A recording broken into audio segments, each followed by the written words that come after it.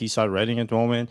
Top, it was the highest performer for Virtus.pro in that opening game versus Spirit alongside James. So Flit's definitely see an increase, but yeah, Fame and Mir not so much. So hopefully we can sort of see that level out eventually as VP get a little bit more comfortable on CS2. We've seen some of the really good CSGO teams not really transition too well yet. Well, we've seen all of them making roster changes too. True. So yeah, I mean, like, what are you gonna do? Everything's kind of up in the air at the moment. Yeah, it's fun watching this kind of like changing of the guard, I guess, early on in CS2. It was kind of like the big talking point. The hypothesis was like which teams are gonna like come out sluggish in CS2 and which teams are gonna like make a jump up. And obviously, Complexity having some success early on, and pretty much everyone at the top. Like it's hard to tell with some of these roster changes and all these moves and all these rumors swirling around how things are actually going to end up. So it's a really weird, interesting time in the Counter-Strike universe. Yeah, weird and interesting. Two words I think you would absolutely have to say about this period of time. And we're seeing some players return to surely today it won't be as crazy as yesterday. Yesterday we had I don't think it can be. Cloud9. We had Simple step down from Navi. Nothing can top that. We had kind of like a double device to NIP roster move news yesterday. Like that kind of caliber. Two of them came going out. back to NIP? Did it really? No. It felt like that. That sort of caliber of news. So it felt like that. It was really exciting, and I liked how yesterday we got all that news via official statements. It wasn't even. Well, there was. I guess the Simple news was a little different, but the Shiro one definitely coming out as like an official statement. I like when news comes out like that. It's kind of a slap up the face, and it's a wake you up. Yeah, it really does. It really does. And I mean, it's just like, and seeing like who everyone's turning to like kind of fill these gaps as well is really interesting. Boomich announced coming back to Cloud9. Yeah, Boomich is back in business, baby. We missed him. It was a long time gone, and he's back. Yeah, what a wild turn of events this has been. Wonderful going to Navi supposedly from Sprout as well, so that's going to be a whole new look for that international roster. We had leaks coming out that were getting disproved like instantly. Yesterday for a moment there was the Yukindar news. We got more news that Nico is apparently very close to signing with Falcons. Heard that debunked already, but we're hearing a lot of things flying around. I feel like we could say anything you want. I know it's really hard to tell like what's actually true, what's a rumor, how far along something is, if it's already been resolved behind the scenes. So just a little bit of a weird situation going on with all the different news and not really knowing what's actually happening. Yeah, it's crazy. It's fun though. Yeah, it is definitely fun. Speaking of fun, hopefully we can get into this game as soon as possible. We're having a PC restart due to some FPS drops, so it's going to be delayed a little bit, but should be getting live shortly for all of you. I was going to say early morning, but it's afternoon for I would imagine most of the viewers. Yes, it's early afternoon. It's just past lunchtime, so most people probably enjoyed either breakfast, as we are gamers, or a little bit of lunch. So let us know. Cereal or some fish and chips. Yeah, exactly. There are the two options you're allowed to have. I haven't done my predictions yet, Jason, so I'm going to do them live. Okay. Walk us through. Walk us through what you got. So we've got VP, I think, are going to win this first game. I think it's pretty comfortable. Movistar just haven't looked that good. VP are just a better team overall. So I'll go VP. That one's nice and easy. All right. Now this next one's a curveball. Next one, Furia Heroic. Going Heroic. Just have to believe that Furia have just not looked that good.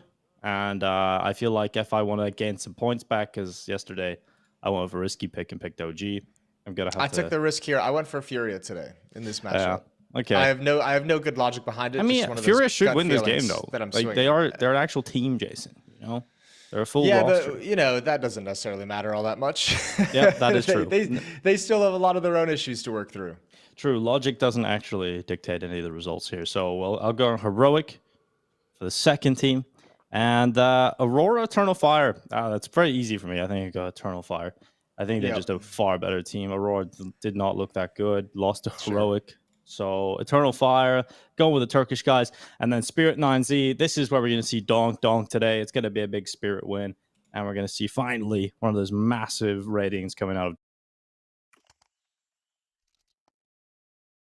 who's once again playing with their coach stepping in, and also just a full-blown stand-in as well. So a few hiccups there, although they did put up a good fight against Movistar Riders, so we'll see how they do today.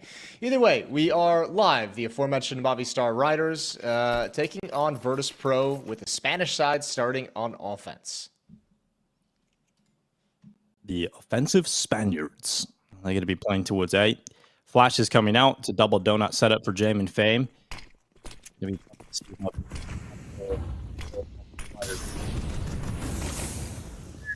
Swinging into the fights. Norbert was towards CT spawn, did not get the fight he was looking for. And they're just waiting to feel comfortable to put this bomb down. Movistar Riders finally getting a chance to plant. Yep, and over towards CT spawn. That's one kill as Norbert tries to swing in towards the default boxes. Donut is under some attack. Fame handles business. 2 headshots. Oh, I'll make it a third. James, enough of a distraction, but Alex with a late flank. This would have to be spectacular. 1v3. Fame's already got the idea. Now VP no. Oh, Defuse being stuck around the corner. Mirror looking to lock it in. And now the peek out from Alex looking to hit the shot. He will. And Alex just sitting back at Donut. He's got the round. There's not enough time to win this anymore. Flit has to flee the scene. And Alex drags his team through, kicking and screaming to the pistol round win. Yeah, what a nice clutch. 1v3, some precise shots with those Glocks. And Flit, I think, had to reload in the midst of all of that. They both go down with the bomb, but Flit having to reload could not actually protect the diffuser. And that is a pistol round win for Movistar.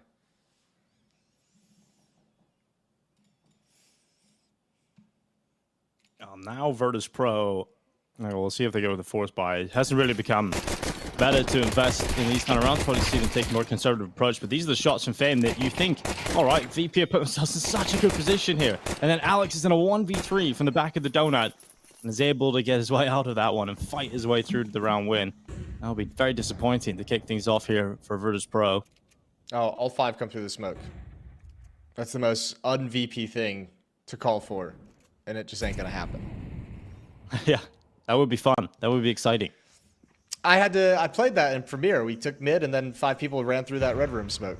It was frightening. It was scary. Yeah, that would have been absolute wild. We got when we were looking at this map in particular for Virtus.pro, they lost 13-7 against Spirit on Ancient, so it didn't look too good on this map. This is where we maybe got a little worried for them, but Fame, he gets a double kill in this round. One of them is Norbert, but he's got Adam S there too.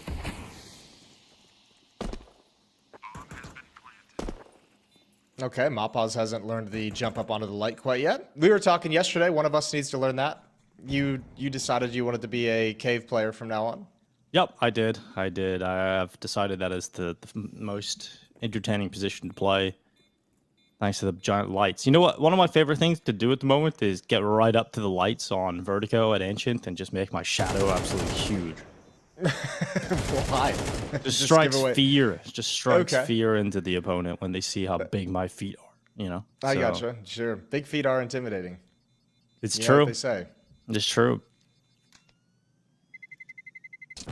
Flit's got a Galil, and that's pretty exciting because he can save that into the next round. And Movistar Riders, a 2-0 start on the T side of Ancient. Looking pretty damn good here for Movistar Riders. But it is going to be their first real challenge, their first real test. Here's Fame killing his teammate and Adam S. And that really was the highlight of the round. Yeah, all for the Galil, baby. He's got it. Look at this little ratty angle from Alex hiding behind the tree. Yeah, I mean, you got to get there quick, right? You got to secure that exit path. That's been that's actually been like interesting watching that kind of play out, how much earlier teams have to evacuate bomb sites. We saw in, I think it was it at Sydney where we saw a few like ninja diffuses due to that come in, like 1 or 2 maybe. Seen that in a couple CSGO games or CS2 games, but overall, just these bomb blasts are rough, are rough the way they actually work out at the end of the day.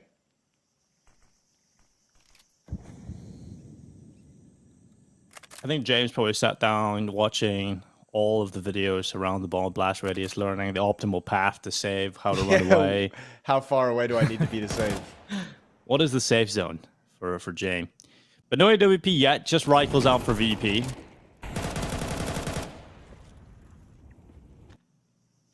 Movistar Riders electing for a slow-paced style. We actually seen this a couple of times in this competition so far. You know, T-sided teams just respecting that early util from the CTs. James has that instant smoke from spawn into elbow. We've seen Adam S have to respect that and not really contest or mid-control early. And then we get into the 45-second portion left in this round. And Movistar Riders finally starting to make their move. They have an idea they want to end on the B-bomb side. Yeah, but this has been a lot of time shoot off the clock as they wait for utility to kind of run its course. It's got to be solid from here. Mawpaws is going to force back Flit. There's no more utility for the CT side. That's a miss smoke. That smoke doesn't do a whole lot. Does provide Flit some improvised cover, but it's nothing special. They're going to wish that landed at the top of the ramp. 17 seconds, and Movistar just now making their move. Flit can stop all of this because they will never clear the smoke. They don't have the time. One plant coming in. Flit does not get cleared. A lovely double from the Cubby, finally gone as Alex desperately runs around the site. There's not enough time to do anything here. You cannot plant the bomb, and you do not want to die after the time. Just he stands strong at default, and we'll get into the next round. But Movistar Riders, a tough round right at the end there. Limited time, couldn't clear everything, and Flit makes sure that he makes the most out of sitting in that smoke. It's not the worst outcome, though, all things considered. You come into that round with a lot of Galils, and even though it looks a little bit silly because you're executing with like 18 seconds, you don't even get the bomb plant. I mean, the 3 kills they get is pretty damaging to the economy. Now, James does pick up an AWP because Flit saved a Galil. He'll have a decent enough weapon, so they didn't have to spend money there. But you've got the economy at a really weak point for VP, all things considered. Let's see what they can do with it. Mac 10 on Mawpaws, unfortunately. Same with Adam. Another Galil on the board for Alex, so equally both teams, this round decides who's going to take the early control of the economy and have a chance to run up the scoreboard a little early.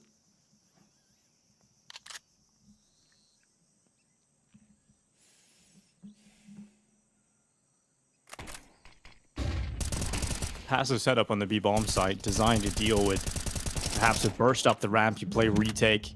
And that's what's happened here. So Movistar Riders, good smokes, allows them safely into the site. And we are going to have to see Virtus.pro play the retake here. Not a lot of utility left. A smoke and a flash left on the back of Norbert. Mir patiently waiting for Adam S to overextend from elbow. And that patience will pay off. So now it is the advantageous position for Virtus.pro. But they've got to get a move on. Time will start to tick. And there's quite a setup here inside of Cave. And Mawpaws doesn't feel comfortable just sitting there alone. So he's got his teammate with him.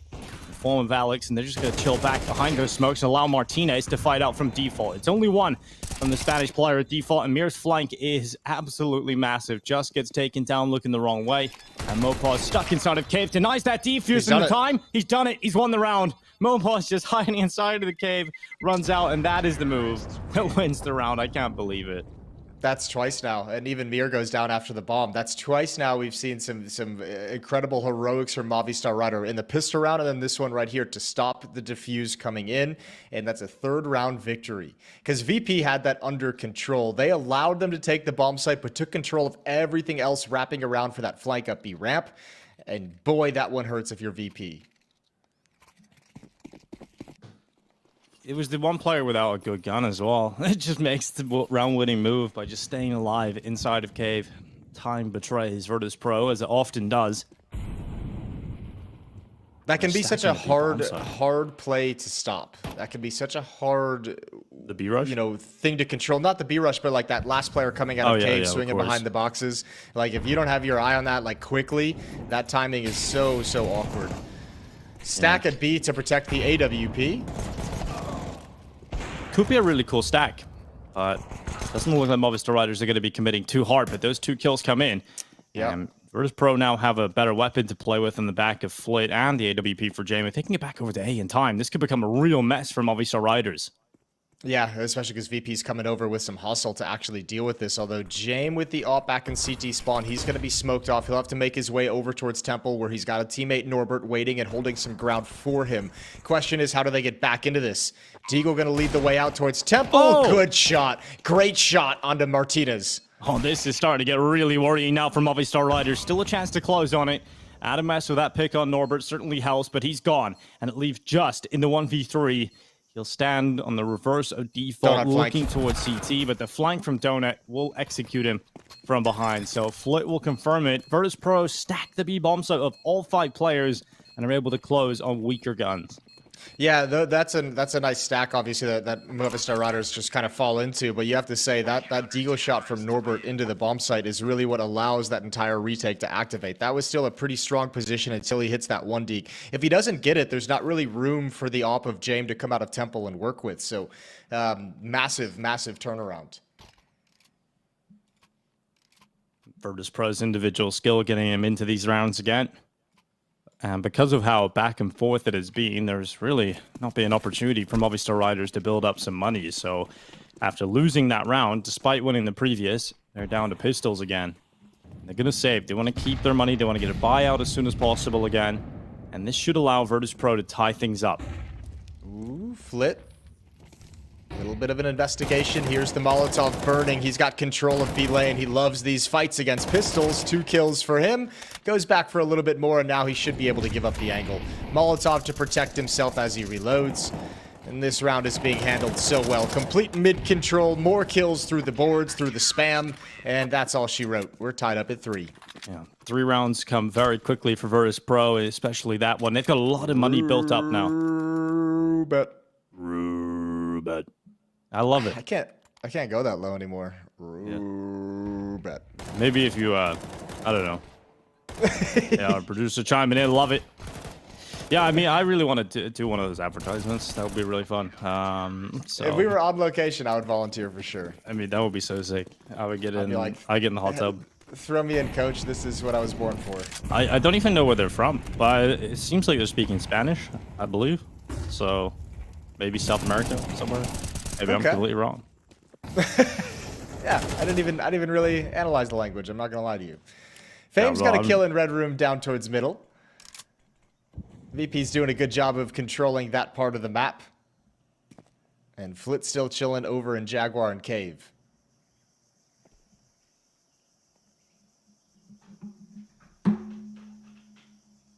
Movistar riders begin their drift back over to the B bomb site. The defending players will be Flit and Norbert. And now Fame is coming over to get a piece of the action. He'll watch Red Room from CT, which will allow a quick rotation of this B bomb site. And Alex, he's actually slipped really close to the smoke. Norbert, better get your gun out. Here comes Alex. Here comes the flash. And good night, Norbert. Sit. Alex has pushed deep and taken long control on that maneuver. And this really helps Movistar riders. What a wild way to get an entrance. Oh, there's still... Oh, that's a good shot from Mir. Flit's still alive over in Cave. And Movistar, do they realize they're going to aggress into it? Oh, he's got a double. They're lined up. So easy, but just ducks under the shots. Still flank coming in. Still a strong position for VP, especially with that kill on James. And now Alex's position is nobody's got 2. One more, he can't handle it. James slides out with a deagle. Dangerous, but VP have a 4th. Alex really does all that he can to try and win rounds here from Movistar riders. We've seen that in the first series of the competition as well. On Nuke, when they looked really bad against 9Z, Alex was the only shining light, and it's happening again here. He's really stepping up. He's making these heads-up plays. He's getting them into positions to win the rounds. He just doesn't have the support behind it. This is Alex getting through those long smokes, and he nearly does it on his own. It comes down to the 1v1 against James. Down to the 1v1 against James. Nice deagle work to save the day. These rounds are a little bit dicey, though. I've actually, although that being said, the money is still very strong for VP, right? Like, James is 9,200 in the bank, Flit 5,500. Fame's got another buy behind him as well. So despite how close some of these have been, VP not struggling too much in the money department. Up deep in Temple. Should get some action as well. 4 players for Movistar riders lined up outside of the A bomb site in a main. Here comes the smoke exec. They're going to turn the corner. Can James get one as they cross? He tosses out the molly instead. Doesn't really want to fight the wider angle, so is holding if they push beyond the big box. Mirrors and Donut, and he can try and deny the bomb plant, and he'll do exactly that. Martinez is gone. Bomb plant now starting to come through for Movistar riders, but that extra few seconds can really make a big difference as James and Fame connect together. It's all but over as Mopause will send a last-ditch effort of the Tech 9 in. Will prevent the clean sheet from Virtus.pro, but it's 5-3. Yeah, it's a really good job from VP as well. Like just the philosophy of saying like that kind of a rush, they're already playing it passive. Like you can let them have the bomb site, you can let them try and get the plant, give Mir his chance to spam through, which he gets one. But James just making sure he can hold on to Temple, having an M4 come up and join up with him so they have all the avenues for a retake. It's just really well done. Solid fundamental Counter-Strike.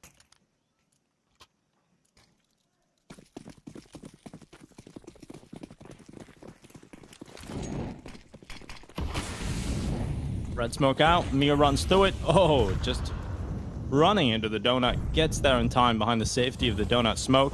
Although Adam S, does he want to reveal how deep in mid he's got? He could have started to spam through and have an estimated sort of spam there through the smoke. He would have had a chance based on the utility coming over the top, but doesn't go for it. The question is, does he want to be the aggressor in this lurk position, or does he want to wait for his teammates to make a play to kind of open up an avenue for him to kind of move into red room? Well, he might get that forced into him because Fame is pushing around the corner. He'll have to take a fight, and Fame wins it. Clears close. Adam S is down, so no option anymore for either of those. Dangerous from Norbert. There's James chiming in. That's towards lane as well. That mid aggression from VP, the delayed mid clear, is working wonders for them. And now Flit's going to work his way around the smoke in Jaguar. A cheeky angle. Oh, Martinez is in trouble. He's in so much trouble, and he's gone. Yeah, Flit just too easy for him. There's another one. Flit is dominating inside of Cave. And Alex will... It's really been Alex versus Virtus.pro so far.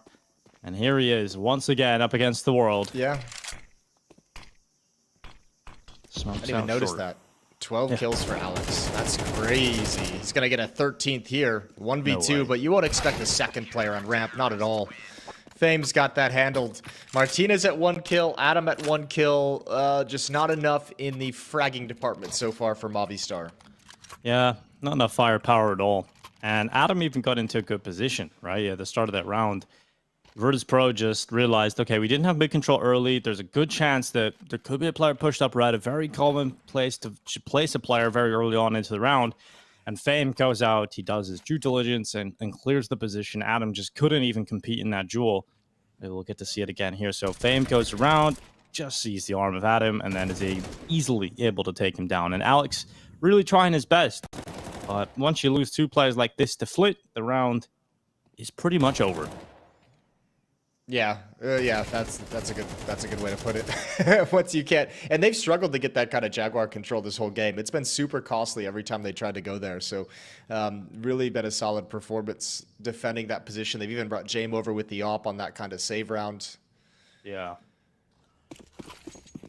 Oh, 6 rounds now for Virtus.pro, on fire after 5 in a row.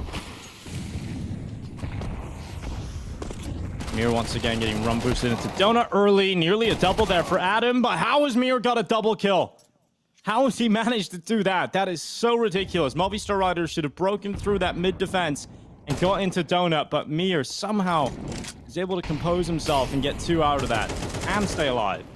Yeah, Molotov exchange as well. Now he's got a ton of safety to just spam through. Spotted at least 2 towards the B lane, so Norbert's on high alert. Molotov come down, smoke as well. The execute from Movistar Riders. It might not matter at the end of the day because Flit's going to get aggressive. 1 for him, and they're held at bay. He's got another sliding out, and Flit's got a 3rd. 3 kills for Flit, 2 for Mir, and that's the round done. I think Flit's adapted to CS2 really well. 14 and 5. Yeah, having a good time. It's what I wanted to see. I'm just surprised it happened so fast. Yep. Glad to see it. This is Mir. This is ridiculous, really. He gets hit down low. I think the second player swinging's almost got him dead to rights, but Mir stays composed, gets a double, and from that point onwards, it is really a difficult battle for Movistar Riders to fight. Although this they get money back. This is Movistar Riders' map pick, and they're getting thrashed. Yeah, especially when we watch Virtus.pro, they don't actually look that comfortable on Enchi. You know, we've seen them bodied by Spirit, 13-7, just a couple of days ago. They're looking mighty comfortable now. Maybe it's just the opposition, but they have full confidence. Mir putting out the Molotov on top of the boxes that's supposed to prevent the jump up and still making it work. Still grabbing 1 at the B lane before going down, and that throws everything into chaos.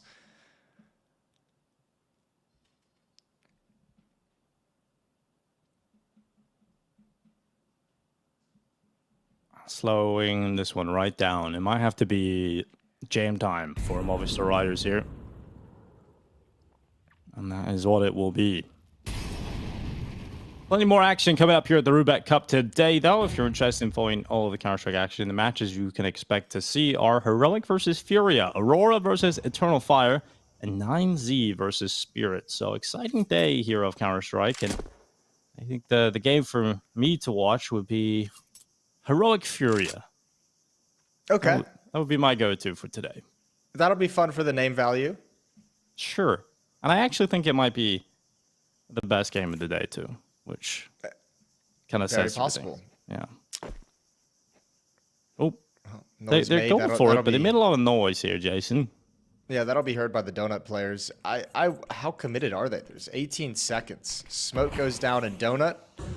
Fame lining up to spam the corner, maybe even just run through the smoke. But, I mean, Movistar's hoping that they get a reaction early. Here comes Martinez. Can't cover this. Fame's going to come right on through. He's got them both. No bomb plant for you. 8-3. I'm perplexed, Jason. I'm very confused. I don't know why they went for that. You know, they were so close to completing the save. But I guess going for the last-ditch effort at the end. It's hard to save that long, maybe. Tension span run out, Well, but also, they don't get the you off in the know, next round. at some point you're just like, well, we need more rounds. You know, we kind of fair have enough. to go for it. Yeah, we haven't put enough on the board. You know, 4 rounds on T-side, I feel like that's still pretty good. And you would have had a better chance of getting that 4th round if you had an AWP here and extra utility, but not to be. Now they're down to rifles across every player, and their AWPer has to pick up a Galil. But to be fair, their AWPer is 1 in 10, so maybe it wouldn't have made the biggest difference here. They got the AUG out for Mir.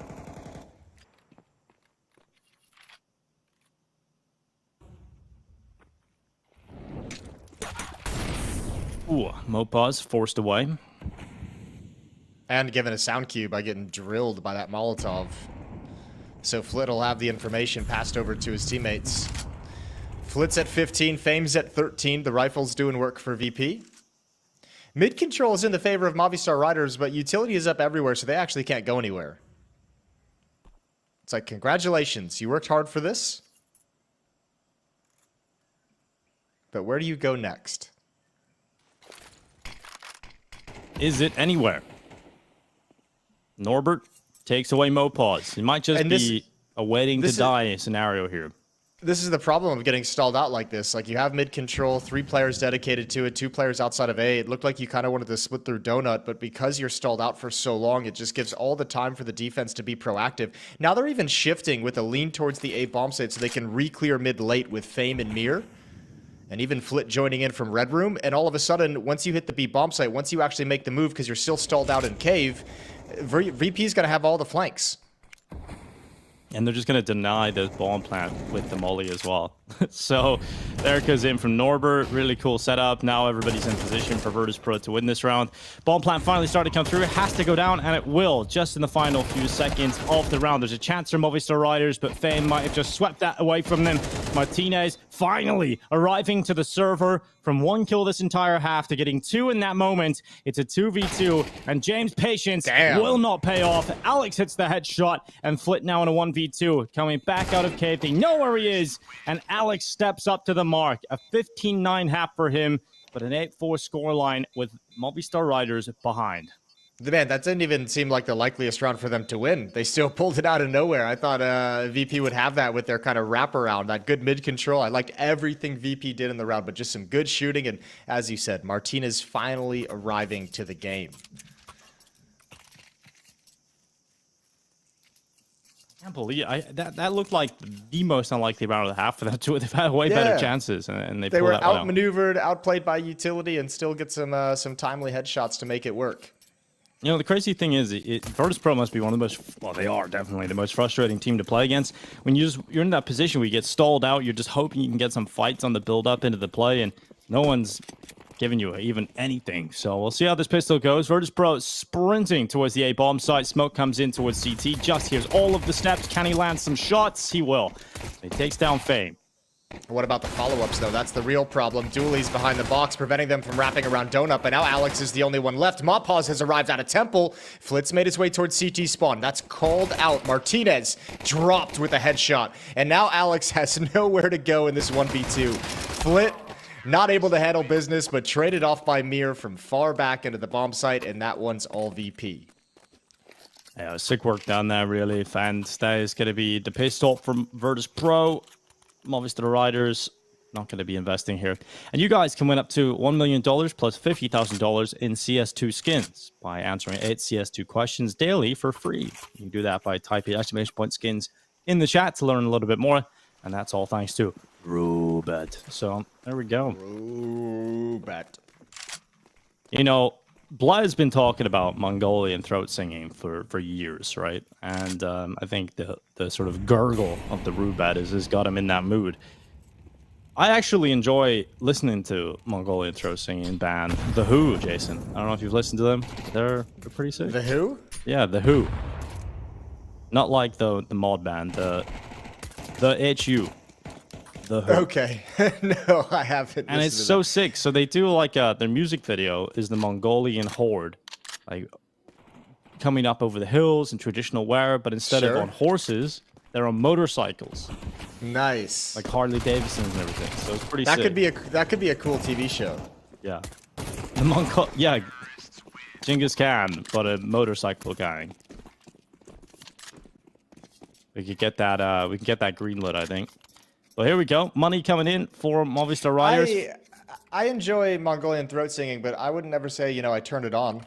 Like no, if me I hear neither. It's cool, but I'm never like, I could really go for some Mongolian throat singing today. Me neither, but the Who make it doable, actually. So all right, I'll give them a listen. Yeah, give them a go, and it's worth it even just for the music video. So enjoy that, everyone.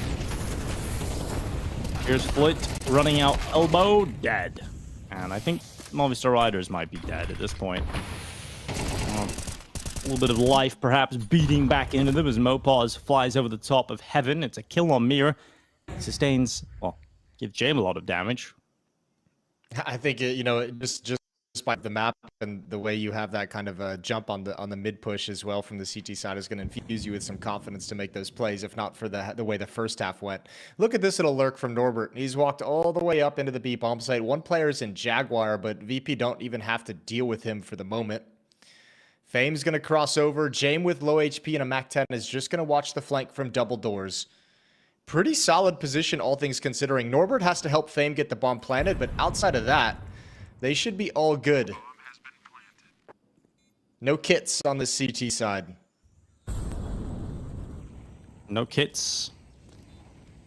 And as of yet, no kills to draw this closer to a successful retake attempt. So we don't see that happen soon. Might just have to be a tuck tail and save scenario. But Alex, when he's around, there seems to be always a shot. But look at this, James. Oh, you gotta get that kill. You gotta get it, but he let Fame take it. Okay, that's interesting. Actually, it might work out perfectly for James because you're never going to suspect he's on ramp. And of course, James makes that work. Man, that's dicey though, letting him pass like that.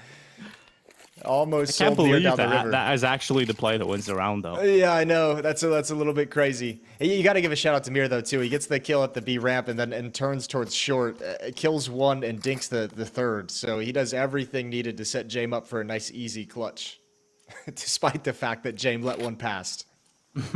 I mean, I guess he's thinking in that scenario, I'm so low, I've got my 10, probably not going to have enough time to kill him. Yeah, realistically, I think he also kind of missed the timing to get a clean shot at him and probably didn't want to waste the jump. He wouldn't have known his low health, etc. Yeah. James' mind works very quickly. Consider all of these little scenarios. Mopaz up on the lamp. This is ratty. I thought we didn't have one-ways anymore. Well, we do when you can jump up on lamps. Yeah, true. I guess we got to learn how to silent drop off of that thing, though. I wonder if that was designed. I wonder if that's something that might get patched out at some point. I don't know. It's a little weird. We've seen some sort of jumps have been patched and then unpatched. For example, the sort of clipping jump on triple box on Mirage, right? It got removed. Sure. And then it got re-added back in the last update. So I don't know. Maybe they're accidentally doing something to the moment. All right, Here's Mir. Oh, that's way more than you expected to find in that part of the map. So Norbert, he sees 3 and he says, I have some space to work with. I'm going to get a little bit of a jump, just minuscule amount of map control over towards the ramp, but it gives him a great angle for the AK-47. Another entry. 2.5 kills for Norbert. And he's cracked open the B bomb site. So VP will get a plant, a 3-on-1, and now Utility comes down to the choke points and just... I don't know. You kind of want to go for it because it's 4-11, but at the same time, that AK-47 could be useful moving forward. It definitely could be useful moving forward, but what direction are they able to go in? I won't judge him. Whatever he decides.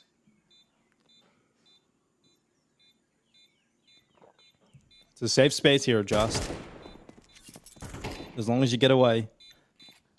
And that's what he's going to do. He's going to run away. He's going to save that AK-47. And that's Virtus.pro on map point. It's Movistar Riders' map pick, and it hasn't really felt like this has been a competitive Counter-Strike game. Really, at any point, bar a few rounds that Alex made look close, right? It's been really, really comfortable for Virtus.pro. Well, I think we talked about it. Like, even though this is Movistar Riders' pick, VP is the better team, and you add into that just like the lack of power on this Movistar. Like when Martinez has a bad game, when Adam has a bad game, you know, like these are uncharacteristic performances from those two players at 4 and 2 kills respectively. So you're just not getting kills either. This could at least be close. Maybe this is a situation where they could be within at least striking distance, but this is with the diminished performances, it's just a slaughter.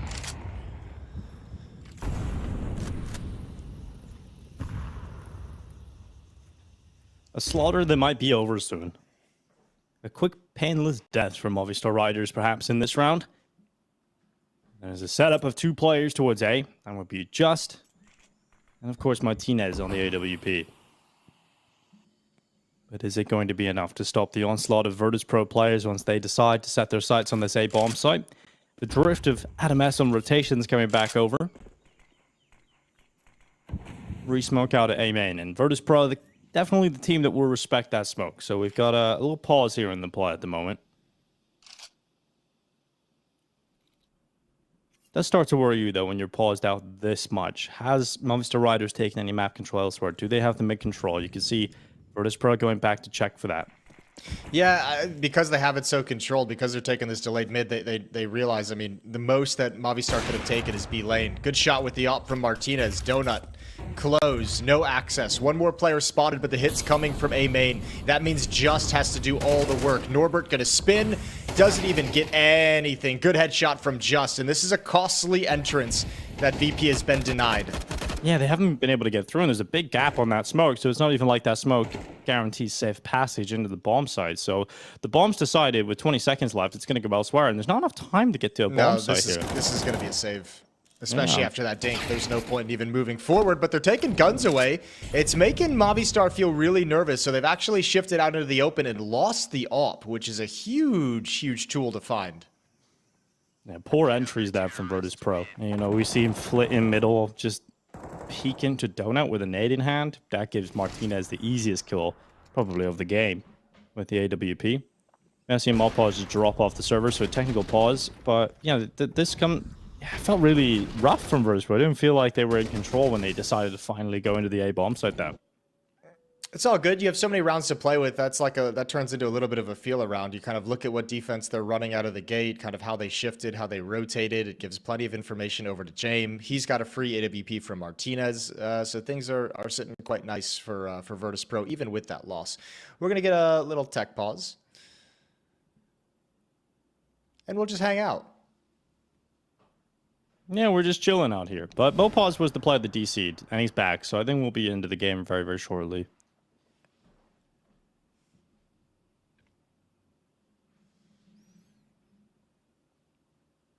I got a new mouse today. Really? What did you get? The Death Adder Pro was How's it delivered to feeling my for you? doorstep. I haven't used it yet. Oh, okay. Well, maybe we can get an update tomorrow then, Jason. What made you go for a new mouse? Was it free? No, it was not free. I don't enjoy getting I mean, I enjoy getting free I love things. getting free I don't. stuff, I don't personally. enjoy asking for free things. That part's always awkward for me. Yeah, that's fair. You know, my brother was using it. I went over to his house and I tested it out and it felt quite nice. And I was thinking, you know, I've been using the super light for a while, so I was thinking maybe Yeah. like a heavier, like, you know, go to a heavier mouse, see how things treat you Alright. on the other side. Just see, you know, I got the new PC coming in. I'm gonna be getting a new monitor. I'm gonna be It's a getting new new you. headphones. So I thought I might as well try the whole kit and get a new mouse. Yeah, that's fair. A new CS2, a new game, a new dawn for Jason Moses O'Toole. Right. Well, Yep. interested to see how that mouse is going to pan out for you. I might But, re-enter the professional scene. that would be terrifying. For You could who? sign in for Team Liquid. Is that the next move that's going? Yeah, that's the next shocking announcement. It went so well the first time, so he's decided to do it again. Well, that was as a coach, Jason. No, as an active player. Maybe maybe that's where they went wrong. Here we are, though. Round 18. This could be the last round of this first map. If you're Movistar Riders, you're kind of sad that you have to play another one of these after, right? And it's Overpass as well. Virtus.pro's comfort ground. Oh, they will bleed you out until you are absolutely nothing. Yeah, I mean, back when I was coaching, that was like the map that was like really quite a task. The idea of playing VP on Overpass, and that was back when they had Yakinder as well. Yeah, that was watching them play Overpass was just like, all right, where's the weakness? Let's try and find the weakness. I'm sure it's difficult to find, but Movistar Riders have found a couple at the start of this round. That patience from James actually works out pretty well. Alex, There's already a forces the CT issue. and T spawn. There's already just in T spawn.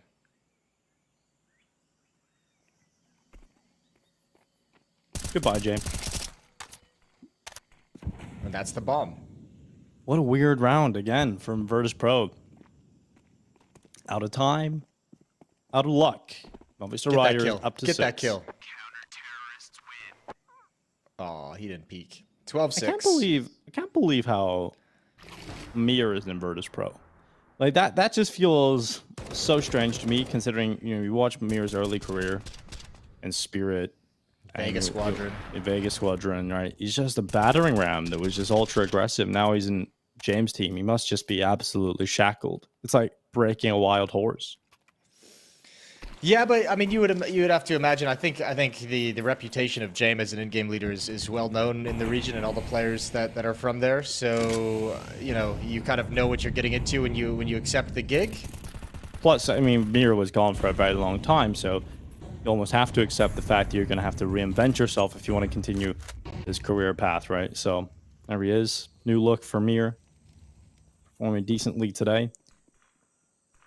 Is this a real comeback for Movistar Riders? We'll have to wait and see. I mean, they do break the money of Virtus.pro if they win this round, so could give themselves a bit of a springboard to jump off.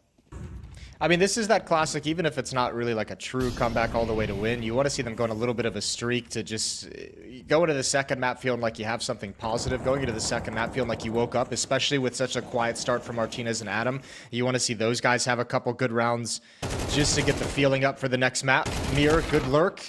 Not able to find the second. That's Adam with just his third kill of the map, and Martinez now steps into the plate in the open. One is his. Trapped at the bomb site boxes, but he knows what's happening. Ooh. Great shot, great push.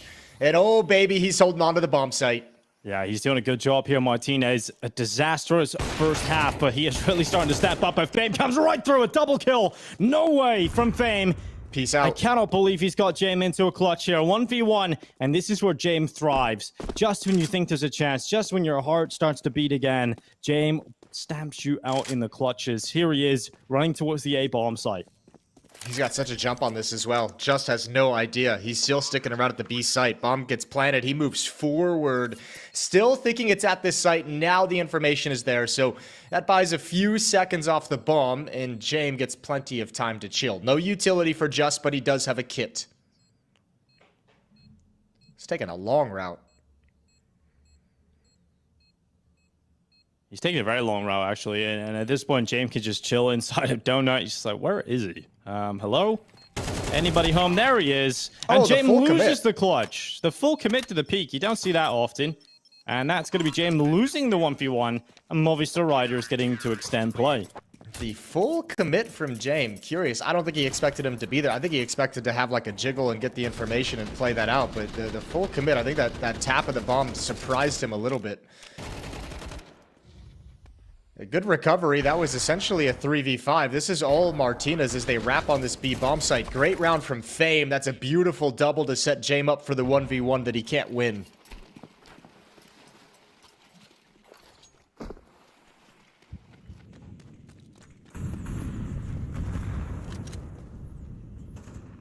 I was going to piss James off. The fact he lost a 1v1, he's going for he's tilted now. Yeah, he's running out of main. How often do you see James rush with the Tech 9? He's full tilt. Well, Movistar Riders. 4v4 here. No pause. Oh, he's got the play. Look at this. Beautiful. Round the back. Line him up.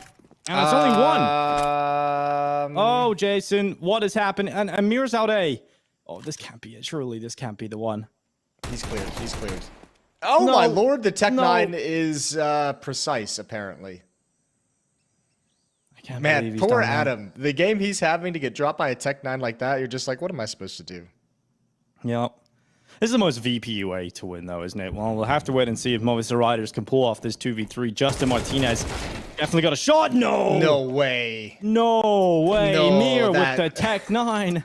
Oh, it hurts. It hurts even me. Oh, yeah. Martinez, I'm sorry. This one ain't happening. No kit on his back. Has to switch to the rifle. Virtus.pro have done it. This is going to be a 13-7 first map win. Movistar Riders map pick. Couple of signs of life towards the end, but Virtus.pro destroy them for the majority of that game and are now looking for the chance to 2-0 it. Oh, I feel so bad. That Tech 9 from Mir. Triple kill in the round. Monstrous way to close it. They had so much runway. It was a little bit of life in Movistar, but just that first half is way too much of a disaster to recover, especially losing the second half pistol. So, man, that's painful. Yeah, look, Movistar just need, simply put, more players putting up numbers in the next map if they want any kind of a chance. And it does get more difficult as well as they have to go to overpass a comfort ground for Virtus.pro. They've set themselves up for the perfect chance for the 2-0. Let's see if they can do it after this.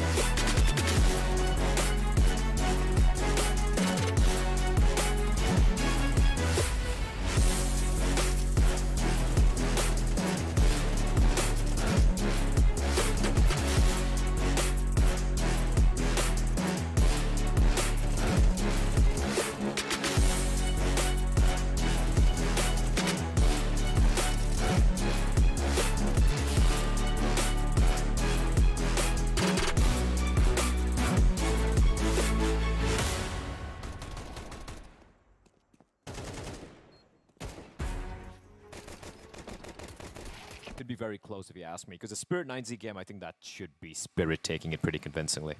Yeah, Heroic and Furia should be the game of the day, based on the individuals. Just on solely, individuals, right? yeah. You can enjoy some high-octane Counter-Strike right there. But no, the thing is, name-wise, they certainly have the big names, and it should be the most interesting game. But overall, I am not really, disappointed too much with the other games. Eternal Fire against Aurora. Aurora has to prove that they're not just, one-hit wonder kind of thing. And the Turks, they need to prove, obviously, they belong in the upper tier, not tier 1, but the upper tier of Counter-Strike 2 teams. Yeah, and for Eternal Fire, hopefully looking to exercise the demons of that final few rounds yesterday against, I think it was Furia, right? So hopefully they put up a better show here. Well, I know it's been a consistent topic of conversation here, the whole heroic situation. So let's go ahead and talk about their lineup once again. They've actually got Krizen and Syrah standing in from them, both Mouse NXT players. Now, one thing I really want to highlight is Syrah, yes, incredibly impactful player, gave us an incredibly good performance versus Aurora, but when taking a look at the stats, doesn't actually have any maps played versus any top 30 teams, and yesterday they were playing versus Looking for Org in CCT, and both of them really struggled. So how do you think they're going to fare going up against the likes of a Furia? I mean, if you look at these two players, right? We touched upon this yesterday as well. This is a great opportunity for you, to play with people like Shush and Tessus, and of course Dupree as well. For you, it's an opportunity to showcase what you've got. And you really don't have much pressure. You have zero pressure. Just coming in, you're looking to have a good time. And they did actually deliver quite substantial in the Aurora game. I think Syrah especially had a lot of impact as well. So I'm not going to be reading too much. I'm not going to be criticizing at all, even if they have a rough game here. These are very rough circumstances for everyone involved. And the fact that they even got the win yesterday was great. So even if the numbers don't look that great, I think they should still be feeling pretty... They should be coming in with this, without any pressure whatsoever. They had nothing really to lose, do they, right? When you think about it, they just came in with this mixed lineup and the troubles they have in the organization. I feel like all the focus inside the organization, even if the players that are remaining, are going towards the dealing with those issues, right? I'm sure there is daily conversations between players and the org and different organizations. It's a mess. I was in that mess multiple times, and I know how these things work. When you have to play the game during this whole problem that you have right now, you don't really think about the game. You just play it, and if you win, you win. That's great. The winning feeling goes away in about 3 seconds. You said 4 minutes yesterday. That's when you lose, yeah.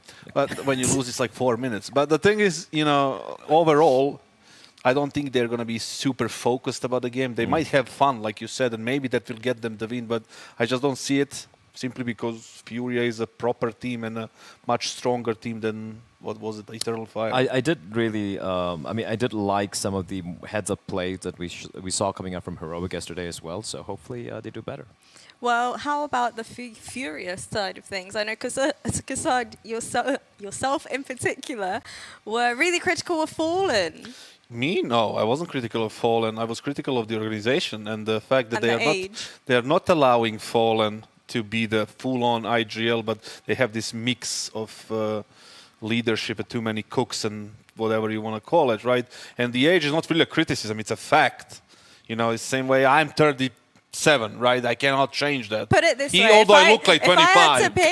You totally look 25. If I had to pick between you and Fallen to be my teammate, you best believe I'm not picking you. Well, thank God you're not. That would be a disaster. But the thing is, that would be a disaster. But Fallen himself, he is at the end of his career, right? He has a massive brand, army of fans, big business behind him, which is a great thing to see. He's a legendary player, Hall of Famer.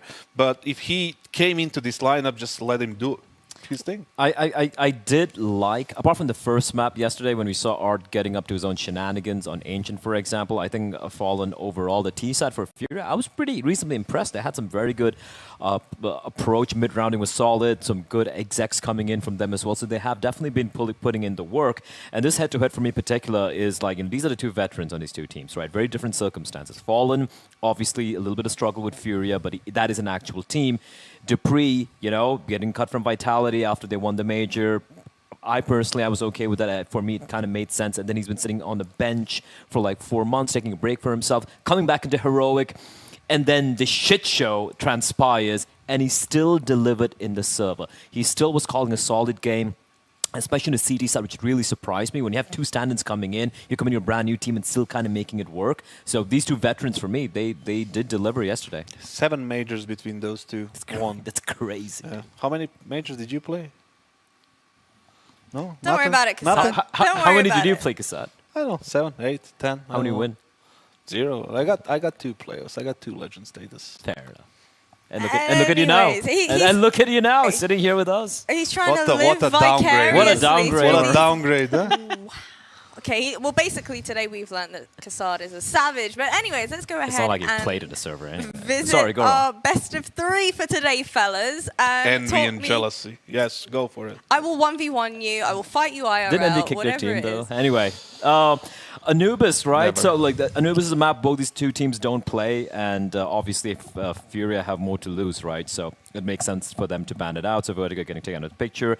Nuke from Heroic, it's going to be interesting, especially considering the lineup situation. Ancient from Furia, they look rough yesterday on Ancient.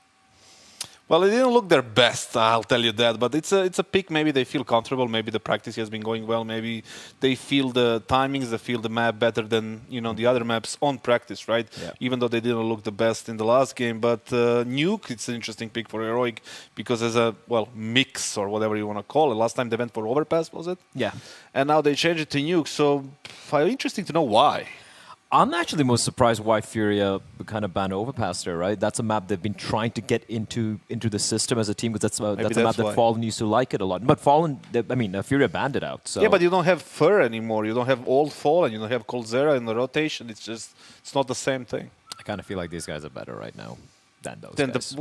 Then the No. Prime guys?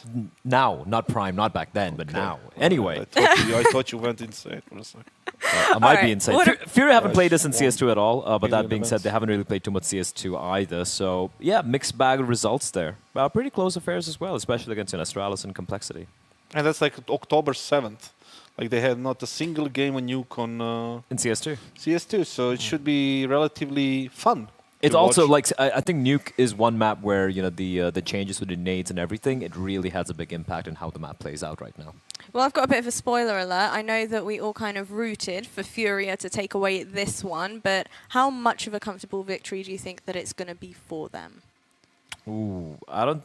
Depends on Art, and he's It depends on Art. Like if Whatever that if is. he's reined in a little bit, I think they win it pretty convincingly. if somebody took away and found his stash of nudes that he has for the rest of the squad, then he might be just a little bit held back, but you never know.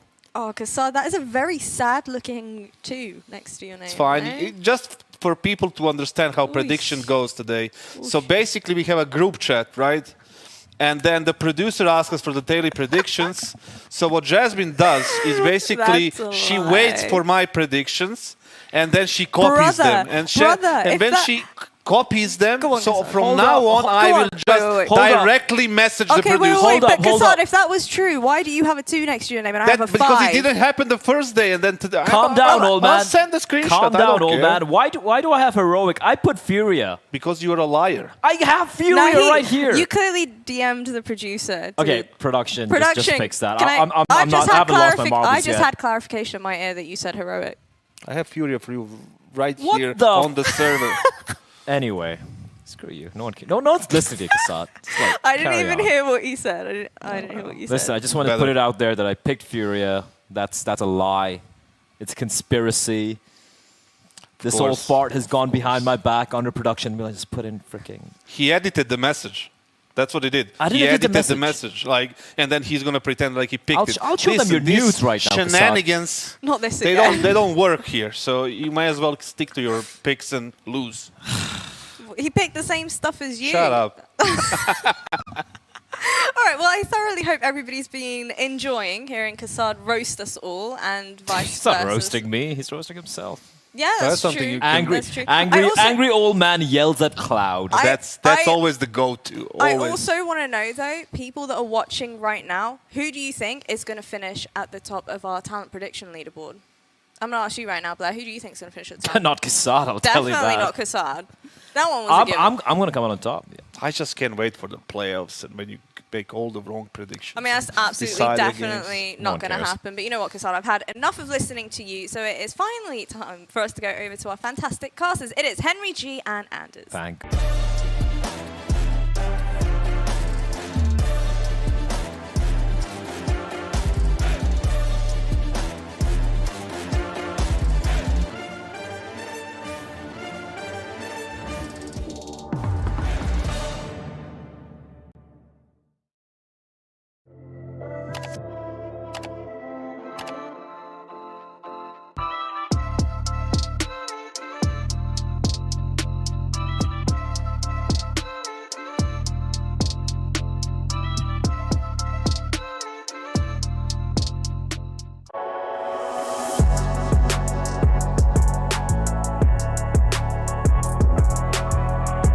Put the dog, you gonna get it right.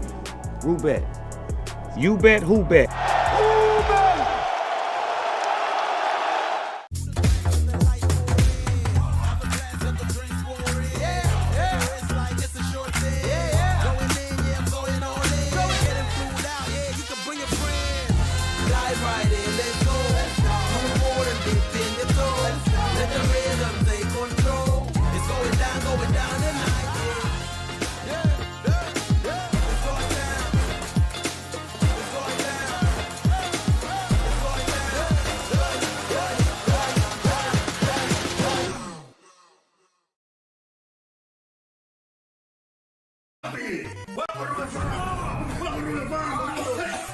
Mira que está nudo, amigo. Gordo, te cago dormir. Te sacas una foto con él, pelotudo. Vas a jugar con Roobet, la plataforma gratis de Roobet.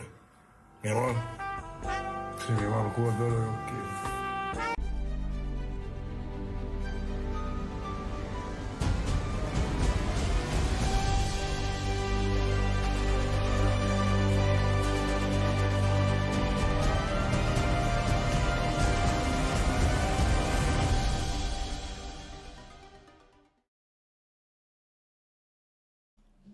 Welcome back to the Roobet Cup. It's time for Virtus.pro versus Movistar Riders to continue. We're heading into map number 2, and Virtus.pro pretty comfortably won Ancient. I feel like moving into Overpass is going to be a similar story here, Jason. Yeah, I mean, very, very possible. Obviously, I mean, VP just ran a good game on top of the fact that some Movistar players had really, really tough first maps. Martinez and Adam stuck like on less than 5 kills for the majority of that game. So unless that turns around, I think you're exactly right. Especially with Martinez, the AWPer on this map is going to be so important starting on that CT side. Get that rolling and things can get more difficult for VP. But obviously, this being Virtus.pro's map pick, you imagine that they're going to be very well prepared, well-oiled machine on Overpass. Yeah, very well oiled indeed. Did you retrieve your mouse from the garden, Jason? Was everything okay? What's that? Did I? Oh yeah, I did. I got it. It was actually on the front doorstep. It just looked like it was in the middle of the backyard. Right, It's good. It's not wet. It was raining all night. You put it under some cover. Everything's beautiful. Oh, that's a good postman right there. So I mean, it's nice. We had the early start to the day with the game being moved up by an hour. So after this, I'm gonna hit the death match. See how it feels. Well, let's have a see how this one is going to fare. It is going to be the swing from Just towards Monster. It's 1 kill from Just onto Norbert. Good trade from Floyd. Do Virtus.pro want to commit off this? They do. With the flash coming in, that'll make things a little easier. They don't want to go in dry. And so far, it's just blow for blow, trade for trade at the moment. And there's still 1 minute and 10 seconds left. Yeah, they actually don't like the way this B bomb set was feeling, so they just decide to bail out. This is cool. James gets himself into a position to help his teammates cover them and cut off any kind of a push, and Mapaz is falling for the trap. Big brain James. Nice, easy kill, and that's going to make things a lot more difficult for the defense. Oh, Alex. Oh, a couple of chances to land a shot on Flood. He's just taking body shots, down to 36 health. Alex stays alive somehow, so he'll try and maintain his position.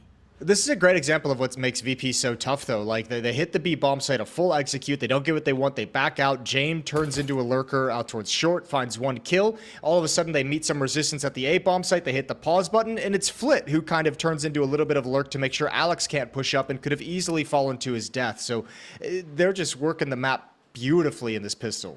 Yeah, they're controlled every step of the way. There's always an answer, a way to fall back on. And Here we go. 9 seconds left. Just enough time to get that bomb down comfortably and then fall away into a post plant here. Alex is letting Martinez come up on that rotation. And you remember, Alex sustained a lot of damage in that fight versus Flit earlier on in the round. So he's pretty low on health, and they don't have a kit on their backs, nor any utility coming into the final seconds of this round. So Virtus.pro and the post plant have a massive advantage to close in the first round of Overpass. And Fame is only going to go and help that. Nice shot, and a peek from Martinez. It's a couple of kills coming in here from Martinez. A double up. He'll tap onto that defuse, and Flit just ends him right at the end. So Virtus.pro do win the pistol. Comes down to the 1v1. Yeah, some nice shots, but even with that, you have no chance of closing out that round. Really well done.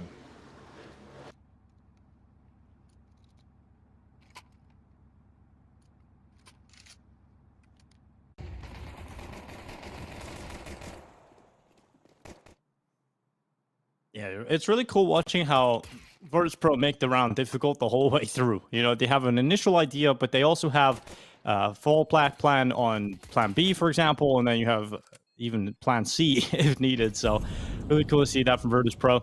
And it means this round should be pretty easy for them. You know, you got AKs on 2 players, Khalils and Mac-10s are among the rest. And Movistar Riders are just on USP. So unless Virtus.pro walk into this 5-man stack on the B-bomb site, this really should be a pretty comfortable second in. All right, Mir. Just chilling. When does that Mac-10 go on the hunt? VP's just going to crawl up the other side of the map and eventually see everything's wide open. Mac-10's working in tandem. So now Mir decides to make his play, showing a little bit of presence. Footsteps given away. Nice nade, does decent chunk damage onto Alex. And he's just hoping to farm up some bonus cash. Some bonus cash, can't be bad to that. If you guys want to earn some bonus cash, you can win up to $1 million plus $50,000 in CS2 skins. You head over to Roobet, type !point skins in the chat to do so. Mir coming up through short, has got the Mac-10, and he is about to have some fun if he was to commit into that. He's waiting on the second Mac-10. Yeah, Ooh, actually, they come in pairs. Everyone's being disciplined right now. This is no fun. Let loose. Get wild, boys. I feel like it's going to be loose in just a moment. We just needed to let things get a little comfortable for Flit, a little closer to the site. Now he's starting to wreck them. Flit with a quick 4K. Even with the Glock, he gets a double. Man, poor Mir. Waiting that whole round to take his play, and he just gets dropped by a USB over in Graffiti. Mappa's tapping the bomb, hoping to force somebody all the way back, but they've got such a deep angle it doesn't matter, so he's going to explode. And it's 2-0 for VP.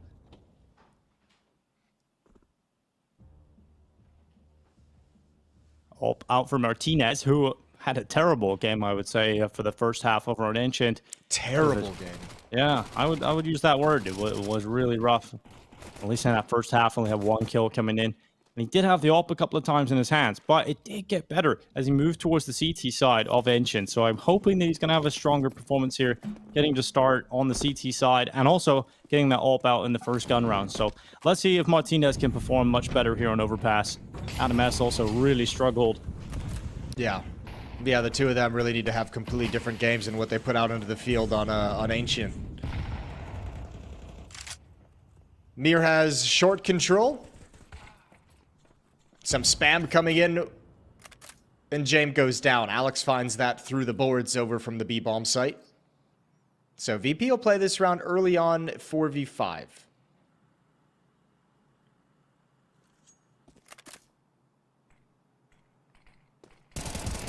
Oh, Norbert stops that 4v5 from lasting long. Then the second trade comes in from Just. From the peak and Monster, this fight means everything for the round, and Mir loses the duel against Just. So VP down to just 2 players. 2v4 it started with. Flit is able to drag that a little closer. If he can take this kill towards Alex at ABC, well, it would really open things up completely for Virtus.pro. Full heaven smoke being thrown out from Flit. Yeah, nice. Learn that, Smoke. That's a useful one. That's a very useful one on the fly. That's a very bold plant. I was going to say that is a bit wild. And it's just Flit, and coming through that smoke is Martinez.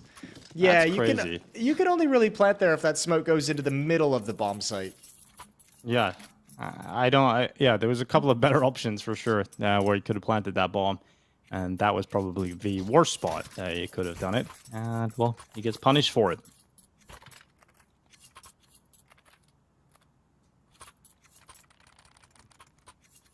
I'm glad Movistar Riders on the board early, though. You know, first gun round goes their way. Sure, VP maybe considered that tiny bit of a bonus round. Mir's on the Tech 9 again, though. And we know how much of a horror story it was for Movistar Riders when he got the Tech 9 out. That closed out Ancient quite nice, didn't it? Yes, indeed.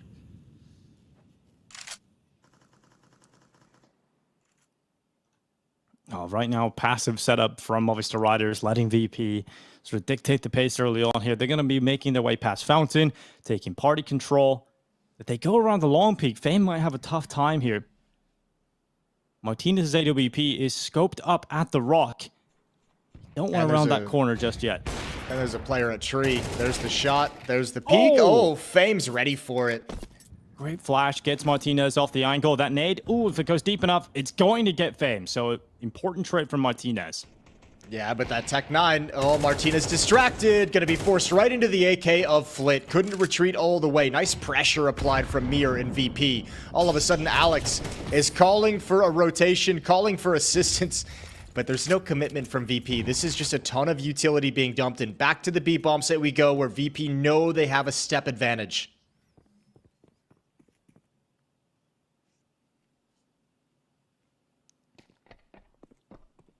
And they're gathering the forces towards this B bomb site. Final 30 seconds.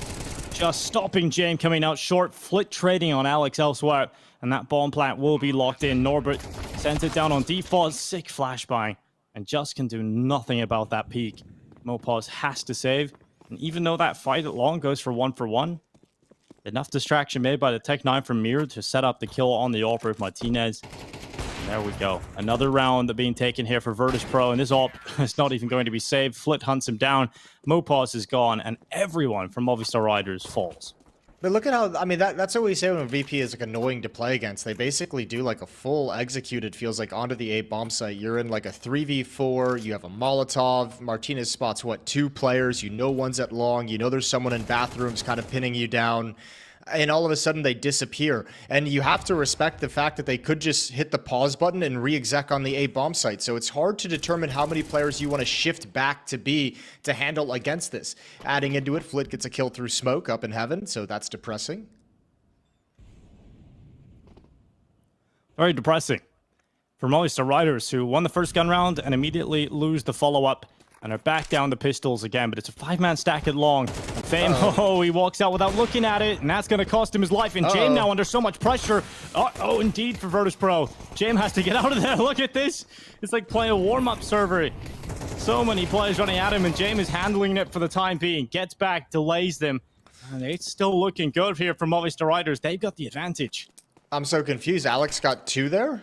Where was Mir? Mir got dropped as well right before Jame went down. So they were kind of buddied up, I guess, you know, towards that choke ladder, point, top ladder, yeah. Wow, okay. So they just missed the timing on that kind of a long push towards Fountain.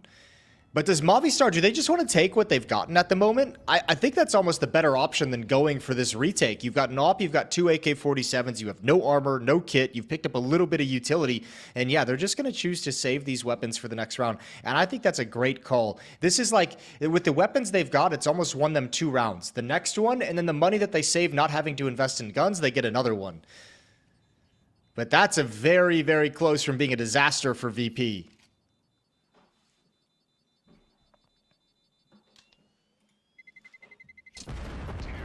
I'm so happy that they recovered that for their sake, but it's still crazy how close it got. James just having to full panic mode, dump his utility belt as he draws back. If he doesn't do that, I think there's so much momentum behind that perhaps it really does work out for Movistar Riders. I think if he keeps his Glock out, he gets like maybe two there at the end instead of pulling the AWP. But I guess maybe he's thinking that AK is actually going to be able to protect him a little bit better than it did from Mir. But oh well, VP get away with one. However, they do lose an AWP and 2 AK-47s in the process. So a lot of money built up behind Movistar due to that performance with just USPs. And Adam is going to go for a mid-peak with Flashbang. Those smokes truly do block the whole choke point now. Oh, Norbert. Oh, you don't like this. Oh, good night, Norbert. Mopal pushes in towards water and catches Norbert with nades in his hands. And makes it an easy kill. And Movistar Riders, they've got good map control from that play, and also the first kill of the round. So nice start to round 6 here for Movistar Riders.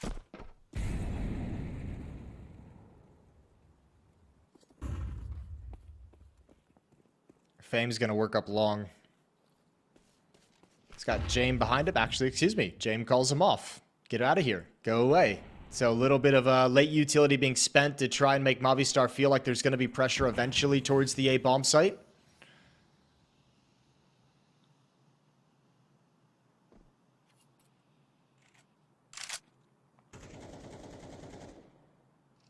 "45 seconds. That's all that we've got left here in this round. And Virtus.pro making it clear to us they're faking out that A play, but it's all gathered outside of B at the moment. No, but this has actually worked. It's done exactly what it's meant to do. It pulled the third defender away. So now it's all about this trade game through Monster. Although actually Fame, Mir, and Flit aren't quite ready to hit it at any kind of a timing, so they might be able to get back just at the perfect moment. But it's softened this defense enough to make the initial contact in Monster the most important part of the round. Oh, Flit runs out. It's going to be just on the AK. A double kill. Flit and Mir both gone.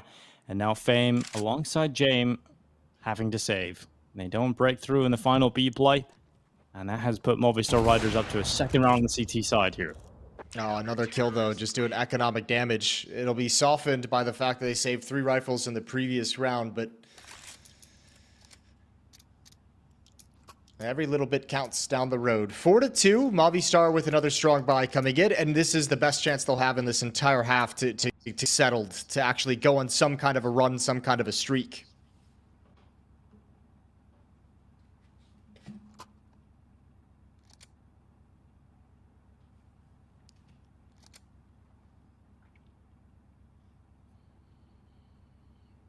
Movistar Riders making this T side uncomfortable for Virtus.pro, but we seen this yesterday, didn't we, or the day before for Virtus.pro.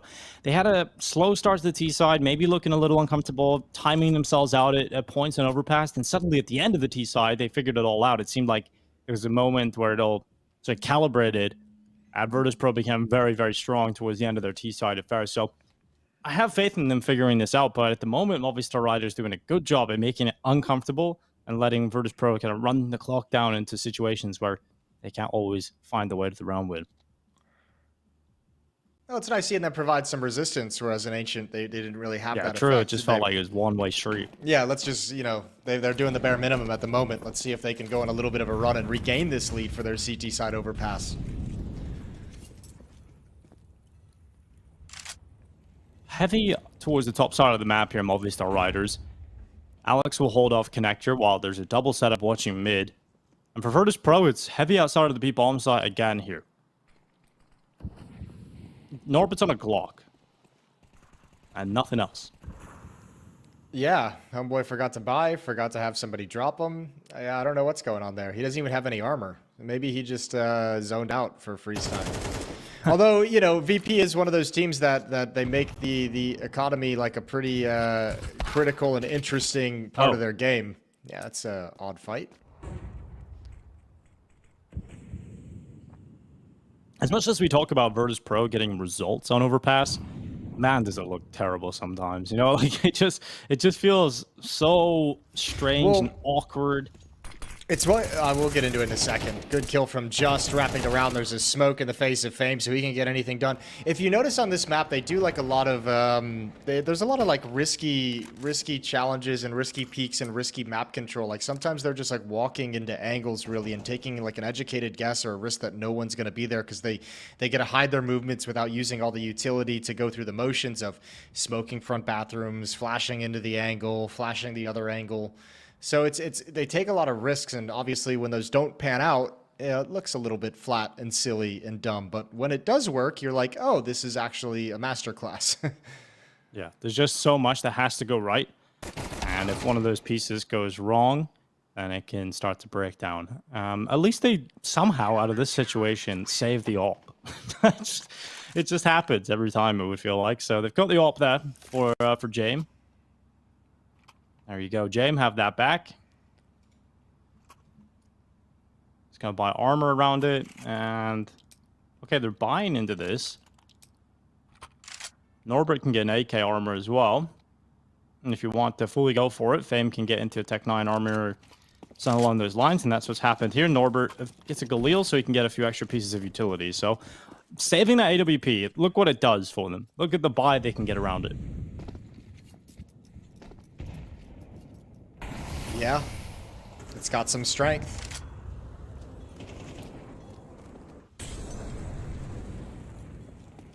You just can't have James die again top mid without getting into a fight. You got to see James do something here on this T side now. He's got the biggest weapon, the most impactful weapon for the job.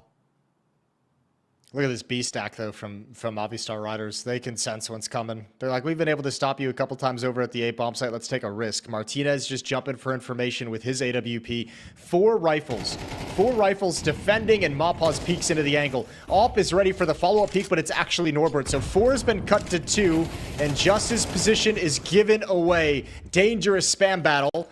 Adam's able to put a stop to 1, but VP's got everything they wanted without even an execute, so they can play the map now. This reminds me of the Spirit round we seen the other day, where Spirit decided to fight them when it came into these monster plays, and it fell right into Virtus.pro's trap. It's not exactly the same play, but they do go for jewels inside a monster, and it goes VP's way. Now 30 seconds left. They're going to drift their way back up towards his A bomb side. Currently, it's Martinez holding with that AWP. I don't know if he's going to be able to do everything on his own here. It's going to be really tough for him to get more than one. With this pressure on him now, James Scopes looking at him. Martinez peeks into the jam up and takes him out of the round. So Martinez overperforming, getting a double kill. Makes it possible now for Movistar Riders to win this round. Yeah, but look at how worried Movistar was about rotating early with Justin Adams still at the B bomb site. So they've got a long route to go. Both coming through bathrooms. First up is Norbert with low HP. That's an easy win. And now they know the position of the AWP, and Fame can't handle it. Martinez delivers a stunning double to keep them in the round, and his teammates mop it up. Yeah, that's crazy. That looked like it was Virtus.pro all day long. You either get an instant kill on Martinez or James Alp, or you trade him and you have the round, or just either way, it looked like it was a Virtus.pro round. James had all the advantages. Actually, Martinez gave up the angle at like the worst possible time, and James was holding for that repeak and just fell asleep at the wheel. That's crazy. That's really, really good work for Martinez to get Movistar Riders this round. Obviously, leads it up to the clutch, and Adam S is the player that finds impact. So it's those two players that we pointed out need to have much better games here in Overpass that are starting to deliver some of those impactful rounds. Martinez. Well, I think they both are over the kills they got total in all of Ancient already in this in just 8 rounds of play. So yeah, that obviously helps.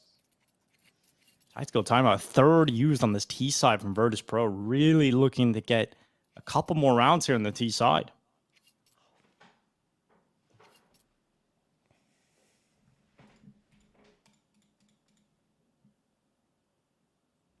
All right, round number 9. 3 in a row for Movistar. Really sustaining. And remember, it's that platform that they got from the USP round, right? In round number 5, where they stole the 2 AKs in the AWP. Ever since then, it's been all Movistar, and they've had no economic issues. So they're sitting very nice, feeling very comfortable. And this defense is starting to look pretty solid.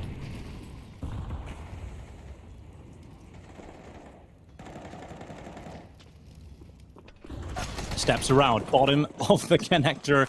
Adam S does not get the right timing to make that maneuver and gets caught looking the wrong way. Flit just rips his head off. Now has a better weapon. And Martinez just missed an op shot as they exited the stairwell. So, out in the open. It's dangerous. Yeah, punished. Nice round from Flit so far. Double kill for him. Alex spots 2, but he's boxed in. And this round, VP don't play it slow. They pick up the pressure. However, yeah, I was gonna say they've left the bomb really far back in the process. So bit of a calamity here. Double smoke as well. Yeah, not in the full control mode at the moment. Virtus.pro. They're gonna send Flit back to get the bomb. Mopaz is in bank, just clearing that out. I'm sure they're wondering, why haven't they planted yet? Yeah, what's happening? What are they doing? What next level idea is James got? But no, they've just left the bomb, and it actually might cost them this beautiful round. But they're going to go back down to the lower site. I cannot believe this is happening at the moment. Movistar Riders sprinting back, in particular Mopaz trying to get there in time, but he's been smoked out of heaven. He goes for the fight, loses it to Fame, and now it's just in the 1v2. This is the most Virtus.pro BS round I've seen in a while. Oh man, Mapa's making that decision to try and go through right at the end as the smoke plumes. He needed to make that call a little bit earlier, but he hesitated and then gets completely caught. It just has no way to win this round. Not a hope in hell. He'll climb over heaven, and he's dead. Fame locks it in, and that's so ridiculous. It starts off with a connector play from Flit, and we'll get to see that again here. Oh, okay. A little bit of a jump action. Martinez oversteps the mark. Good kills from Flit. He opens this round up completely. And here's those pace changes. I know Yanko likes to talk about that. VP isn't just a slow playing team anymore. They have some of those fast moves in. And this one, they crank up the pressure and it catches Movistar off guard. 3-round streak comes to a halt and Money now in a real tough place. It looked so good in the last round and all of a sudden it's nothing.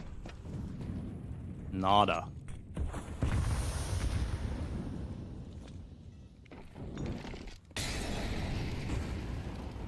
Once again in the lead are VP, but will they be able to turn this into consistent success on the T side? They haven't really shown us the most comfortable affair on their attacking side here. Mir about to try and fend off some short aggression. He's worried about the boost, and he's got Jane to peek short with him. Sees the second player, and Jane will take both. So Virtus.pro up 2 players to the good already at the start of round 10. And if you're Movistar Riders, you're now in panic mode.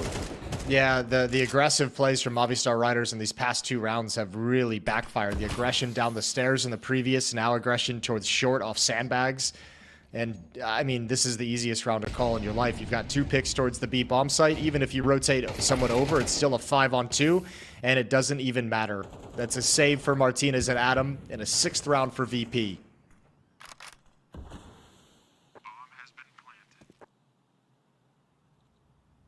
And it looks like Virtus.pro are going to get that chance to finish strong in this first half. Martinez is getting hunted. You've got to realize you're in an uncomfortable spot here when VP have locked in your position. They know where you are, and they want that AWP. Adam fends off Norbert on the flank. That's a big kill. That alleviates all the pressure. Now they're not being split, although they're still going to be a little bit concerned. They're not going to feel any more pressure coming from the staircase, and I think that should, for the most part, call off the hunt for VP, although Fame's still coming forward. There's Adam S. getting caught, and Mir, nice shot. Under the back of the head of Martinez, and that will be 6-4. VP get rid of everything as well. Just bonuses on top. Dang, that takes everything away. Economy in the bin. You can't even invest here. You need to save up for the next round. There's Jame with the first kill. Nice flick as he opens the door, and that was going to be a kill for either Jame or I believe that was Mir swinging from lower as well. That player was always going to go down. CZ picked up for Mapa's, P250 for Adam. That's about it. That's all we got to work with. Run boost around the corner. Mopos gets into short. Maybe the CZ getting into the early tunnel might be the way to get a kill here and maybe start to spiral this round out of control. But even then, a lot of damage done to Jane, but he handles it. He gets the shot off, and 2 players to the good again already for VP. I'm seeing a lot of CZs these days in CS2. We're seeing a lot, aren't we? Yeah, they're coming back. Nice nade. Flit's been tearing it apart with a rifle. Now he just adds a little bit of a utility kill to his tally. Maybe it's the option you can have both now, right? You don't have to choose between the 5.7 and the CZ, and maybe, you know, there's some situations where you prefer to have the CZ if you get real close. Yeah, that's true. The change in the loadout probably helps. Yeah, maybe we'll see a bit more of everything. I don't even know how you kind of have the kind of the thought, the kind of preemptive nature to go, you know what, I'm going to buy a Zeus and sit in the hut. Like, I've never had that thought in Counter-Strike. I've never thought on the T side to think, yeah, that's my move this Why round. you can never be Arc. Yeah, I guess you're right. I'd always just think, right, P250 would make a lot more sense than a Zeus. Almost certainly I'd go for the P250. Especially on this T side, I can hold a corner and get a headshot. But each to their own. If he gets the kill. Now, normally when I make these sort of comments, that's when it actually works. So, Run rounds for the Spaniards.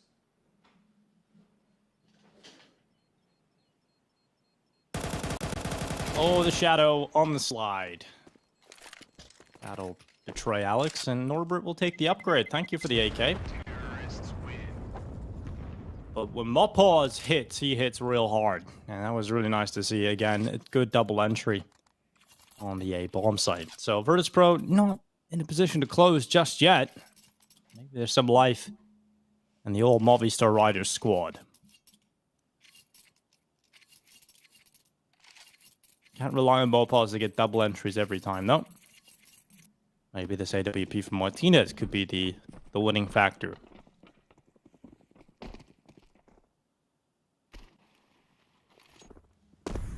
All right, let's run it back, baby. Run it back. Round 18. Strong lean towards the B bomb site for VP. 4 players here, and Jame with the op soloing the entirety of the A side of the map. The only information he doesn't really have is out towards long. But he does have a kill, so that's nice. Real nice for Jame. Here comes Adam S. straight through Monster. It's going to be Norbert burning him away. Fame gets the follow-up kill, but the trades are really important for most of the Riders, and they started to come through, but just not good enough. And that's going to be VP holding strong in the B-bomb site and going up to series point 12-6. No bomb plant for Movistar Riders. They didn't get that extra cash on top of what they had saved over, so it doesn't look too pretty for them here. That's such a perfect Molotov timing out towards Monster for Norbert. And you could see Mopaz didn't expect the 4th player, Mir, just lying in wait. They got 2 kills. He knew where the 3rd one was. He wanted to take out that kill, but it was not a standard defense. A 4th player there very early and shuts it down with ease. So 6 chances for VP to close out the series, 2-0. I don't think they'll need all of them.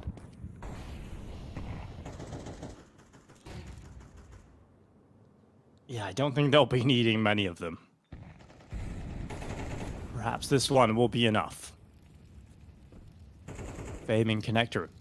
Strong position to try and deal with Mopaz. He could even get a double kill, but Mopaz is looking at him, and he will be able to trade thanks to his teammates' distraction that drew Fame's crosshair downwards.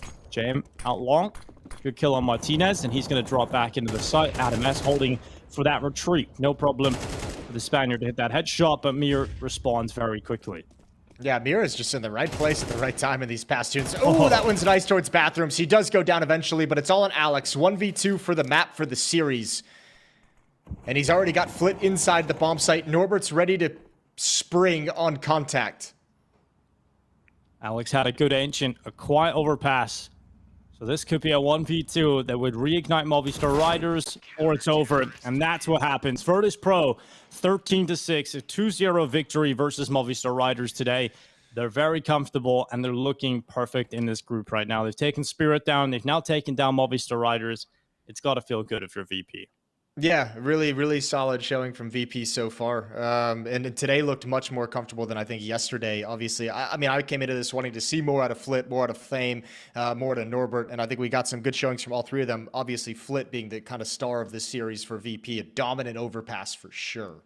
Yeah, well, plenty more action to come up on this stream, but not immediately. We do have an extended break. It'll be starting at 6 p.m. CET. That'll be Spirit returning to the server, and they're going to be playing against 9Z. Yeah. So in the meantime, luckily for you guys, we've got another stream going on with all the action continuing on the A stream. As Jason said, remove the underscore and 2. It'll take you to Roobet's main channel where you can watch the rest of Heroic versus Furia. We'll catch you guys later for Spirit versus 9Z.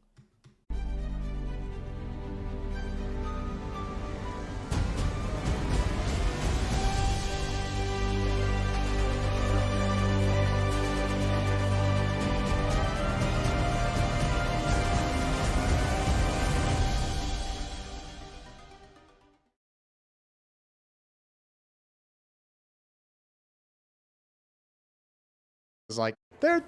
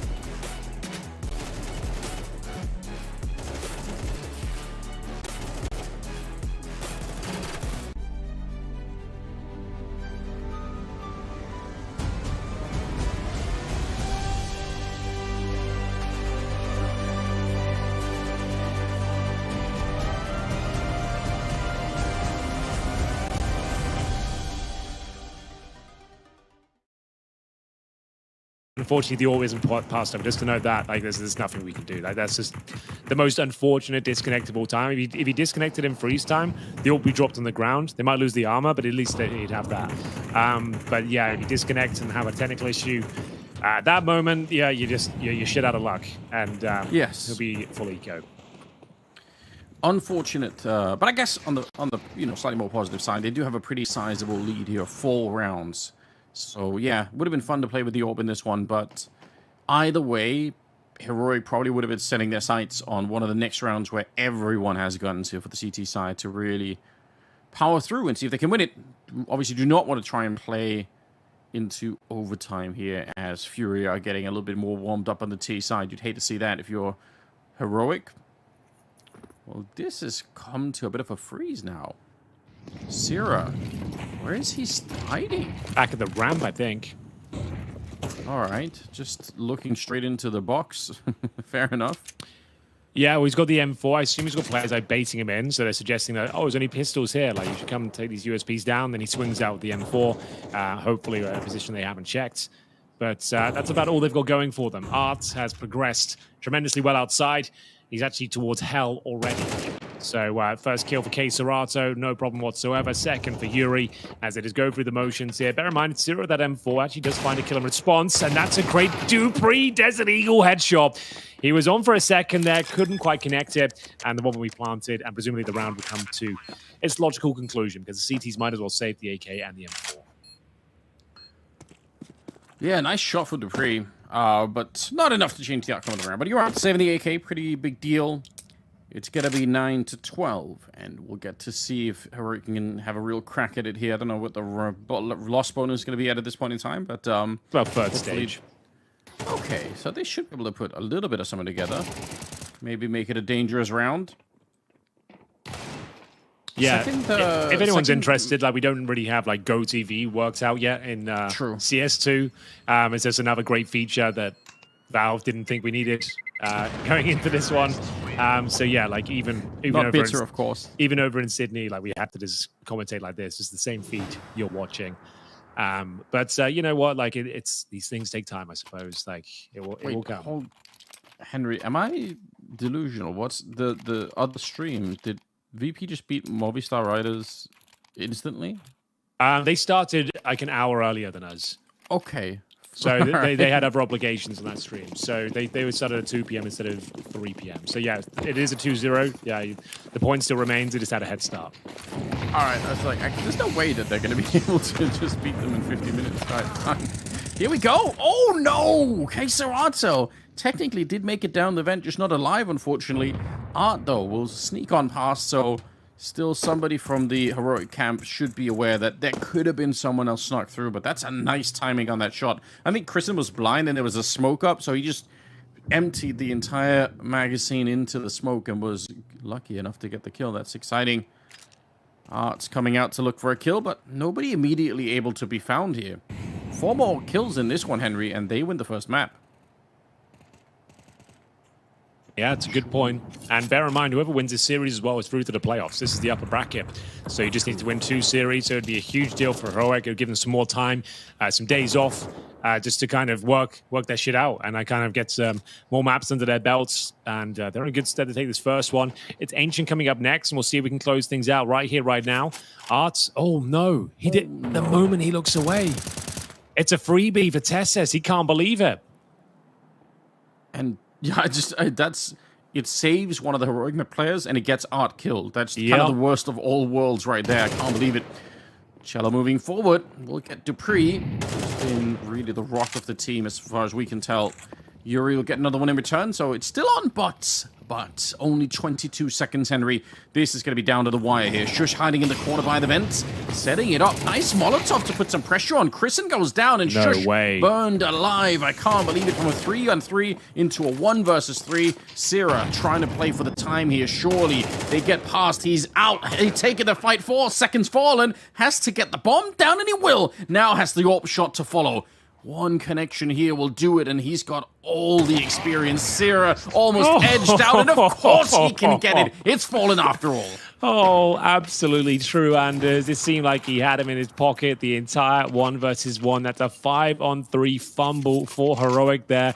On map points, it would have been a great way to close things out. Gifted a kill towards outside, and then out of nowhere, Furia commit towards the upper bomb site, destroy everyone en route, and with 8 seconds left, they had to force the plant out, falling in the 1v1. But as you mentioned, those sort of rounds are his bread and butter. That's where he thrives, and manages to take him down. And it will be an eco now for Heroic. It's going to come down to the very last round here to see if Heroic can close things down in regulation. I don't think it's going to happen. I think Heroic have maybe giving this one up, and we're going to have to reset everything because they're still going to be hamstrung going into that final round.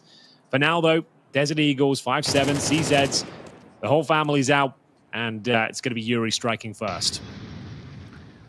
Wow, that's a little bit nerve-wracking, surely, for Heroic. That was their big chance. 5 versus 3, and the saved Molotov at the corner against Shush as well is just it's so important to have that tool. Kristen setting up that Deagle headshot, but unfortunately falls short just a little bit. So, hopes of having a shocking pistol round here, kind of slowly evaporating. Shush trying to make a case for himself. Gonna find a kill with the C-set 75, but he gets caught with the wrong weapon out. Sierra and Dupree. Again, they're just sneaking on through. That is the bomb back there, but ooh, hunted down, surely. All right, there we go. I was getting worried. Nice little find for Dupree, but still leaves Sierra on his own.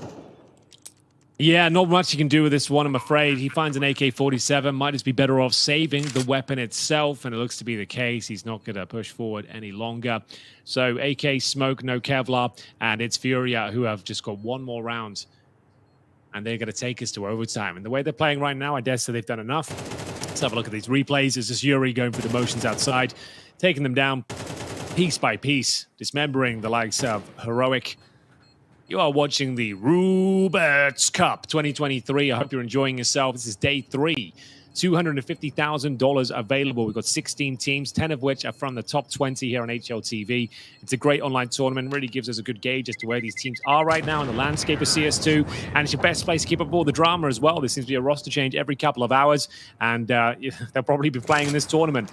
So you'll see all that discussion on the desk. And you can keep up the action with us here as the games go forward as well. Bear in mind, we have a B stream. As Anders mentioned, we just had Virtus.pro taking on Movistar Riders in the Group B winners match. So VP picking that one up 2-0 means they're already into the playoffs. So they get some time off now and get to watch all the other games ensue. So that's where we're at. And we do have one more game on this series, on this stream today as well, I should say. And I think, Anders, that is going to be the next game of the day. It's going to be either Aurora Eternal Fire or 9Z Spirits. So on this stream, we're going to be doing Aurora Eternal Fire. So that should be a bit of a banger. I'm a big EF fan. So that's coming up next. Yeah, I mean, watching Santaris play last time was certainly quite interesting. So I wouldn't be opposed to it either. I could see myself enjoying that game.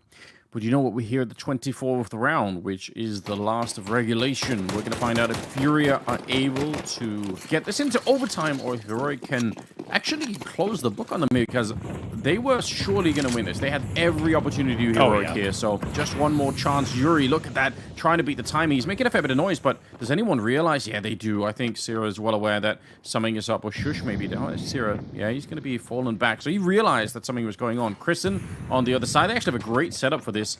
Oh, it's sneaking his way down. This is very tricky. There's the peek on the one side. Sierra with the spray down, but Shallow, he finds the headshot. How? He got the spin all the way around. That should have been the end of the game once again. Yeah. They still might not be able to pull this one back, Furia, but they have a crack at it at least. We've got to see that from Shallow's POV. That was absolutely nuts. A full 90-degree turn. It looked like he had no chance. They've got an early plant here as well. That smoke goes down the correct spot. This could be very complicated. Art's got the advantage here. Doesn't hit the instant headshot. Makes up for it on the repeat now. Now it's Dupree. Cello will have to continue his rampage here in round number 24 for all the marbles to deny the victory, take us to overtime. What has he got? With 30 points of health, the first shot is absolutely his. He can't hold on to it. Is there a kit available? There is. Heroic have done enough. They'll pick up their map pick, and it will be Nuke going in their favor. 1-0 to Heroic. Ancient up next. My God, it was close. It was uncomfortable, but the Danes and this mixed team have got it done. There's Cello and Sira. Okay, that was the spray down, Anders. It was absolutely remarkable, and he gives them an exciting fighting chance there. Another game that has delivered the goods here in the Roobet Cup, Anders. Very exciting finish, and Furia could have got it over the finish line now. They really could have. They were fighting really hard. So, again, a slightly slow beginning for them. Heroic went on that massive run at the beginning of it. And as often happens, you get to the end of the game and you wish you could have had just one more round. That would have brought them into overtime. So, yeah, I mean, good to see Furia kind of warm up. I'm happy to see that. I just, you wish that would have happened earlier on so they would have had more of a fighting chance. But, I mean, it's only the first map, right? Ancient's going to be the second one coming up. So, it's not all done for Furia, but definitely, it could have maybe had a chance to play overtime there. I'm looking forward to seeing what the desk. I mean, for me, the highlight of the show really is the desk with Kassad. So I'm Team Kassad. See what they say. Let's throw it over there. What are you guys saying? You guys might be Team Kassad, but I'm not sure everybody in the Twitch chat is part of Team Kassad. Kassad, how are you feeling after that matchup? Listen, Henry is always on my side. He's a homie, though. I mean, that's the brotherhood of the green room, And it's just, I always know I can count on him. Even back in the days of Cloud9, that's when it all started. That's when it all started. The downhill journey of Cloud9. He's my guy. All right, fellas, let's talk a little bit more about Nuke and the game that we've just seen. Heroic managing to successfully close that one out. Bit of a surprise. Did you anticipate more coming out from Furia? I mean, Furia did warm up into the second half, going on a streak of rounds there. But yeah, the first half, this was actually surprisingly very, very clinical from Heroic, right? And which blows my mind. You have this two-standing situation. Dupree just coming in as a fresh IGL, but they seem to have put in a little bit of work on the maps they've picked at the very least. One thing which impressed me a lot, well, I think it was round number 3 or 4, where they're able to slow it down, right? They're not just speeding things up, they're patient, they wait for Furia to go for info plays, they punish them for it. And for a team with 2 stand-ins, that's pretty damn solid. And once again, my man Dupree top fragging once more in the server, leading by example. I just don't know what Furia is doing on practice. Like that would really, that's a question for me, right? Heroic should not be winning this game at all, not even close, against a team that's supposed to be Furia, right? The strength of the team like Furia. I was looking at their T side, for Furia, and it looks like so 2018 Furia.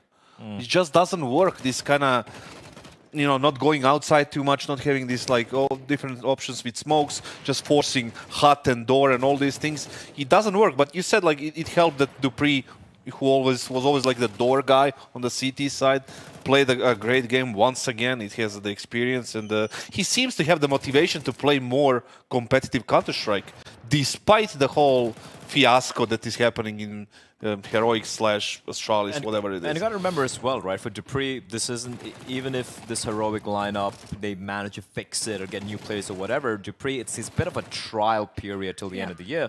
And I feel like for him, even if he thinks selfishly, which he should be for himself and his future career, he's going to be like, listen, I'm showing what I still got. I get bench of Vitality after winning the major. He's kind of sitting on the bench for a while, coming back in, given a very unenviable task of leading this motley crew of stand-ins and remnants of the Heroic lineup, and still being competitive, still making it work, still taking out teams that they have no business winning against. He's making a very good case for himself that, hey, even if this Heroic shit doesn't work out, I am still available, I am still viable, and I can still crack some heads. I mean, you say that, but speaking more on the stand-ins themselves, they didn't have a bad performance. They were very much able to hold their own as well. So I feel like each of these players, of course, it's going to be a little bit daunting coming into this situation, but they certainly held their own. Heading into Ancient now, though, do you think it's putting out fires in the Furia camp kind of side of things? Do you think they're going to be panicking heading into this one, considering how close of a game that was? I don't know. I don't think they have to win this game. They should. Look, they have to win. I'm not going to start judging if they don't. If Furia don't take the series, big, massive question It's marks. always a question mark with them, right? Ever since they brought in Fallen, they paid 700, 600K for him, which is ridiculously high amount of money for Fallen, right? Yes, he has a brand, but you know, potential like future and stuff with him, it's not worth 700K, but they paid for it. And at least when you paid for it, just let him do his thing. He's one of the smartest players that we ever had in the community. He led multiple personalities, multiple teams. He was successful. He was successful in his role. So why not just let him do his thing? And it feels like it's a little bit of a struggle there, and you can see in the results they're like struggling all over the place. And it's also like, and even if someone might be critical, saying, okay, Fallen, he's got experience, but might not still necessarily have the chops in the server individually. He's showing up, man. Even yesterday in that win they had again, day before they had against Eternal Fire, he was the one top fragging for his team, clutching a lot. Even here, making that AWP look pretty solid, you know. But the rest of Furia, they're just putting Kassav to sleep. I think it was so entertaining what Blair was saying that I was yawning. Shut up, Kassav. Anyways, boys, all soulmates. I'm super excited for us to dive into Ancient. That's going to be our next map. I want a scoreline prediction, though, because I couldn't have anticipated the match that we just saw. I thought Furia would have dominated. Yeah, I don't know. It's just very difficult to predict, but I'm going to say 13-9. 13-11 Furia. Same. Oh, okay, all right. I'm happy to go with that. All right, well, don't go anywhere because we will be back very shortly with Ancient.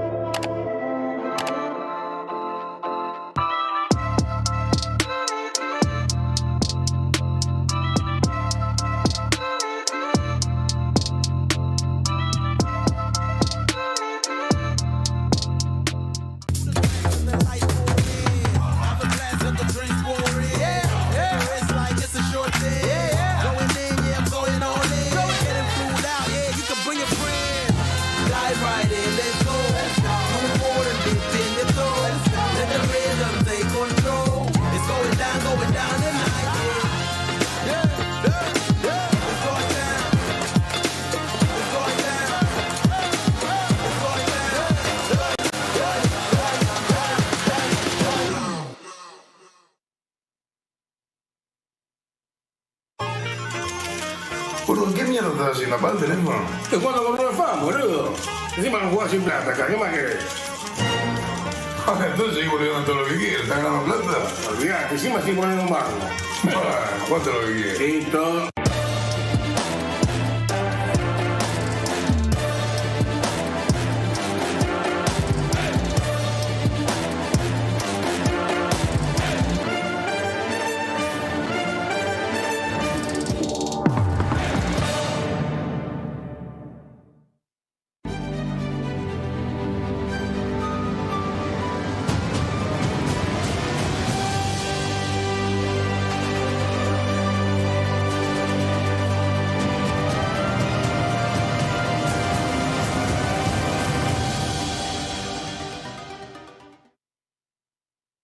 What is up, everybody, and welcome back once again to the Roobet Cup 2023. If you're only just joining us, then boy oh boy, we've seen a bit of a mishmash in the form of Heroic managing to take the map of Nuke off of Furia. But all is not lost, as this is a best of three with $150,000 on the line. The real question is, can Heroic win this best of three on Ancient?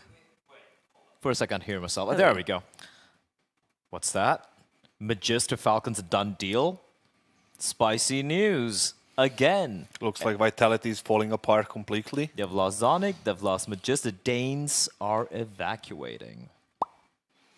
Well, I like that sound. You should do it. You should do it more. But, you know, before we dive into Ancient, let's revisit this topic. So interesting, right? Vitality. So what happens to Vitality now? It's still a very solid core. As I was Pings Flames, Apex plus Anchor, whoever that is, right? Who are we going to get as an Anchor? It's a difficult situation. I don't know. The thing is, like, I would maybe go for... Maybe I would poke into Cloud9. Go for Perfecta. English? I don't think it should be an issue at this time, but there's different options for them. Let's let it simmer for a bit. We can discuss a little bit more. And it's just, I just keep thinking about it, like what's going to happen, because there's so many changes right now, and it looks like the rumors about Falcons are coming together. Nico Monesi. I'm not denying or confirming. Do you think this Falcons lineup coming together could be the be-all and end-all for multiple organizations? I don't think so. Look, CS2, it's a new game.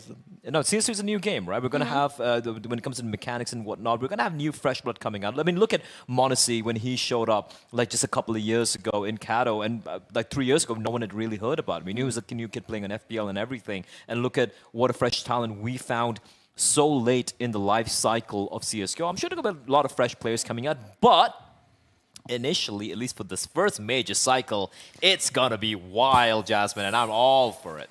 I think it's going to be chaos. For a major standards, do you think it's going to live up to what the standard of a major should be? The caliber of players, the mishmash of rosters, the fact that, RMR is not too far away? It's simple. Best team should win. Just play to your best and win the goddamn thing. Yeah, that's great. I mean, that's how it's supposed to be. First of all, that never happens. The second of all, it's a long way to go, and I don't really care about it right now. What I do care is the next map. Oh, look at that, bringing it now back. He's ready to talk about Ancient. I don't have to work for the money that I'm being paid for. So you get paid? We do have Ancient coming up, right? Furia's pick, 3 wins, 5 losses, only 37.5 here's my percentage without any CS2 maps. No, that's a CS2 map against Intel Fire, 16-13. Oh, yeah. That was CS2. I'll tell you this, as long as we don't see any shenanigans from Art with the I know with Henry the will love shotgun. it. I don't care what Henry likes here at this point. I don't want to see any more shotguns. It's just so weird. Like, you can play with a shotgun. There's certain parts of the map you can play with a shotgun and whatnot. But just going for solo pushes, solo peaks, that's the reason they lost that map. That is exactly the reason they lost that map yesterday. And also, I know they're trying to force this double up setup in Art and Fallen, which is viable on a few maps in certain circumstances. On the Ancient CT side, I'm not a big fan. First of all, how dare you say you don't care what Henry likes? How dare you? That's the first thing. Because Henry is similar to me in a way that he says what he thinks in a much nicer way. What did it do if you just find a room, in a much nicer or a better, in a much nicer way, but he does say it, which is respectable, which I cannot say. Just get a the same thing about you. Just get a respectable room for yourselves and Henry, and find a bathtub. You're just jealous that I don't like you. I'm happy you don't like me, man. I sure as hell know you don't like me, so I don't know why you're looking at me. Literally, the reason I'm here is because Yanko's like, I'm not going to work this event with this POS, and that's why I'm here. He's just taking a break. He was looking at from your face in Taking Sydney. a break from you, Fellas, yes. Relax. Breathe. We got this. Let's focus on the games at hand. You attack Henry, you attack me.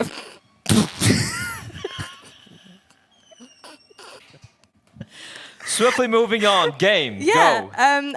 The next game is going to be certainly interesting. I do think Anders and Henry are ready and waiting. And I know Henry's going to be cheering for the fact that you're backing him all the way. Henry, I love you. You know, it's all games. Are you jealous? It's a lie. Are you jealous? Yeah. I don't have that emotion in me. Do you have him? Or any so other, over to Henry and Anders. Boys, you can bicker off camera. I have to say, Anders, it's not the first time all the boys are fighting over me. Very happy to be in this position. Love to them both. And hopefully we can continue with a great game of Counter-Strike. That's all we're all here for. I feel like the Counter-Strike is detracting from the just spectacular desk show. I'm really I'm enthralled by what's going on. But yes, the battle for Henry continues, and so does the battle for Ancients coming up as well. We've got that map as the second one between Furia and Heroic. What do you think? Is it going to be a 2-0? Or no, I don't think so. I feel like we're going for 3 almost certainly. I feel like, again, if Furia just need to avoid these kind of slow starts, if they can win a pistol and get a momentum in their favor, I feel like they should be absolutely fine, especially on their map pick as well.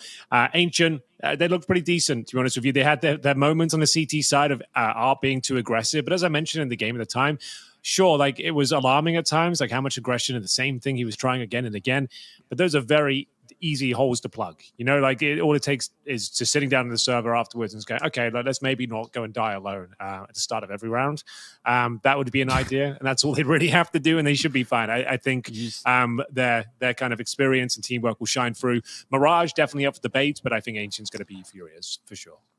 Well, riddle me this, Henry. If it's an easy hole to plug, then why hadn't they done it yet? Like, well, I guess they didn't know the hole. They weren't aware of the hole until that outing in the first game. Yeah, who were they up against? That was against Eternal Fire. Yeah, so it was just like one of those things. It's over aggressive. Like everyone's excited. They're playing a new game. CS2, they wanted to kind of show themselves off, but the shotgun, the orbs, and jumping up towards ledge every single round on the CT side wasn't the best protocol, if you ask me. Fair enough. But I'm sure they can work that one out and kind of bring this one in their favor. It's only 13-11, right? It's not like they got absolutely wrecked. But still, like Heroic did have plenty of opportunities to close it out earlier. I just feel like, yeah, this is just a chance for Furia to warm up. And bear in mind, they're actually in the same building as our analysts as well. They're actually in Serbia boot camping right now, trying to get the most out of it. So I feel like they've got some advantages in that sense. And I feel like a 3-mapper is what the people deserve here at the Roobet Cup 2023, Anders. What a time to be alive. We're already on day 3 as well. We've got 6 more days to play after this. Like, plenty more action to come. True. Well, listen, Henry, speaking of easy holes to plug, Art, how do you stop him from taking these risks? Like, would you if that was your job on a team, you had to try to sort of like it's Gary's job, right? And Fallen's, I suppose. Yes. And I guess it's where the problem comes in. The points Casada's making on the desk, just all jokes aside, is the fact they've got too many cooks in the kitchen right now. In terms of Art used to be the in-game leader, working with Gary very closely, and now he's got Fallen coming through, and it's kind of like they're in between their two play styles. They used to have that Brazilian aggressive flair where they just be this chaotic counter-strike, and now Fallen's trying to come in and kind of slow everyone down. And we interviewed him a few times in Pro League, and he kind of laughed about it, and we asked him specifically about this issue, and he's like, I have to really be on top of my game. I have to keep these guys on their toes. I have to make sure that I remind them to chill, not over-aggress, not over-peak. And it's very difficult. And they're finding that balance and trying to get them to play meta CS is difficult because they really thrive in that chaos. That's where Furia made a name for themselves, is having those super aggressive plays and double orbs and pushing through. And to shut them down and take that away from them is difficult. And I feel like it is costing them games sometimes. Like I said, like he can win you plenty of rounds, but he can also throw them away. So I'm sure Fallen probably looked back at that demo on Ancient especially, and it's just like, bro, like even the commentators are telling you like you need to just chill. Like going for these 50-50 peaks when you don't have advantages is just not the way forward. Like we're going to do coordinated pushes, sure, like let's do it if everyone's on the same page and they're flashing you in. But he was just wildly swinging towards that ledge position with no backup utility, and more often than not he was going down. It was just bizarre at times that he went through all the shotguns with like the Nova, the auto shotgun, the Mag 7, and then orbs only afterwards. And it's just like, bro, they just play normal CS. Just buy a rifle and just play with your team. Like no one needs this. No one's asking for this. So it's the why can't you be normal meme? Yeah, exactly. So that would be my answer released. Whether that way inclined is yet to be seen. We'll keep track of Arts, and like I said, no disrespect to him. He's an absolute legend of the game. He knows what he's doing. It's his play style. It's just it looks like not everyone's kind of there with him with the aggression. Yeah, but the truth is, right, there is a long history in Counter-Strike of people who have maybe not exactly Arts play style, but something kind of similar. And it almost like it just has an expiration date. Like think of Stewie, think of JW. Like there are these people Fur as well, maybe. Fur as well, maybe. Yeah, where like if aggression is the name of the game, eventually you're going to be so successful at it that your opponents will start to think about it. It'll be in the back of their mind every single time. Like every smoke, they're going to be so. You know, I want to believe that Art could do it too. Like I said, you're right. When it works, it's really sick. But man, it sucks to see when it becomes a liability because he's a fine Counter-Strike player, even when he's not just going that aggressive. Like he can make it work. He just proved it on Nuke. He was playing really well. So hopefully they can win this map and bring us on to a third one. But we have to get through this one first. It's Furia starting on the T side with Heroic on the CT side. So once again, big welcome, ladies and gentlemen. We're going to take you through the day. We've got a whole nother best of 3 coming up behind this one here, the Roobet Cup. And it looks like it's going to be the A-bomb side that is going to be under attack. Absolutely is, Anders. Time is of the essence. Dupree, he gets the information they're coming through, but can't land the shots. Great smoke support towards Donut and CT Spawn. Wide open bomb site here. Furia couldn't ask much more than this. A 5-on-5 retake has been initiated here, and in terms of the kits, nothing available, Anders. So this is going to be a very difficult procedure. It all has to start as soon as the smokes dissipate. They've got Julies in the hands of Syrah and Shush for that matter as well. So the swings will come through now. They need to find instant headshots, working together, and we'll see what they can make of it. Yeah, here come the pistols. They do not have a kit and no smoke either. So, man, these kills are going to have to come through lightning fast. Then they will, to begin with. Tessis with a headshot. But again, they're running out of time. These kills don't really matter now. The problem is the time on the bomb. Sitting down, defusing it. Queserato. He could step wide. Chris in there to save it. Unbelievably. No! Oh, they get through. They win the round. I can't actually believe it. I thought even with the kills, they just ran out of time. That's got to be one of the closer defusers we've seen in a while. And we've seen a few of them, Anders. Just when you think there's absolutely no chance of these 10-second defusers to come through, it always seems to make it with milliseconds to spare there. Heroic can't believe their luck, and it's Crizzen with another fantastic round. 3 kills, didn't even die. He protects the diffuser, and it will be Furia on the force buy in response. Wow, Heroic getting a job done here on their opponent's map pick. A great start to their CT campaign, but they're not out of the woods just yet. These force buys are incredibly difficult to deal with, especially with the Galils coming through, the MAC-10. They have the majority of their smokes available as well, and we're going right back in towards the A bomb site. Contact play here, and the smoke's starting to be deployed towards middle. That's towards Red Room, and for now, Flash is just trying to keep the players in towards Donut, focused towards middle, and so far, so good. It's working. You see Dupree, he's got no idea they've actually walked out of the A bomb site, but we have got Shush, long range, making sure they can't cross towards the big box. Wow, well, that's a way to get the blood flowing a little bit. Dupree will go down, traded from Cello. The Galil doing a good job, and Chrisen just pushing through, but he can't escape. He goes down, but he's still looking pretty good here. Yuri on the other side of the bomb, lost to him. He's got a minute to play with, but that back and forth inside of the A bomb site really working out in favor of Heroic. So they're going to be quite satisfied with it. A lot of pressure applied early on from Furia, though, really deciding to go in hard on that second round. Wow. Still a chance here for Yuri. A slim one, I'll say that much. He's got 3 players to find and significant damage towards Tesses, but 35 seconds here. First kill will be his. The swing will come through, and yeah, that's where it all comes crumbling down. With no bomb being planted, Anders, the war of attrition is over, I'm afraid, because this is eco territory for Furia. The Nightmare start, I said that they could get a good start here, win the pistol, get some follow-up rounds. I think this map is destined to be theirs. This is the only way it could really fall apart for them. They go 2-0 down. To be fair, though, as the freeze time just initiated that, I saw a Galil purchase. They wouldn't buy up again, would they? Without the plant, like, surely they wouldn't. Okay, all right, so there's just one Galil for Cello. Fallen's dropped it, and so going to put all of their proverbial eggs inside this basket. And in terms of other purchases, it's pretty much an eco. So you've got some upgraded pistols, but no Kevlar. Nice sort of grenade there. Only does 2 damage, unfortunately, towards Yuri. So now it's Shush just going to be blocking off the A-bomb site. They're going to try again, Anders. They've been here 2 times already. They're going to go for the hat trick and see if they can break through.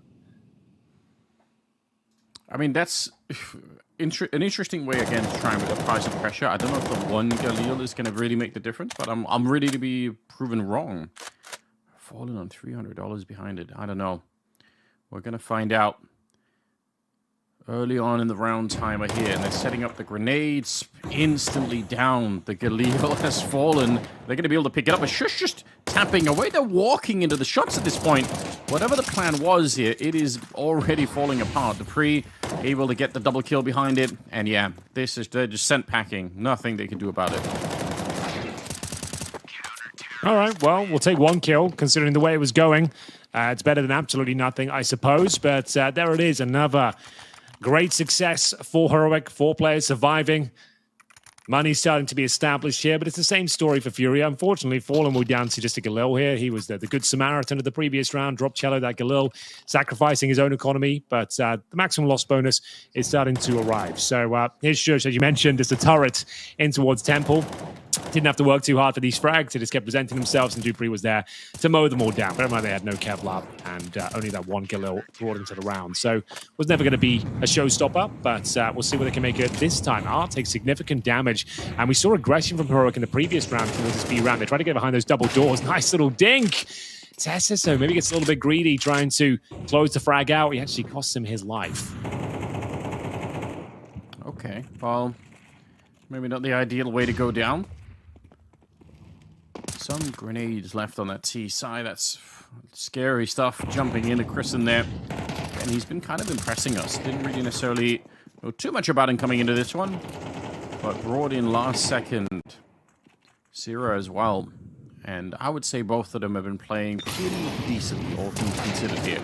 Deep Molotov to try and set something up. Nice little peek from Art there. That's the kind of bread and butter stuff you want to see. Just getting the entry. 3 versus 5 now. And this bomb site, everyone's rotating to it. 3 people about to be here. Smoke's going up all over the place, but it's the entire heroic lineup that are basically hanging out, or who's left alive anyway.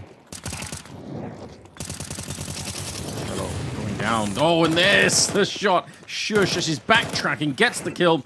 He does drop very low, but suddenly it's into a 3-on-3 and about 30 seconds on the clock here. This is now a bit awkward for them, isn't it?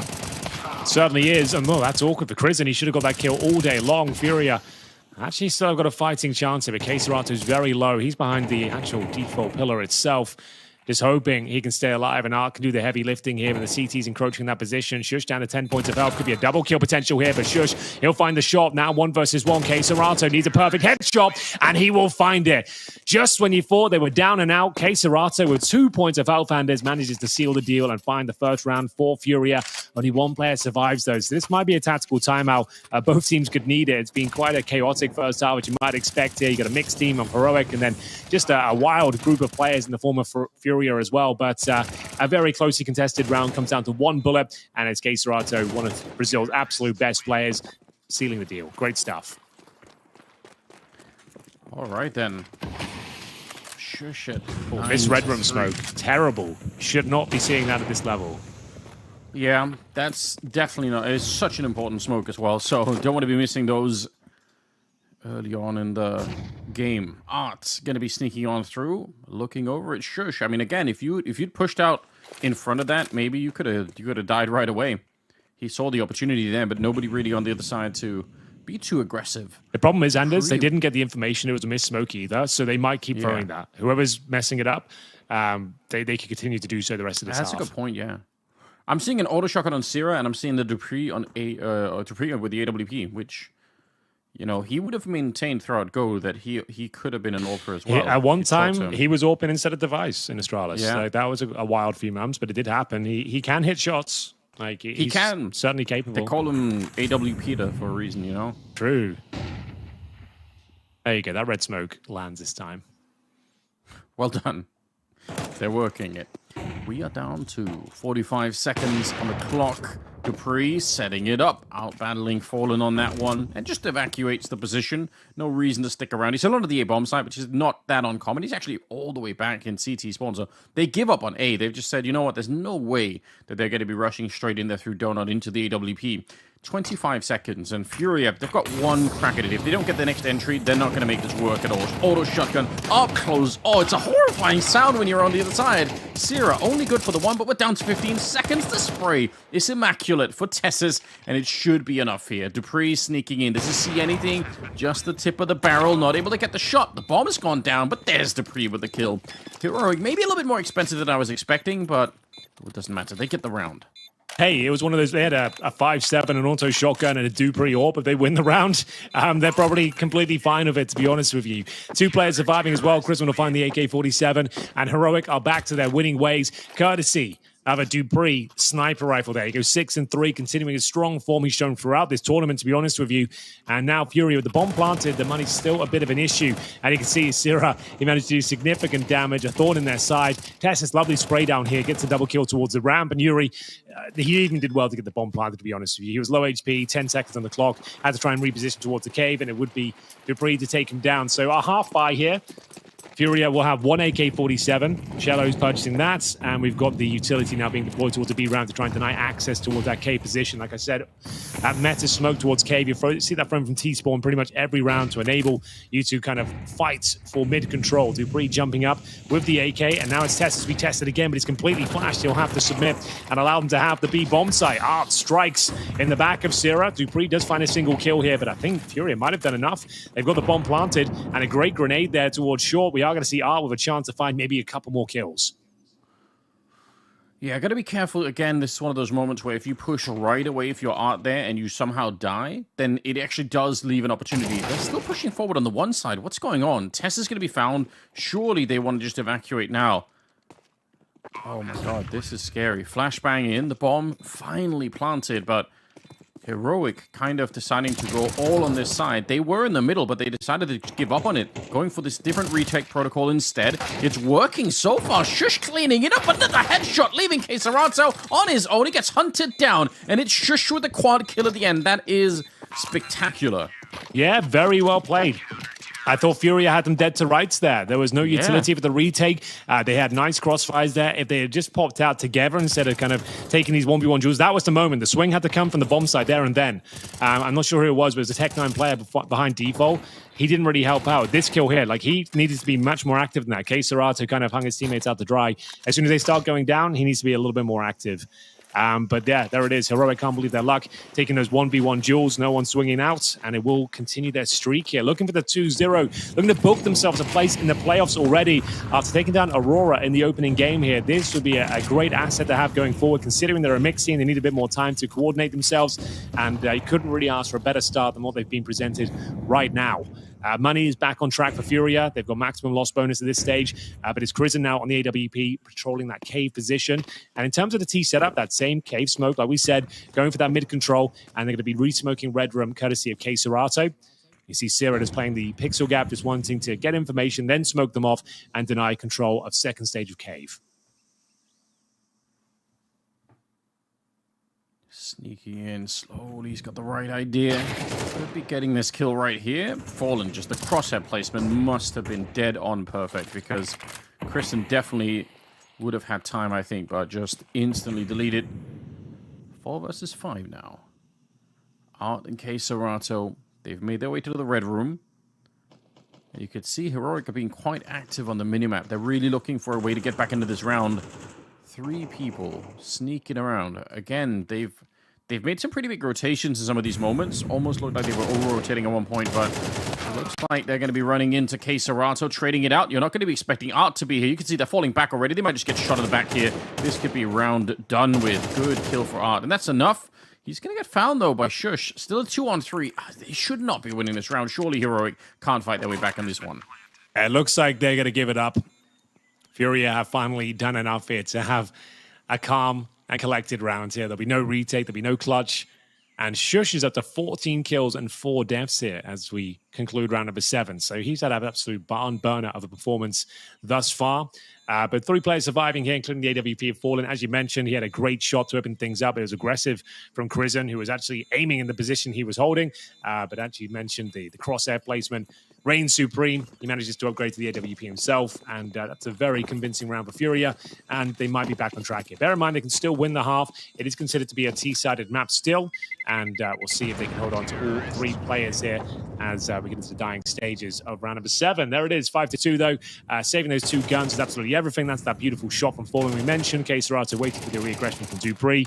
It was Tesses fighting back there. That's pretty much all they had, as they didn't predict that Art will be lying in wait towards that red room, the second player who kind of secured the round for Furia. So, begs the question, what kind of buy have we got here? They saved the AK and the M4.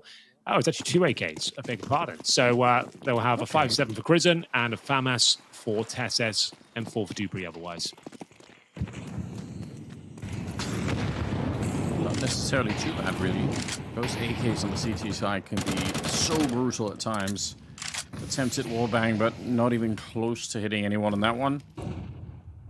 And a similar setup here for Furia, right? They seem to be quite happy just lingering outside of the B-bomb site. No one's coming to find them just yet, so good map control. Nice little flick for Sierra. That's pretty quick.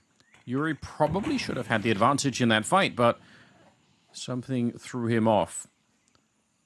K-Serato still leading from the front on that side with 7 kills. The rest of them are just maybe a little bit too far behind at the moment. You'd love to see one or more of them step it up here. Losing the entry. What do you do from here, Henry? You're 4-5 on the T side. How do you get back in this round?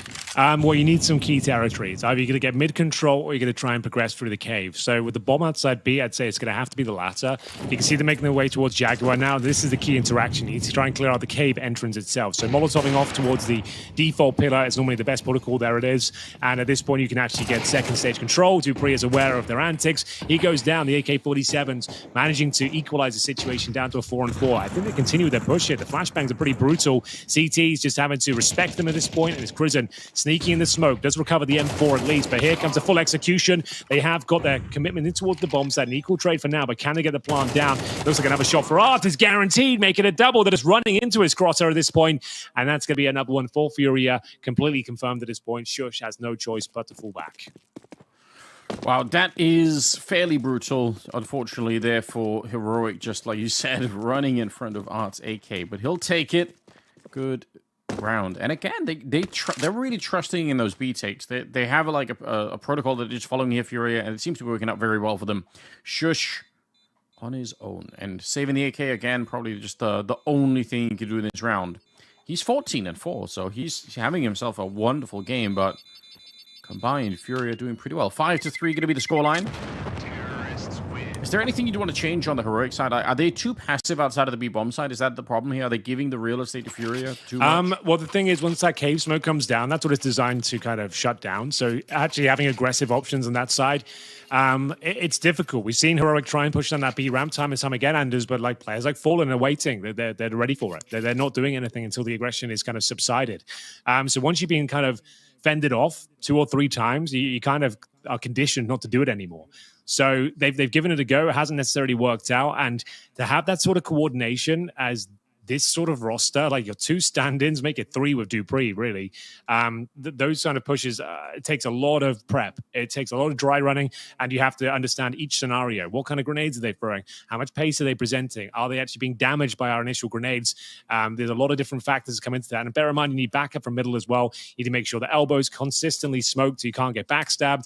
It's just very difficult to manage that. Like, it's a hard setup to deploy successfully, and especially with that cave smoke going down, which is very, very meta right now. You couldn't do that in CSGO. Well, I tell a lie. You could, but it was an awkward lineup. You had to do a running throw for it, and it was like it would hit 75% of the time, but more often than not, you'd miss it. It was a bit slower. Now you can throw it right from the spawn, and it goes there every single time. Like, I throw that smoke in all our games. So yeah, that just goes to show you it's a pretty easy one. Okay, well, we'll try and keep an eye on whether or not it keeps landing and whether or not there's anything that Heroic can figure out how to do. Might not be in this round, particularly because they do have just the AK that they saved in the previous one. Although Shush in the right position, I don't know, maybe it could make a difference. He seems to be quite far away from the action here, over by the donut. And Cello, step by step, turning the corner to find that there is nobody at the B-bomb side. So it might just be a fairly uneventful round here. There might not be really that much to discuss. As soon as the bomb is planted, presumably they're just going to decide to save the AK once again. Although Sierra, I say uneventful. He's got the suit. Yuri's walking in. He's gonna be dead. It's actually happened. I think that's a different sound. I don't think they had the same death sound, Henry. I know you said you're not interested, but to me it's a big deal. I think you're right. I didn't hear the so I feel like you're right. That's a good. It's a good imitation. You know, Chad was famous for many things, but amongst other things, being able to replicate that sound pretty well. Yeah. Where is he now, Anders? Didn't turn up at this tournament, did he? No, he didn't. And also, now that the sound is gone, like, that's part of his claim to fame, just, deleted by Valve. So a little bit unfortunate. What is happening, Henry? Why are they getting so many kills? They still shouldn't be able to get across the map, but my God. Yeah, it won't have a knock-on effect in the round, but in terms of the CT finances especially, it's going to boost their chances. I think there's a couple of rifles available for them. There was 2 kills there. You'd think dupreeh can find one as well, which he will. Bear in mind the explosive radius of this site now is incredibly large, but the T's are far enough away to save their weapons as well. But there it is, Furia, after being 5-1 down, bear in mind. Once again, Anders, like, this is a point I made coming into this, right? Like, they happen on Nuke. Like, they against these teams, this is why they're losing these games. I think Furia are the better team, understandably so, but they just don't ever really have a good start. It's always on the back foot. They're always like grinding back into the game, and they almost got it into overtime in the previous map, but it's just a little bit too late. So hoping to avoid that fact now. They can still win this half. They are shutting down Heroic. Convincingly so now. And we've got Crizin on the MP9 instead of the AWPs. We set up the standard smoke towards Donut, and the red room allows you to... Oh, actually, that's a smoke towards CT spawn. So this could just be an A attack here, or at least a fake. They're trying to suggest it is. They send one player in the form of Cello. He's going to use a lurk smoke and a smoke down towards CT spawn to at least get control of the bomb site. So he's got towards big box. I think they threw 2 Molotovs as well into the A-bomb side. There's a lot of grenades committed to try and sell this idea. Cello's hanging around, and I mean, look at the minimap. There's only one person left at the B bomb site, but they're actually recommitting to it. Cello might just be saying, wait a minute, there's no real reaction here. You guys can come, and just as they're about to, Cello loses his life, and they lose that anchorage on the A bomb site. That's a bit of a shame. Fallen, good flick, but instantly traded. Good flashbang as well from Kristen, setting that one up so that they could go for the peak. He's ready for more. MP9 up close, and Art is surely going to be dead. It did take Zero with him beforehand through the smoke, so that's something. And Dupree walking up behind them. Surely this will be what it takes. Que Serato is there. Dupree, trigger discipline. I'm not surprised. He's got that kind of pedigree to him. Setting it up and goes for the swing. Instant pick off and a double for him. Heroic up to 6. Very nice, Dupree. Trigger discipline, could have gone for the knife, but not worth it in that scenario. If you ask me, just guarantee the round as we go 6-4.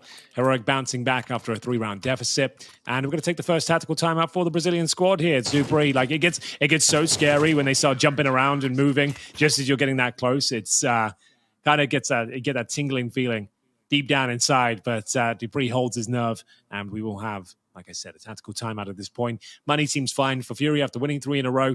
They can't get the full in AWP, not a huge deal in CS2. And we'll see whether his Galil can do similar damage. He's at 5-8 right now. Top fragger on the servers, though, going to be Shush. He's 14-6. A couple of quiet rounds from him, but the others have stepped up. It was a pretty nice idea from Furia. I didn't mind that. The fact they did like an A fake almost with the smoke down spawn, the lurk smoke, getting Cello, I think, over towards that big box, and then he called it was clear, but unfortunately, as you mentioned, just as he got spotted and taken down, that's when his teammates were kind of already committed to the bomb site, had to go for it, and it was a pretty simple procedure for Heroic to close things out. Yeah, I like the attempt as well. It's so much fun to see those kind of fakes, but I think they got baited by the timing themselves in a way. Just Cello not hearing anything for the longest time, pushing for the fire. This is the kind of stuff that we're normally criticizing Art for, but this time it works. Sierra's got to be confused, like, why is he doing that? Why is it working? Art still moving forward, and this time he's going to be dead, but shot at the back is Tessa's by Cello. Not that bad at all. 4 versus 3 here. Shush lining it up, but it's headshots. Glor taking down Cello at the end. He can't really make his escape. Still a 2-on-2. What a chaotic round. Just no time to breathe in this one for either team. Going for the fake plan. Gives a bit of information away. They know the bomb is committed on this side of the map now. Dupree needs to rotate in, but he's in the B lanes right now. So Chris needs to be very careful not to get taken down through the smoke early on. He's in a pretty vulnerable position right now. You can see there is some B ramp control coming in from the likes of Que Serato as well. It's towards Cave that Dupree is coming. He's got the organ hand and fallen with the Galil as well. This would be a key battle. Who comes out on top? It's the big man. He manages to hit yet another banger. Same story goes to Que Serato. Huge round to win as Furia closed the gap down to just 1 round. Okay, massive step in the right direction. That round just was relentless, but yeah. So I think also for Heroic at the end in that 2v2, the fact that they didn't have another good grenade, like a Molotov or something to do to displace, or a smoke on the ramp towards Que Serato. They were just lacking some utility to really try and set it up. But this is almost a turning moment here. And I wonder if Shush couldn't have just stayed in the corner. It kind of seems like in retrospect he could have just hung out there instead of trying to fall back. But yeah, that's hard call to make in the middle of it. The final round of the half is coming up here. We've got Kristen on the AWP and a weird assortment of weapons for the rest of Heroic. A little bit of everything going at the moment. Yeah, well, final round of this first half. Dupree, just doesn't have the firepower to go toe-to-toe with Art's AK-47. Looks good for split right down the middle here. 5-7, not really equipped to deal with that scenario either. So it's down to Krisen. He actually does sneak by. He knows there's a player towards his B doors, but Shush, a chance, I suppose. He does some damage, but it's Tesses who actually gives him a fighting chance here. 2 versus 1, so they've still got a minute on the clock. They can bail out of the bomb site and make their way back towards B, but an AK has been recovered. Tesses is aware of what he's up against here. He'll transition through CT spawn. And now the problem is Cello's still got a smoke. If they smoke off towards this CT box here, he's in a lot of trouble. But it's Cello who's actually coming in. Oh, sorry, beg your pardon. It's Fallen coming in. He's actually going to be coming from the B ramp. So no smoke deployed just yet. There's the flashbang. They're aware of where he could be. And now Tesses encroaching on their position. Trying to keep things quiet, suggesting he hasn't rotated over already. Yeah, I think the element of surprise, the big thing right here, fallen out in the open. Wide swing for Tess as he decides to go for it. He walked out slowly. That might have been the end. Grenade going to bounce in and just tag Cello a bit, and he responds instantly. That's going to tie up the game 6-6. I think a nice little comeback for Furia here. You know, pretty impressive stuff. This is going to keep it wide open and a good chance still for a third map, I've got to say. Oh, absolutely. Heroic will be kicking themselves. They were, what, 5-1 up? Yeah, you can see that at the top of your scoreboards. And great shots coming in from Furia. They had to fight tooth and nail for this resurgent on Ancient, but they delivered the goods. There was a crazy moment here. I think a team kill that came through. Yeah, Katerata took down Art, but they win the round. Tess says as soon as he throws a grenade, that's the opportunity for Cello. They think you're probably not looking in this position right now. I'll swing out and take you down. As always, very important pistol in MR12. They carry a lot of weight behind them, potentially 3 rounds, as we'll see the Julies come out in full force. 7 guns here for Furia. And in terms of utility, they've got 2 smokes, HEs, flashes, no kit, just to note that, and just a single smoke here for Heroic. So maybe the smoking CT spawn and flashing over, that's a very viable option. It's going to be courtesy of Shush, who's going to be throwing, that smoke from T-spawn. It's going to be delivered right now. Perfect position. Flash goes behind it, but it's Dupree. The jumping Glock around the corner is plenty enough. Art setting up the headshots, but he's going to get traded almost immediately. Bomb, not quite there yet. Setting up another couple of smokes. They're really worried someone's going to come pushing through. Fallen hoping for a headshot on the jumping player behind the box. Oh my god, there are the dualies. Now they're kicking off, and they're actually trying to escape. They've decided to hell with the A-bomb site. They've made just a little one through. That's unbelievable, Henry. They've actually made it to the B-bomb side. Yeah, that's the beauty of Ancient, I suppose. And we are going to see the CTs come storming in.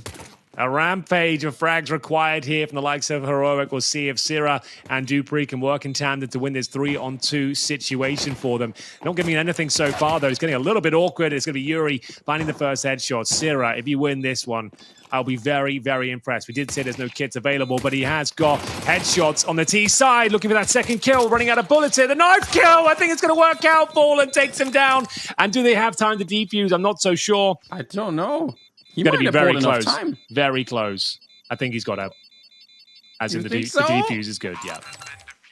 Oh my god. The knife kill. Syrah, I've got to say, the first headshot made me really believe. And, you know, he's playing it well. He's really playing for time, right? He's trying to minimize his position. I appreciate it, but they'll be falling with the triple. 2 of them with the dualies. 1 of them with the knife. Yeah, he can get the AWP on top. Yeah, that's true. Unbelievable. Oh, the double stab as well. So, yeah, I think he can get it AWP if he really wants to. Gonna be thinking better of it. And just going for the MP9.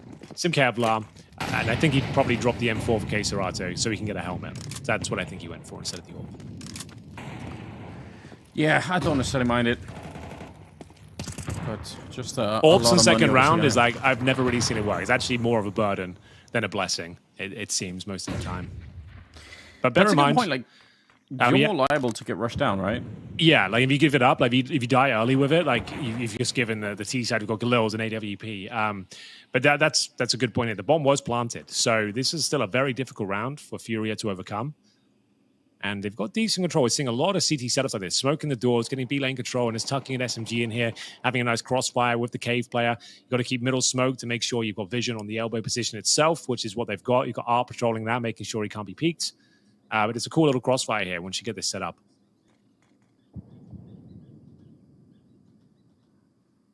Right position for it. There we go. Cello. Nice pick off. Yuri. Oh, that's tricky, though. The jump out from Kristen making all the difference, and Shush is catching Fallen at the perfect time. Now it's getting a little bit awkward, though. Oh, that's the bomb on the ground. That's a huge find, especially with the 35 seconds that's on the clock here. Health-wise, it's kind of even across the board. Not really enough to make a big difference right now. 2 versus 2, and Dupree might just be dead. Almost shot in the back, and there we go. Katerata just patiently waiting. 20 seconds. I think that kill for Art on the bomb carrier was what made the real difference here. I don't think Shush could do anything. No, nothing. He can't hightail it towards A. He's got low HP already. They're aware of his position. He was the one to get the kill in towards the A bomb site. So there it is. A massive round for Fury to find. That guarantees them knife because... There's just no way to buy into this one. There was no bomb plant. They only got a few kills. So going to have to just go to P250s. You can't really justify Deagles here. You need to get the money at least 2,000. So I guess Shush and Tessus, they really wanted the Deagles. They could bring them out, but I'd rather have all the utility going forward, as Furia have a chance to establish their economy here. And indeed, just a couple of Tech 9s. There's a couple of Deagles, so they did opt for them. But no Kevlar, just a note. And we might just see another setup here where they just smoke towards CT spawn. And yeah, it's going to happen. So Kristen's going to do the CT spawn smoke. Let's have a look. Let's stay on this for now. Let's see how he throws up. Just so I can learn the lineup. All right, I've got up. I was gonna say that's it. We're trying to figure out exactly how it works as well. 1 minute and 30 seconds. And the smoke is airborne. They are ready for it. Looks like it's landing pretty well. Fallen, frustrated. Oh my god, it's right through. But Art is going to do even better. 2 kills, and Yuri and Keserato are there. So in spite of the cool smoke lineup and the good Deagle shot, it's going to be the round for Furia. They're going to be at 9-6. I mean, not necessarily too bad really for Heroic, right? They get in there, they get the bomb down, but at the beginning it looked like it was going to be more. Certainly did. Well. Like we said, round 9, pretty much guaranteed for Furia. They did get a kill and the plan, though. That only boosts their chances going forward. They have the option for a Chris and Orb now with Kevlar, if they really wanted to. This was the opening frag, though. Beautiful shot from Tessus, but there was no chance they were going to win that round, unfortunately. The fact they got the bomb plan down is a bit of a victory in its own right, as I always say. And we are going to see 9 on the board. Touching distance are taking us to Mirage. That will be decided pretty much in this round. If Heroic give this one up and they don't get a plant down, I would say we're pretty much done, and Mirage is guaranteed. Like I said, this was to be expected. Like, Heroic have had a great run here. Then we run a Roobet, but I feel like Mirage is going to be more of a fighting chance for them. It's a more traditional map where everyone plays the same. Ancient, it's very difficult to coordinate yourselves, and it's all about the grenades and denying control of B. As you can see, those Molotovs are stifling, as Yuri will control B once again. Yeah, setting it up much more aggressively. This is something that Heroic wasn't doing too much. They were a little bit more further back. What a fine cello under pressure as well. The flashbang is so good. The fact that he got the first one is a little bit of a miracle, but I guess Keserato, speaking of miracles, coming back into it. Huge double for him. And it's a 2 versus 2. 1 minute and 10 seconds. Pushing inside of the flames against Art. Man, trying to give him a taste of his own medicine, Henry, but it didn't go down that well. When we were talking about that game against Eternal Fire, where Furia were just constantly pushing towards the lane, they didn't have those Molotovs beforehand. Like, Art was pushing up with those incendiaries weren't deployed. They didn't have those flashbangs. That's how you do it. That's how you get B lane control properly. You do it as a squad and a unit with the utility behind you to smoke the doors, double Molotov, flash over. Then you can all start assaulting it at the same time. Unfortunately for Crizzen, though, his options very limited here. 2 versus 1. Isolated here. He's locked out of B by Fallen's AWP. And then we've got Art towards that elbow position, but he suspects that he could be in T-spawn. So maybe there's something to be said here. Cave is probably his best bet. He's going to have a chance of surprising the angle of Fallen. This would be the most opportune angle, I suppose. Still going to be huge advantage for the sniper. It would have to be one hell of a pre-fire, a preemptive shot. And this is the moment here. Does he recognize that this is the angle he's holding? To be much deeper than I expected. So there's a chance of the plan here. They're giving him that opportunity, which maybe he can make something of it. Fallen. One misstep here, Chris, and you're going to be dead. We'll set up the grenade just to annoy him a little bit, but can't really go anywhere easily. There's the swing. All right, Fallen's going to miss the first opportunity. Walking up behind him is Art, and either way, I think he was going to be dead. Nice shot from Fallen. And like you said, this might have been the one big opportunity for Heroic to try and change the tides here on Ancient. It's going to be 10-6. They're powering through. You did say, Henry, it was going to be a third map. So far, so good. Yeah, I think all signs were pointing to this. Like, it's their map pick, and they had a disappointing showing. Although they won against Eternal Fire, it was disappointing in terms of like the way they were playing. And I'm sure they used the last 24 hours just to kind of make sure that those problems didn't pursue themselves. Because it was kind of awkward, like seeing how many times they would. We haven't seen any shotguns on the CT side yet, Anders. That's gone now. We're not seeing a double orb set up every round. Art's using a rifle. That's all I wanted. You know, that's all I asked for. That was on my wish list going into this game. If Art uses a rifle, they can probably win it. So he seems to have got the memo from not just us, I'm sure his coach as well. But yeah, no more shotguns, no more double orbs. Let's just play the game as it's intended to be played. Yeah, we approve. We were concerned last time, and I guess it's been working out. Instant blow up of the smoke. Again, that's something that I'm so curious about, is how people are going to be playing that. Yeah, Obviously, when you the do thing that, is as well, like, yeah, you're probably about to make the same point. Is that you don't get the HE now, you don't get any chip damage. You don't actually get to use it effectively. But here we go. We are into an equal trade to kick things off here. Heroic goes out saying he needs some rounds on the board at this point. It's starting to spiral. Yet to post anything here in the second half thus far. Dupree, though, getting some control towards the red room. But guess who's waiting for him? It's the boss man himself, Fallen, who hasn't really missed a beat so far with that AWP. Continues to be a real thorn in their side. And now another man advantage for the Brazilian side, as we've got a 4 versus 3, just limping up the B ramp and smoked off once again. But there it is. Sira busts through the smoke, gets the headshot. Good Molotov as well, makes things very uncomfortable for the likes of Yuri. And now they're flashed off. The bomb should be planted here, and a chance to maybe win out in this 3 versus 3, but still they're incredibly low. The HP is on 18 for Sira, 12 for Tesses. Chrism will have to do the heavy lifting here, and it doesn't look possible. it truly doesn't. There is another Molotov on Keserato, so they could just get rid of Tessus without even having to peek him at all. He got dropped down low from the start of that one. He peeks wide. Fallen able to pick up the shot. Yeah, I don't know. This is going to be almost impossible. That Molotov already thrown down, not really catching anyone at the moment. A couple of flashbangs maybe to try and get this going, but it's all on this for Heroic, surely. If they want any dream of a comeback now, they need to win this. Good couple of flashes. The second one will hit. Sierra just playing on the ramp, and that's a good couple of kills. Maybe it can turn around. Yuri finding it tricky, and Chrisen hunting him down. Aggressive at the end between the two youngsters. They actually win the entire round on their own, getting all 5 kills. 7-10. Is it too late for a life raft, Henry? Can they still make it to shore?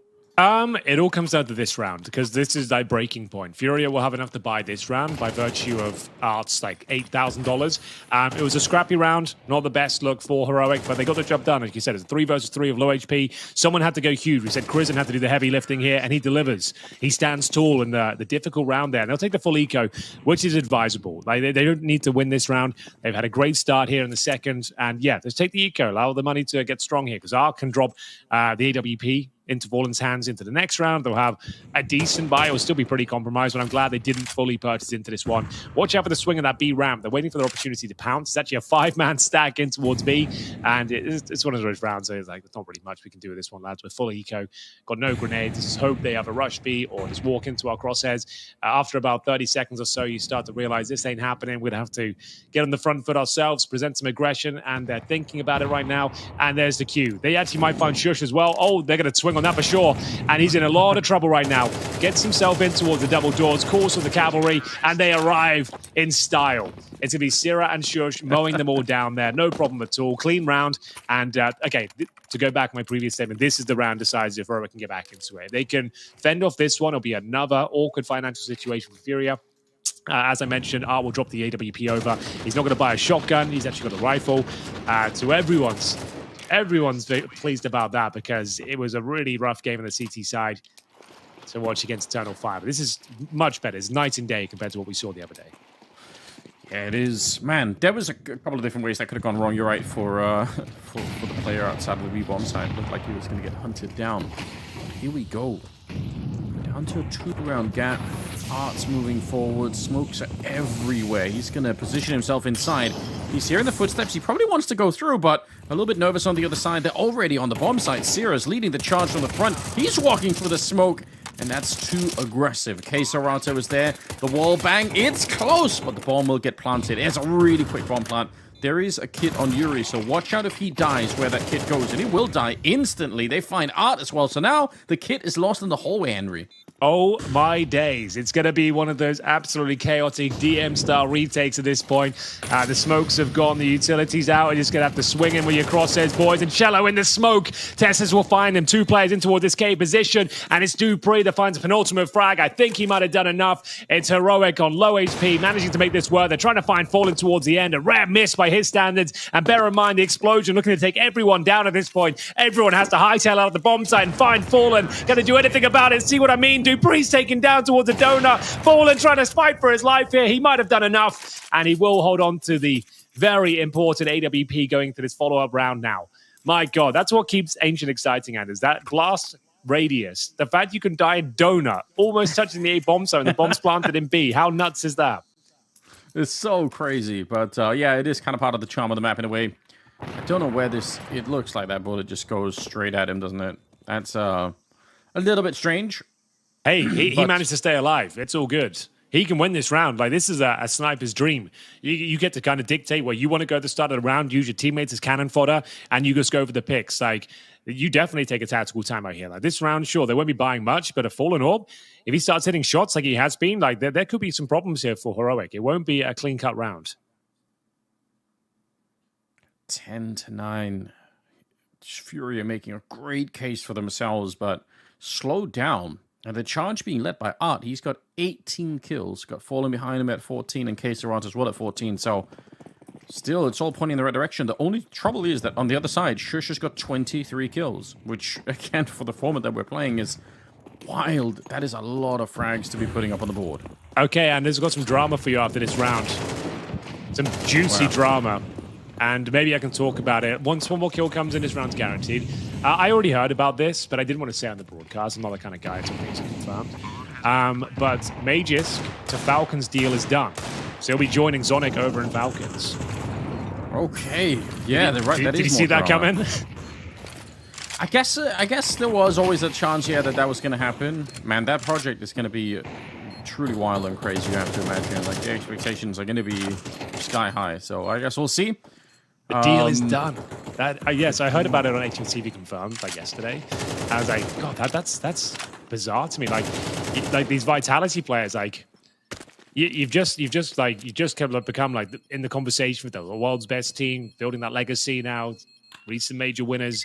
But I guess like maybe like Magisk after Zonic's gone, that's where he wants to stay. That's where he sees the route to the success is from Zonic, so he wants to stay with him. Yeah, and maybe likewise for Sonic, right? Like maybe he's looking to Mega saying, you know what, I know this guy well enough. I know what I'm working with. I want to keep doing that kind of work. That makes sense. And if the rumors are true for the other players they're targeting as well, yeah, that's going to be some team they're building over there. A Colossus of sort. You could say that, Henry. Yeah. It's been tried before. It has. I love it. A few people have given it a go. Well, round number 21 is here. Back in the action is where we are. Heroic. They've got some money in the bank even after this one. Just to know, Fury are throwing this really cool smoke from CT Spawn. If you just jump on Yuri's POV right now, you can see he's got that smoke behind him. It allows him to shut down the cave push and then like actually pushing towards middle. So it's kind of a counter to that other caves when we were talking about on the T side. So that's just pretty interesting. I'm going to steal that lineup as well. As we will see Fallen again finding the opening frag. It is going to be 10-10 here. We're all tied up, but I still like Fury have got the upper hand in this matchup. I see them closing this one out and taking us to Mirage. But Heroic, they've got that dog in them, man. Is that they want to fight for these clutches in the high pressure moments where it's super intense. Time is running out. They seem to be thriving just when it looks like they're down and out. And for now, again, controlling this B lane position. It's going to be Art. He's got backup in the pocket spot as well from Cello. And Molotov is actually, wow, okay, I was about to say beautiful and perfect, but Art goes above and beyond. How does he come out on top in that sort of fashion? Give the man a rifle, and he will absolutely wreck his opposition. With the shotgun, not so much, but I'm loving what Art's doing today. What a turnaround, Anders. He's now top fragging with 20 kills and 16 deaths after becoming like almost a bit of a meme the other day against Eternal Fire. Yeah, it's really been a turnaround for him individually. That's what you want to see. I like that. That makes me put a smile on my face there. Fallen taking down Tessus towards the end too. He's not that far behind. He's still got 17 kills. So we'll see. Check out this smoke at the start of the round. They throw it from the left-hand side of spawn, and yeah, they're throwing that every single round. It means if you want to rush in towards cave, you have to go through a grey screen, and it allows the CTs to push out as well. Not sure we'll get to see it, but just watch out for it flying through the air on the minimap. But yeah, for me, like, just looking out and scouting all these grenades, like, it's absolutely everything. Like, just trying to work out where the meta is heading, because we have so many options. Yeah, you have all the CSGO grenades available, but bear in mind, there's no skyboxes anymore, Anders. Like, you can throw grenades across the literal map. So there's going to be so many wild options here. I didn't catch you through it. So maybe it's a spawn-based thing, but it's not a spawn-based smoke. But we'll see if they will deploy it again, because then if you can condition the Ts to know, like, you can't rush cave, like, all of a sudden you can actually push out of there aggressive smoke as well. Like, there's a lot of mind games here on Ancient. One of my favorite maps to commentate, because it has it's still evolving, you know, like, it's still in its infancy, if you ask me, in terms of how it can be played, especially with this new version, these new options of utility. And we'll see if they deploy it again. It looks to be, no, they're not going to be using it this time. So a different setup here, you'd imagine, going to be focusing more of their efforts towards middle. And we'll see if it works out. They've been very aggressive towards B. So like I said, they've conditioned them. Like you can see Heroic not even willing to enter that position anymore. Just going to have Syrah trying to hold them back. The smokes come down. It's very stifling play from Furia. Yeah, they're so aggressive with it. Just bombarding the outside of that B bomb site. They got mid control as well, heavily. So kind of part of the advantage here is part of the mid control almost turns into sort of a B defense when you're holding this lane. So you can sort of double down on it. It's not bad. Cello playing in the corner here. Zero is the only one on this side. This is actually a super common strategy when you've got the sort of the 4-1 split here on the T side. We'll see if he can have an impact or if he's just going to rejoin the team. He might just feel like he's so far pushed behind that he can't play that forward position at B and kind of like sell the idea that something's happening. Doesn't look like it. Fallen up close. How does he not get anyone? There's 3 people peeking him. He shot right between 2 of them. That's unfortunate. Well, still, it's actually a pretty decent kill coming in there from the likes of Yuri. That's the 3rd smoke down in the double doors now. That's going to be so frustrating. We're at 35 seconds. They haven't been able to break through those double doors as of yet. Super overwhelming, annoying play. As we all see Syrah just biding his time, but time is the operative word here, Anders. We've got 25 seconds. I don't think there's a chance for Heroic. Like, what do you even do now? Like, you can't execute. You just have to run in. Flash and run in. I think that's all you really can do. The Molotov default. Syrah gets a kill on Cello, and they need ultimately a couple of frags. They're not going to happen. Yeah, you can see this didn't have time to smoke Donut. There was just no time to even win that round. So it is going to be map point for Furia. Yeah, they're making it work. Looked like they were faltering for a minute because Heroic really were winning a couple of important rounds, but they're back on track. And also, Shush has been slowed down. He's been stuck at the 23 kills for a minute here, so that's maybe another potential problem that they're running into is just a lot of it was on his back, and now that he's been having a harder time. Yeah, K-Serata, that is one hell of a spray down. Things are looking good. 3rd map would be Mirage, so okay, it's not bad. Who doesn't love a good game of Mirage? Oh, well, me. I don't like playing it. It's like my least favorite map to play. I don't mind casting it because it's CS2, and I feel like with this sort of matchup here, you've got the flair of the Brazilians and brutal aim of Heroic. I feel like, yeah, it's going to deliver on all fronts. That's how we get there. Still a chance, I suppose, with these sort of rounds. Not a massive one with 2 MAC-10s and 3 AKs, but maybe just throwing caution to the wind here. Maybe he was going for a faster B play. Shush has got the instant smoke towards Red Room from that spawn.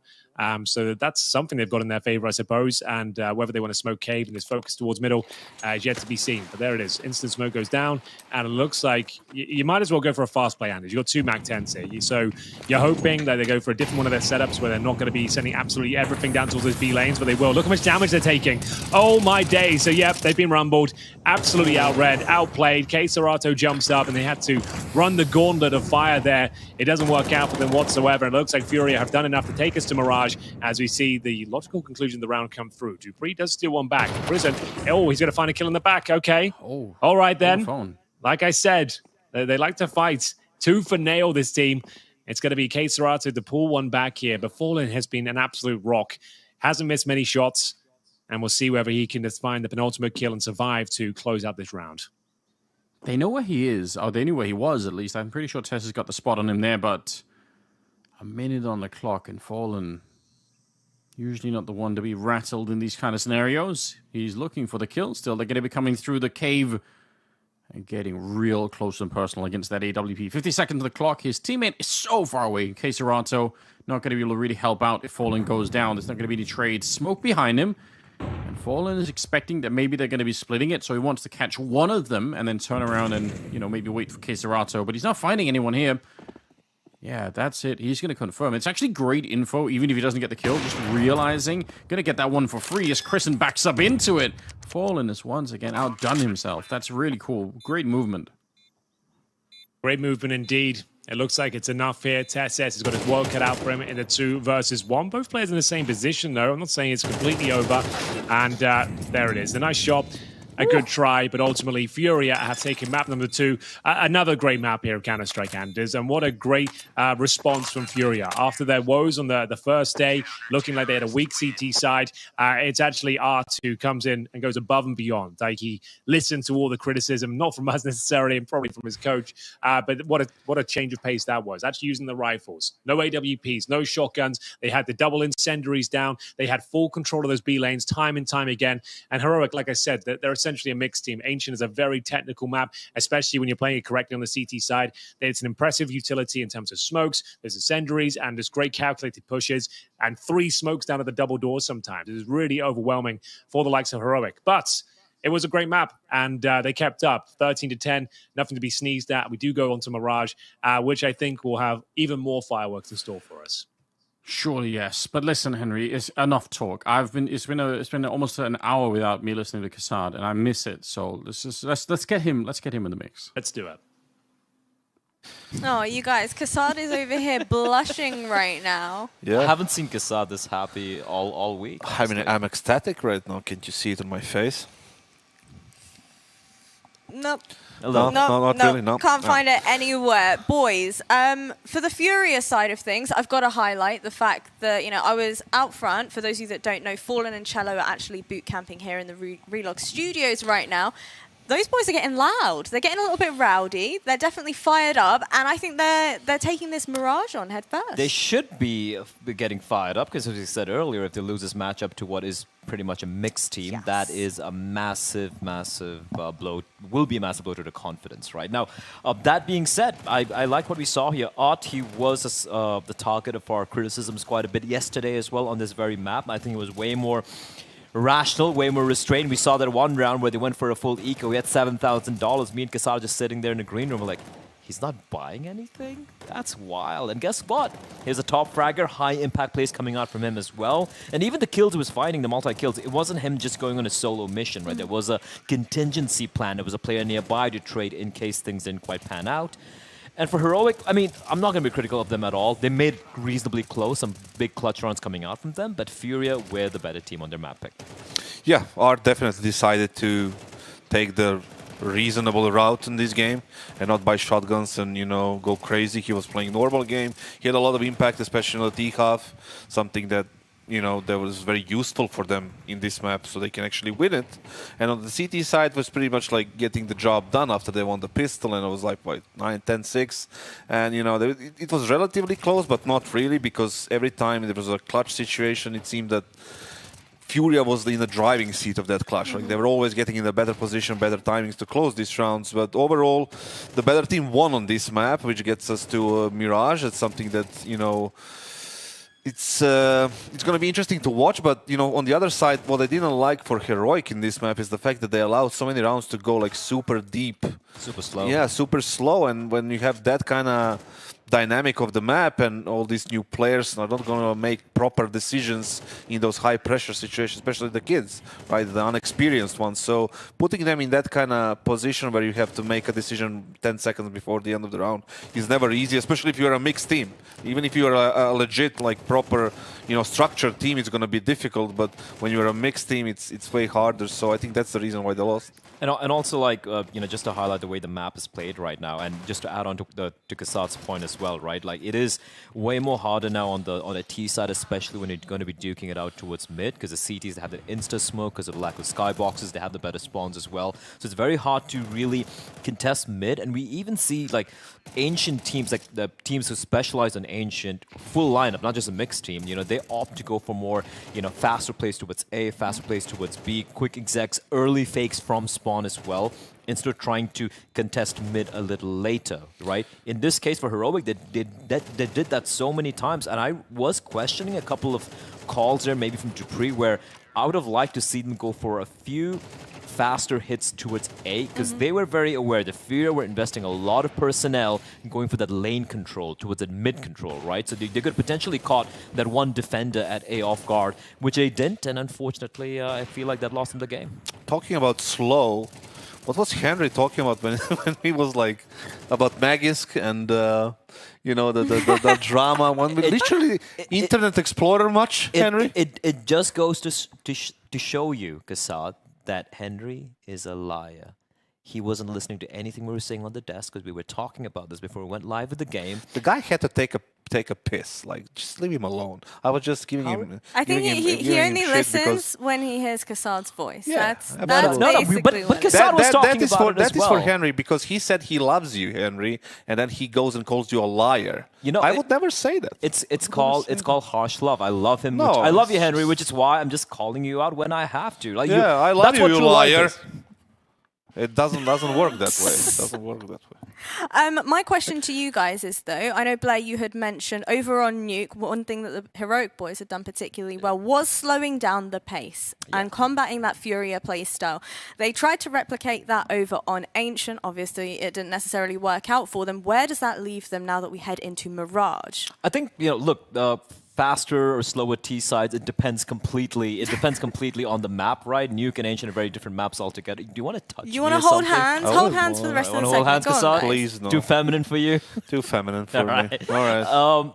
But look, heading to Mirage Furia are still going to be the favorites here, obviously, right? But one thing which I did like from Furia yesterday, even though it was a very close affair, was the CT side was pretty solid altogether. And if Heroic slow it down like they did here in Ancient as well, you're going to have this, the Furia just going for extremity control, pushing towards Palace, especially when you have players like Art in your team, right? They're going to be going for that map control, and whenever you're going to be going for this late execute, especially considering it's a mixed team and you need to have way more coordination, you're going to be in a very uncomfortable spot. You won't have good post plans being, you won't find yourself in good post plan situations, right? So, look, you really don't have much to lose. Play a little loosey-goosey. Play a little fast. A little shock and awe. You have the individuals. Players are popping off. So just try to take advantage of that. Yeah, I want to see Heroic, play a little bit faster. Much faster than they did on Ancient because you want this like decisions to be made quick. You just want to like simple calls. Just run and gun and try to win the rounds that way.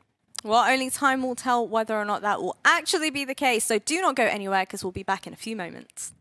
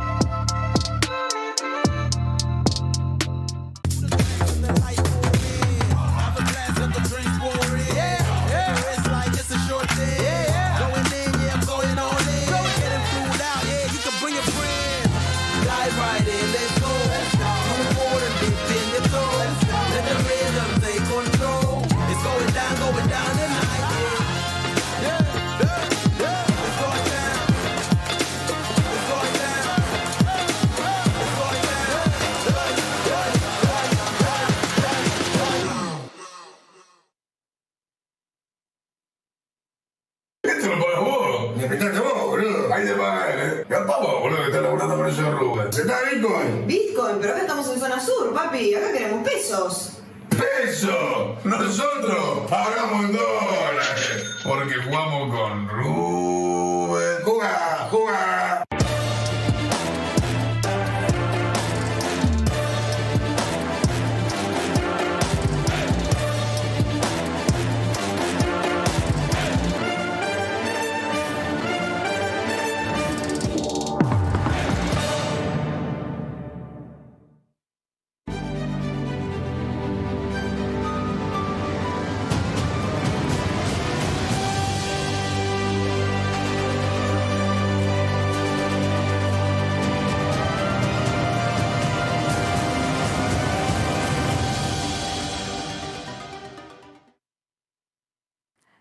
Roobet. Nice try. No.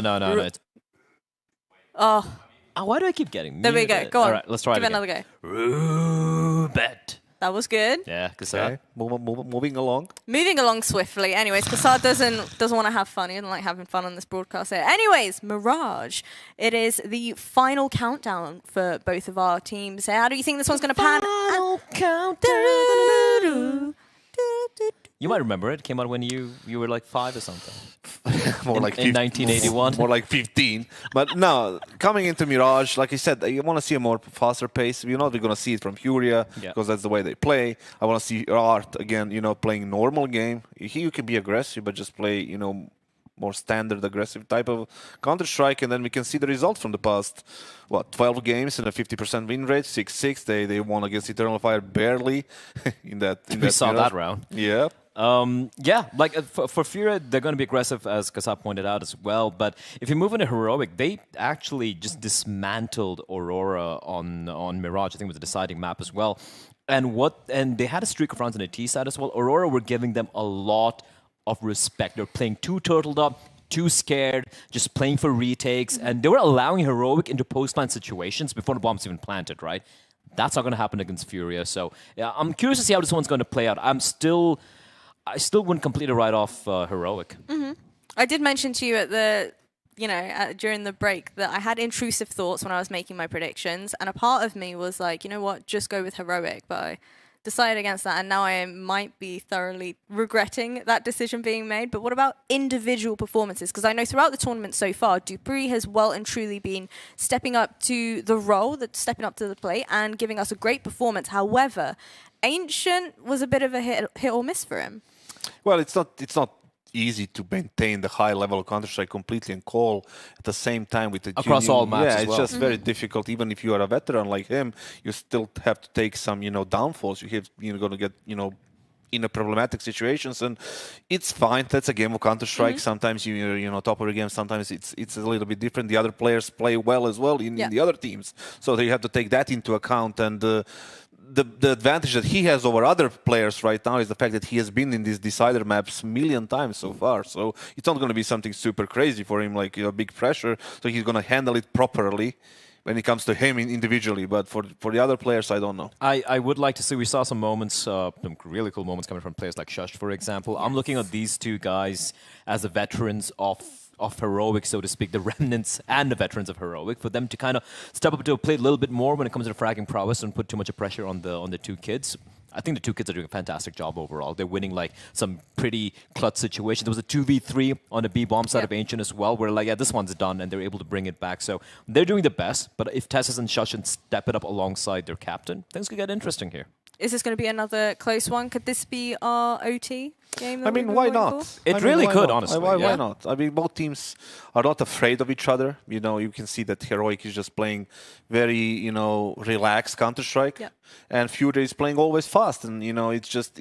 they're not really scared of anyone. So it's a good mix-up. It should be entertaining map. I don't think it's going to be high quality of Counter-Strike that we're going to see some tactical, supremacy or whatever it is, right? We're just going to see a lot of brawls. And that's always fun to watch. A lot of flashy headshots and, highlights and stuff like that. That is entertaining, but not very efficient way to play Counter-Strike. I will say this, though. If Furia do wind up losing this, even though we're trying to paint this picture that it could still go either way, if Furia loses, I would be perturbed. I would be like, what's going on here, guys? It's not even a real team, right? Like, you should be winning games like this convincingly, not even close, convincingly, and we haven't seen that yet. So if I'm a Furia fan, I'm hoping they really close this out in a convincing fashion. At what point are we allowed to stop using the excuse of it's just CS2? This is CS2. It's at the start of CS2. At what point are you going to be looking at these teams and just thinking and saying to yourself, this is absolutely unacceptable? About a week ago. A week ago? Yeah. I mean, if you practice in the last month and a half, you should be more than decent when you have, a support that you have, right? You have a proper organization with the salaries and everything, and you have access to boot camps, you have access to every kind of, software and all these things that can help you develop, your game in a proper way. So after a month and a half or whatever it is, if you go out and say, oh, we're just CS2, we're not ready, then what the hell are you doing? You can say it. Yeah. You can drop an F-bomb. He's dropped it multiple times.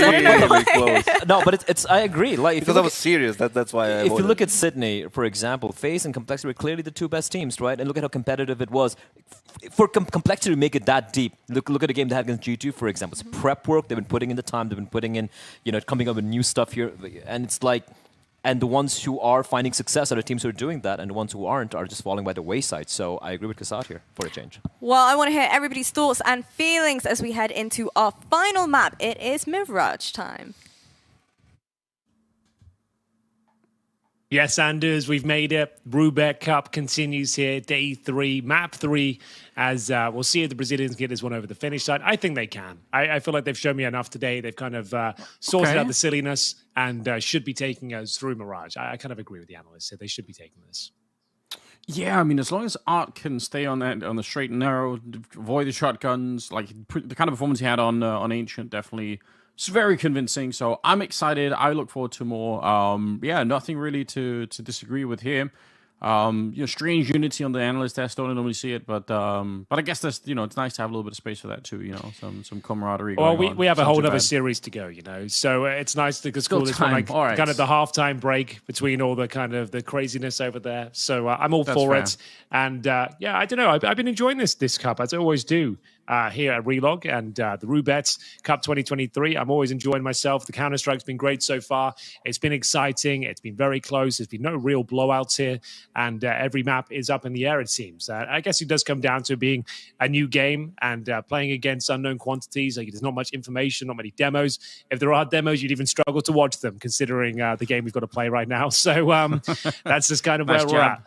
Yeah, so it's just unfortunate that you might be the better team, but these players can hit hard. Even the young guns, it's not really down to experience. It's about who's hitting their shots and who's coordinating themselves the best. And it seems that these younger players are doing a great job so far. So I'm sure it's going to be a close game. I'm sure it won't be a clean-cut affair. But that's what I'm here for. That's why we thought this would go 3 maps. Yeah. And I think Heroic, like, they've had all the good starts they could really ask for, Anders. They've had these like 4-1, 5-1 starts each and every map so far. If Furia can just win a pistol and get the momentum in their favor for once, I think they'll be absolutely fine. But that has not happened thus far. That's something that they've been struggling with. That might be worth pointing out that's something that they've been having a little bit of a hard time with. So yeah, that'd be nice to see them step up on that front. They certainly have the kind of players that are going to be able to, but yeah, Mirage as well as the deciding map. I guess I'm with you a little bit. It can be a little bit stale to play Mirage, but watching it's fine. And maybe we can see some new cool tricks. The match is live, Henry. We do have a knife round, I believe, coming up to decide it's going to be on what side, or did they already do that? They probably already did it. I'm seeing Molotovs and smokes being purchased. You're not allowed those, as far as I'm aware, in the knife round. So, yeah, we're into it. Looks like Heroic did win the knife, and it will be 5 sets of Kevlar for them. It's going to be Dupree with first contact here. Flashbang, and actually a Molotov landing in the window. That's kind of sick. I have not seen that before in CS2, at least. Normally you smoke that window, then you go for a fast-paced play, but this is very cool. Molotov to kick things off, and Krisen, though, gets nothing done. This is the good start the Furia were looking for, ladies and gentlemen, as they get themselves a prime position to close out this round, only taking a little bit of damage en route. Yuri's down to 24, but that's about it. The P250 striking from the Palace position, and they might actually reset this round and go in towards B, and that could be their downfall. Sierra pulling one back. If he gets this kill, that's the bomb, Anders. All of a sudden, they're back in the driving seat. Heroic finds some footing in the round. Oh dear, you were asking for a pistol round, Henry, for Furia, and you nearly got it, but it's not really done yet. The fact that the bomb is lost in the middle. Who wants to go and recover it? Who wants to expose themselves to a potential another USP shot? I do like this position in the window room. That could be really, really powerful. Now they picked up the bomb again, making a bit of noise, dropping back down, but nobody's at the A bomb side. If they can get past Zero here, there might be a way. He's out looking for the bomb as well. Surely you can't make it through. Yeah, this is the position I was talking about for Cello all along. Just really powerful. And that is going to give them a great strength in this round. Shush on his own now as Queserato will take down Zero. And I don't know what you could do here. Wow, Fury actually slowing it down. Oh my god, what shot that was. Can I get a replay, please? I don't think it's going to change the round, but that actually looks so sick. Yeah, very nice from Shush, but as you mentioned, not really much it's going to do in terms of the knock-on effect for the round because they did not have a kit or any utility into this one. This is going to be, oh my god, there was a chance he gets that kill, 9 HP, doesn't check the close range proximity, and it will be Furia recovering what seemed like an absolute lock-in of a round there. They maybe overthought it, Dan. You get 2 kills in towards A, he still had smokes down, and they all tried to retreat up towards short. Like, if you get 2 kills on A, like, the bomb side's pretty much open, but each to their own. And they do manage to win the round, so no harm, no foul. It does beg the question, though, do Heroic want to buy in the second round, bring out a scout maybe, and see if they can make the deals work? But we haven't seen much of that, especially on maps like Mirage. There's been lots of full ecos. The CS2, I think teams are kind of moving away from that mentality on the CT side. Yeah, I think you're right. Kassad said the CS2 accusers were gone last week. He's already sick of listening to people saying, oh, but it's CS2, we don't know what we're doing yet and everything. So I like that, you know. I agree. Like, especially for a team like Furia, like you're boot camping right now, you should be taking a mixed team of Heroic like to the cleaners. So there should be no real problem here.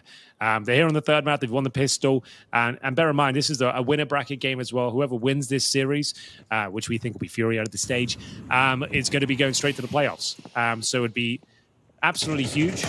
First team to do so as well. And, I may tell a lie there, because the other series actually concluded earlier, right? So I think it was VP was our first team to the playoffs, because they started a bit earlier than us. But either way, the point still stands. VP are through, Fury are looking good to do the same.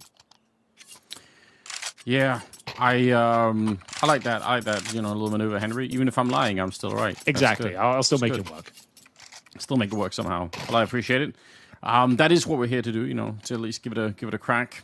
Furia with a 2-0 lead to begin with. Krieg on Art once again. That seems to be something that he's sort of returning to. Do you have any objections yet to that? We've maybe not seen enough of it to have real strong I haven't opinions. seen it do anything remarkable to suggest it's better than the AK-47, but there's Art. He gets one at least, but we'll see whether they can fend off the ensuing CTs now. Pushing their way towards top of middle. Dupree getting flashed and flashed again, but still ready to take this fight. Willing, as he does take off the head of Cello, no problem at all. Neutralizes the situation down to a 3 versus 3. Here comes a response from Furia now. Tessus one step ahead of it. He realizes there's a chance this play comes in with the Pika's advantage. K Serato absolutely wallops him in towards that B bomb site. This might not be worth the retake at this stage because the bomb is going to come in no problem. You have not got a kit. You don't really have much to work with. There's still a chance to give it a go with no plant coming in just yet. But an incredibly difficult round here. It's going to be like 15% chance that they can actually pull this one off. Yeah, definitely. The bomb is quite far away, but still, I don't know if there's anything much that they can easily do on this one. Dupree and Chris, you got to worry about the money as well, right? That's something you maybe don't want to give up too soon, but they're going to step into that one, get the first kill onto Fallen. Bomb still ticking away. Now it's just Chrisen, and he's going to be found as well. So good stuff for the side of Furia. They continue their reign of terror here. Very nice, Furia. Very nice indeed.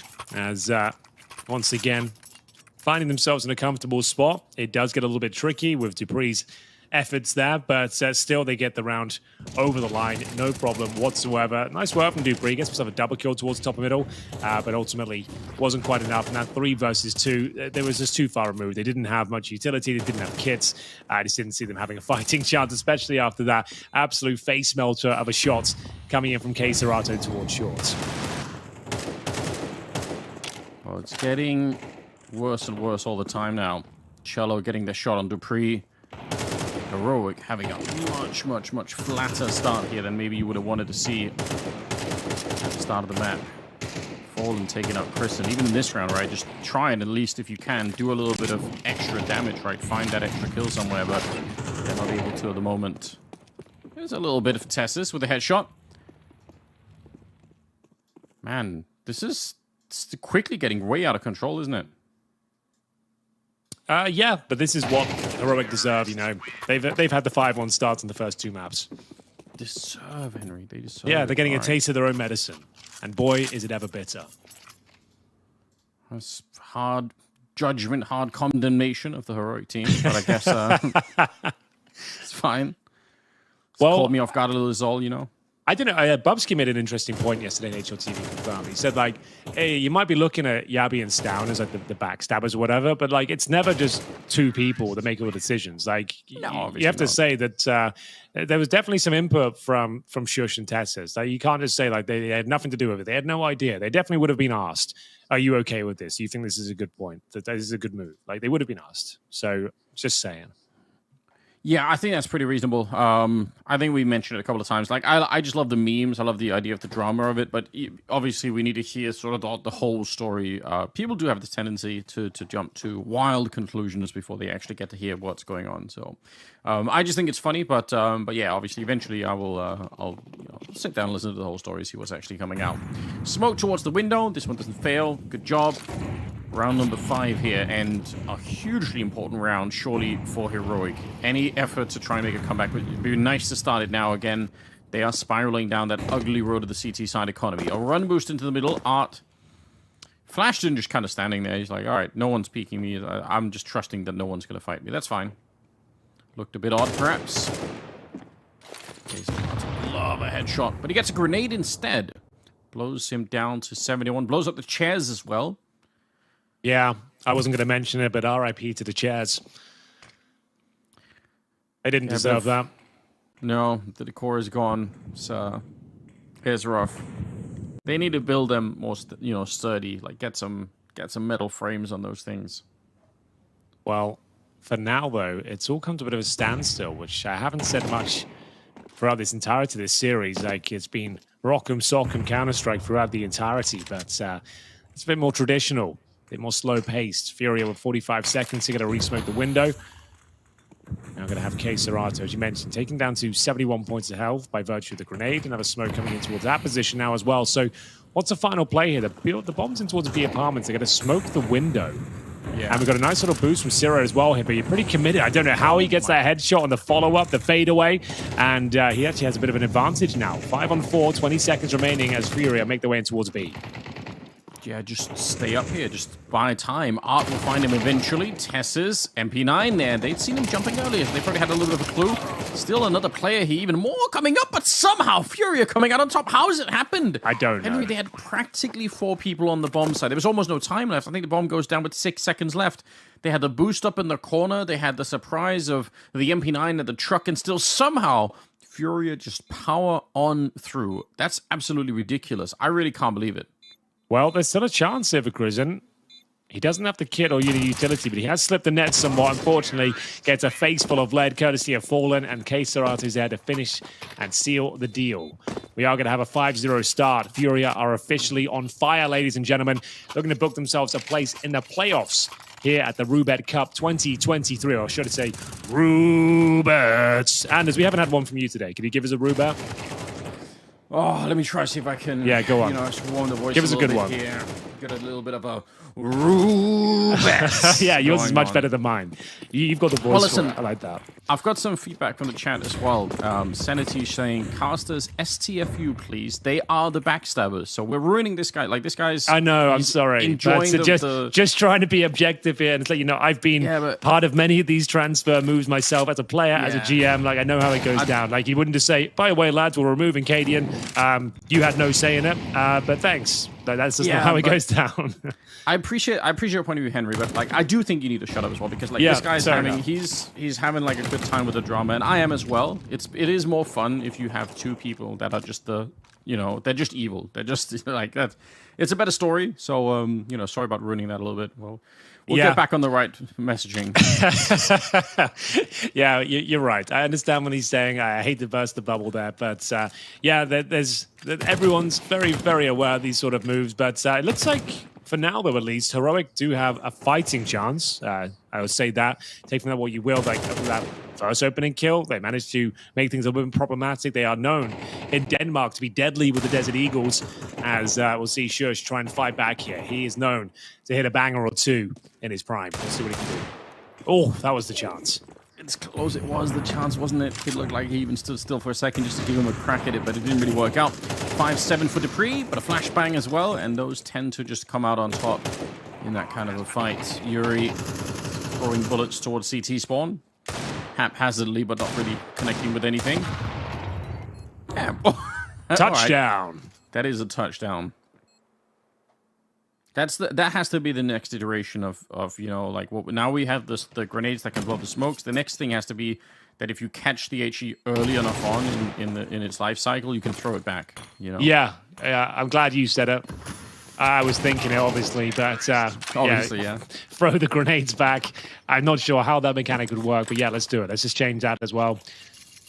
Kick the smoke and have them rolling across the bomb site, creating like a whole wall, just one smoke. I'm trying to think. Maybe you could have like a tear gas grenade as well. So you have to buy a gas mask. Now we're talking. Do you remember the Team Fortress 1, the concussion grenade? Yes. Yeah, you could like bounce off them as well. Conk jumping, they called it. They did do that. That's gonna fly right over the heads of the Sumas. They're not gonna. Yeah, Team Fortress 1. That came out in I think 1998 or something. So yeah, good luck if you get that reference. But hell of a game. Dust Bowl, Team Fortress 1. That was a good time in my life. Not a bad game. Art and Keserato both going down. Heroic have decided to show up. I was kind of, I was waiting for it. I was saying, surely at one point they're going to want to play the game, and it's this round. Dupree close to the middle, watching for the shadow below, but no one's really going to test him in that position. 5 versus 3, and I think Furia, I mean, yeah, why not slow this down and hope for a mistake on the Heroic side? There's a minute and 10 seconds. You're just waiting to see if there's going to be a chance for something. C. Crook in the chat is asking, hello, Anders, can we kiss? I won't rule it out. Maybe not in the middle of the game, but, I am... Not right now. Which timing is off. Yeah, it's important, timing's critical on that kind of front. But, thanks for asking, though. I appreciate it. Yuri is 7-2, and they did get the kill there. Does that inspire hope? The fact that Zero is here is it's not impossible to win this round. Look, the bomb's in towards the B apartments. They're going to fake it and just show everything towards A. Now with that missed shot here, this is prime because you think with 20 seconds remaining, these players actually showing their hand. There's a world if they get a couple of kills and just rotate everyone over. I feel like there's a clutch potential for Cello. He's licking his lips right now, Anders. He's like, yeah, you know what? I'm just going to run in towards B, do what I can, plant that bomb. And Yuri needs to get some aggro here. So yeah, he stays alive against the aggro. So it's a 4 versus 1. But I don't know. Don't completely rule him out. We've seen crazier rounds than this before. He's got the Molotov to get a good position. And in terms of kits, there's only one. This is not a done deal. They'll probably win it. It's 90% in their favor, maybe 95. There is a world. You're right, especially if Tessus loses that kit. That has to be part of the feature here, or they're going to walk right behind him. It's so close. Now this position is not that great any longer. Does get a little bit of a tag there. They come for him, and Tessus will find it. My God, that is so scary. If Tessus is one of those players a little bit further out and he dies instead, that's the round probably won. So, yeah, it got really close. That's exciting. All right, but Heroic are on the board. It was a 4 versus 2. They get the bomb down, a couple of frags. They keep Heroic incredibly modest there. So they squeeze the absolute life out of that round. Juiced it for all it was worth, and it will be 6-1. Heroic posting their first, and they do manage to salvage an AWP. And they've gone for a double orb setup now as well. So Shush on the secondary, Crizzen on the main. So we'll see what they can make of it. It's going to be an interesting setup for them. They are lacking... actually, it's actually pretty good. Their money's absolutely fine. I'm going to see Syrah moving up towards shorts. And for now, Furia focusing towards the B apartments once again. We have got Cello making sure there's no mid-aggression coming through. And speaking of which, it's Syrah who will be trying to get flashed in towards top middle. Unfortunately, the flash completely caught him.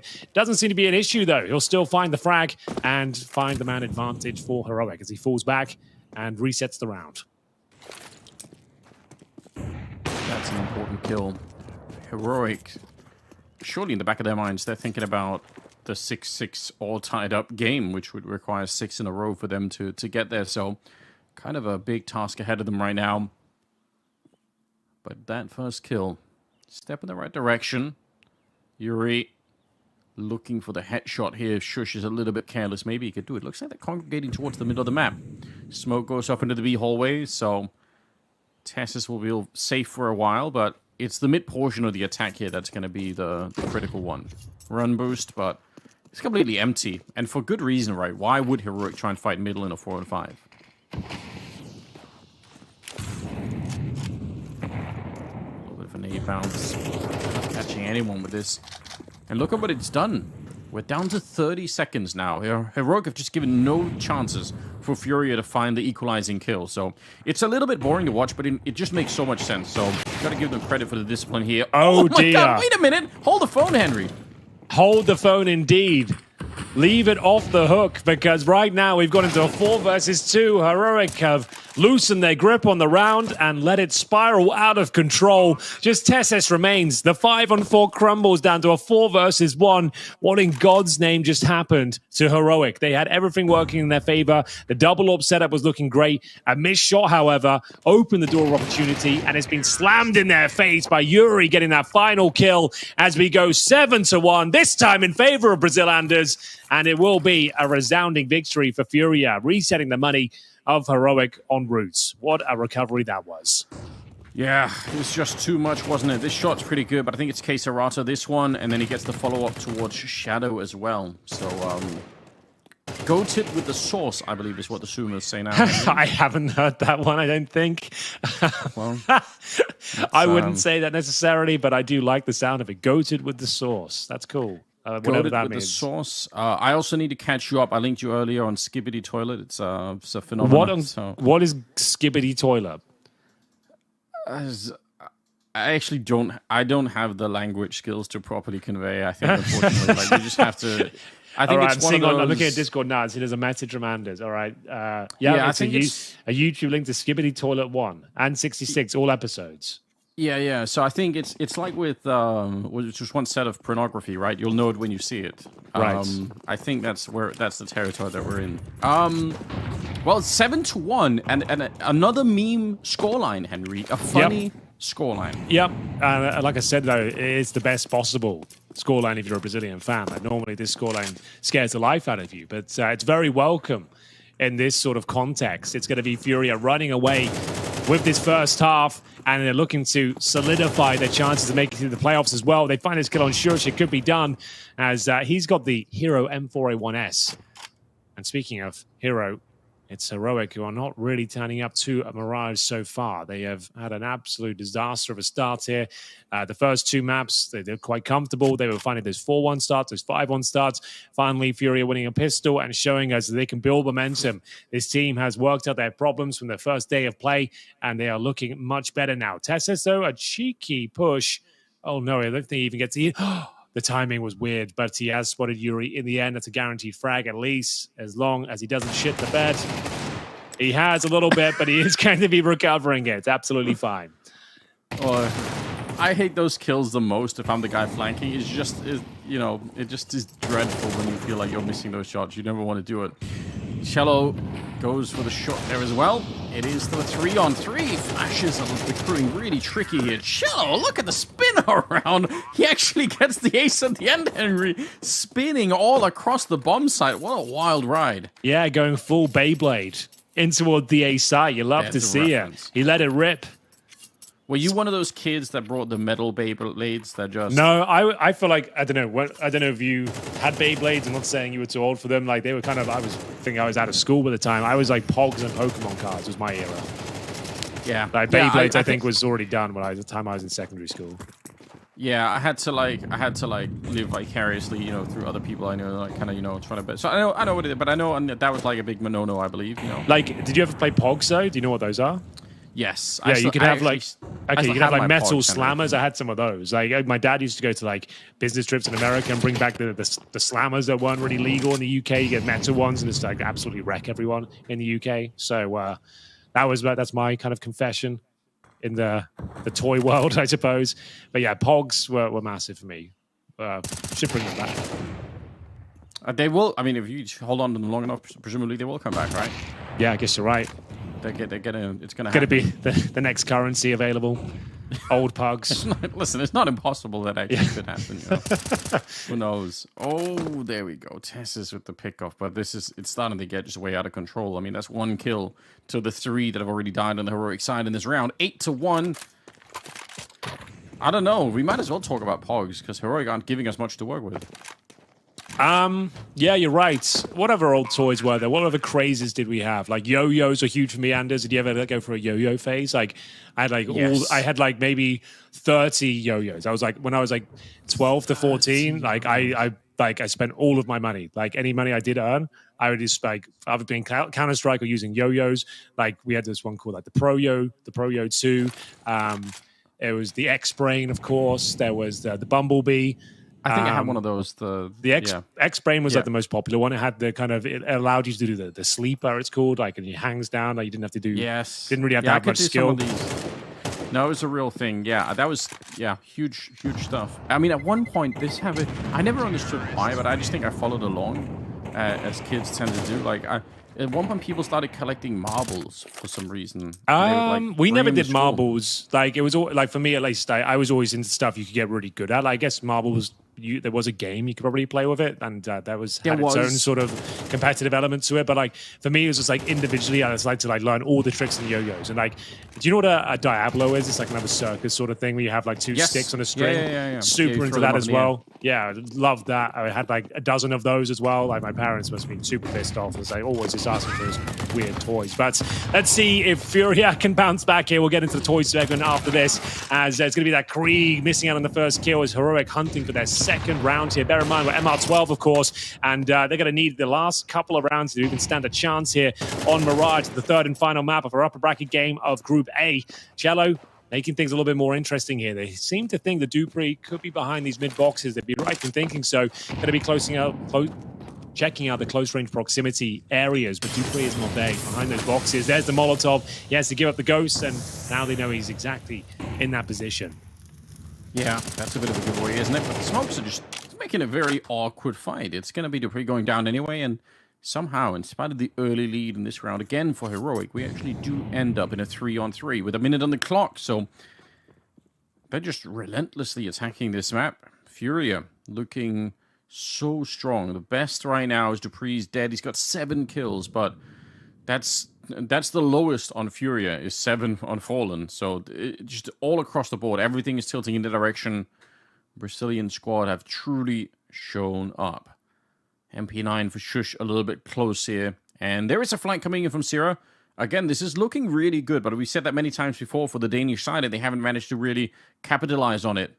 So again, with this kind of flank, it should be so quick that nobody from Fury is going to be looking for it, but you still need one of those two players in the A-bomb side to actually get a kill or to stay alive or anything like that. If they just die instantly, who knows? 12 seconds on the clock. They're running out. They are moving too quick, Henry. This is a bit of an issue. Shush goes for the fight. There's Jury, and the bomb is going to get planted now. Sierra still in with the flank, and he's going to be good for that one kill. Tries to run up close to it, and he will get the job done. Just too much of a power position there. So second round for Heroic. Yeah, they had to win that one. It comes right down to the wire, but a great flank, great discipline displayed there by Sierra, managing to get the prime position. There was almost no way he could lose it there. He couldn't get off the bomb, K-Sarata, that is, and no time to reset his aim. So Sierra delivers the goods, even though it was a man deficit in the end there, but he still had the advantage, if you ask me. But still, Heroic had a massive lead in that round. It was Fury fighting tooth for nail. They've got a nice full buy here. We're on round number 12, Anders, and K-Serato has $10,000 residual cash. Surprisingly, doesn't treat himself to a pistol. He's still got the Glock. I would say get a Tech 9 to go with your AK, perhaps. But each of their own. It's all fine. Ooh, there's that Jane peak we were talking about. It is with the AUG instead, but yeah, that's not how you do it. See, actually, you're not supposed to do damage to yourself. He did it wrong. There's a way of doing it. Yeah, it's supposed to go out the window. You're right. Yeah, so he wanted to do the Jame peak, but he messed it up. But yeah, it's fine. A broken Jame. Yeah. Yuri getting spotted from the jump down there. But yeah, everything on this for Heroic. Beating they've taken. Dupree, good look in. He's still doing a lot of the work right now for his team. Art's going to be peeking into 4 people, and unsurprisingly, he's not going to come out on top of that fight. Fallen's just walking out, saying, you know what, I'm just going to take the control of the bomb site. Why not? Could theoretically get a quick bomb plant here, and with the position from Yuri on the other side of the map, there is a way. He's fighting for it a little bit instead of trying to get the bomb plant, and it's K-Serato again with a double. So 2 versus 3, picks up the AWP. It's the right idea, man, if you'd had that kill. That would have been sick, but now, unfortunately, Yuri is very much alone over here. So it's a chance, a great chance, actually, for Heroic to get a 3rd round. I think you might be onto something. It looks like we are confirming it. Oh, God, don't do it like this, lads. Not like this! Oh, God, it's an absolute disaster, Anders. There should be no world where he wins that round. Heroic have fumbled the bag at the final hurdle. What in God's name just happened there? An absolute meltdown. A gut punch to close out the half, Anders. Do you have any words for us? Maybe a moment's silence is required here. That was an absolute blunder, if ever I've seen one. Oh, no. I can't believe it. I was just getting ready to talk about Furbies or something and more toys. But yeah. There it is. We were going down that road. That's unforgivable, isn't it? Surely I mean, if you weren't already broken, if the writing wasn't already on the wall, that'll do it. That's one of those rounds. I'm kind of like leaned back in my chair. I'm just chilling and thinking, this one's over. No reason for me to like go full send, and then you can hear my voice crack. Just wasn't ready for it. Probably just did my vocal cords in. But let's get right back into the action. Shadow looking to close this one out in style. He gets the first frag, but it is quickly traded back there by Heroic here. God, the thing is, well, you don't get a halftime break. They didn't even get a chance to kind of pick themselves up here. They have to get right back into that second half. They only have 2 rounds to work with. Smoke down towards shore. This allows entrance in towards the bomb site itself. So CT's got to reposition themselves, set up a crossfire, as we'll see if Heroic can fight their way back into this game. Good Lord. What a devastating loss. Yuri up close here. Shush on the other side. He stole the USP, but he's still going to go down. Tess is nice sneak in. That's a P250. Equalizing the battle a little bit. 3 versus 3. The bomb being brought closer with Chrisen getting out of connector now. They're looking for that A bomb plant. They still have Dupree lurking around way on the other side. So that's a bit interesting. Wonder how that's going to be playing out. Fallen. Dualies into effect. And Chrisen is just here on his own.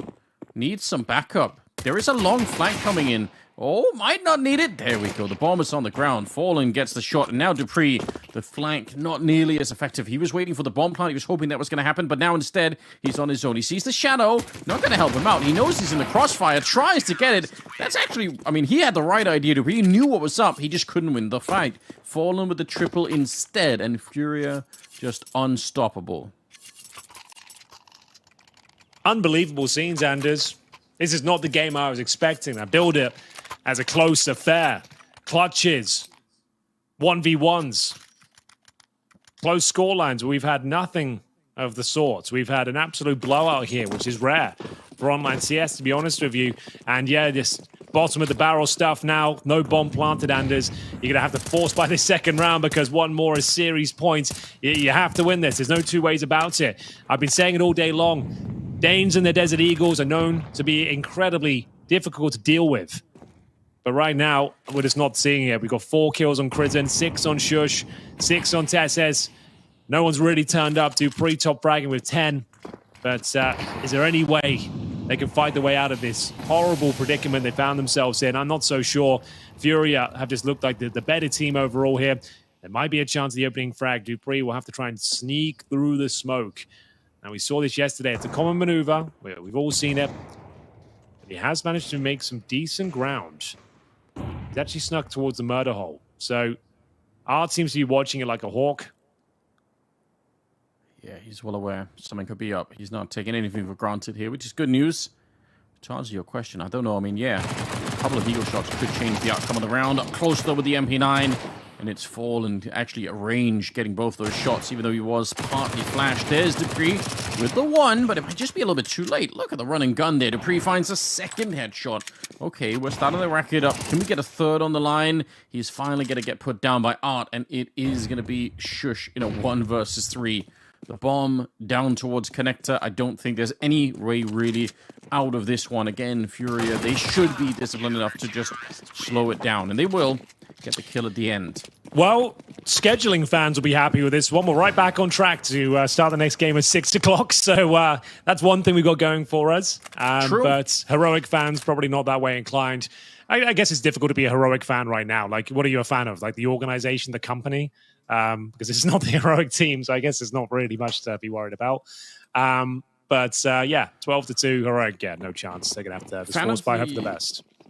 If you're on social media, Henry, unlike you fan of the Twitter account, they post memes, you know? They're one of those meme accounts. I don't know. I don't like those sort of memes. I think it's a bit try hard, I'll be honest. But yeah, good for them. It is. What are you supposed to do? Like it is, you're trying to look like, oh yeah, we're not serious. We're cool guys. It's like, okay, but you by trying this hard, it's like become the opposite of cool. It's like you're arguing on a pixel on Twitter. Like we can all see it's a joke. We can all. I would be a sick social media manager. I would actually be funny. But I think, what if they hired Kassad to do it? Imagine how sick might need someone just to kind of make sure that let's make sure that's appropriate for the company before we post it. But yeah, he should have maybe like second in command status, I would say. I think that would be incredible. I would totally dream of that. Here's Art sneaking up and executed, unfortunately. There's a parallel universe here where he just gets a massive spray down. But it doesn't work out that way. He does spot a bunch of them, I guess. So, like, you know, in a way, it still hurts Heroic. Now they have to definitely run back if they weren't already.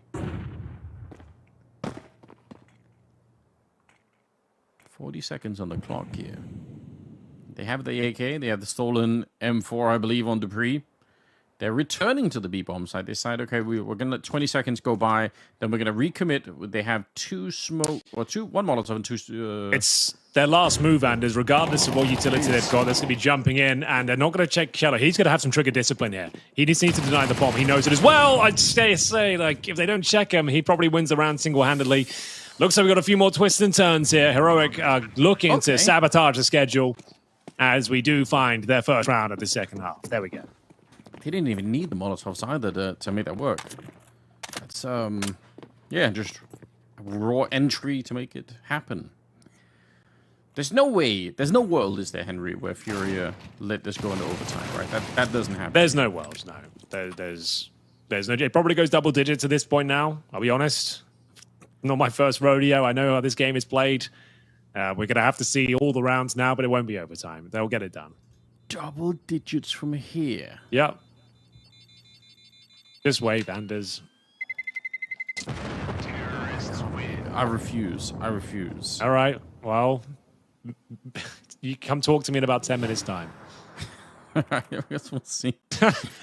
Oh, like, man. Trust me, like when you're in cruise control and you think the game's over and you lose those sort of rounds, it's just difficult to get back into it. And this is where the wheels can fall off because you're probably going to force buy, give this round up, reset your economy, and this is where you kind of let the wheels fall off. But, you know, might not happen. There's a chance, I suppose. They haven't fully forced war, just to know that. So that's something. If they had fully gone all in, that would have been where that kind of conversation begins. I appreciate. Yeah, this is important, right? Keep it cool like this. Don't go with the serial force buys. There's no auto shotguns in play. There's a lot of positive signs, Henry, that we're seeing from all of this. So, yeah, I do like it. A minute and 25 seconds. And Heroic. Looks like it's going to be an A finish. You have to assume that one or both of these players coming in from the B hallway will go.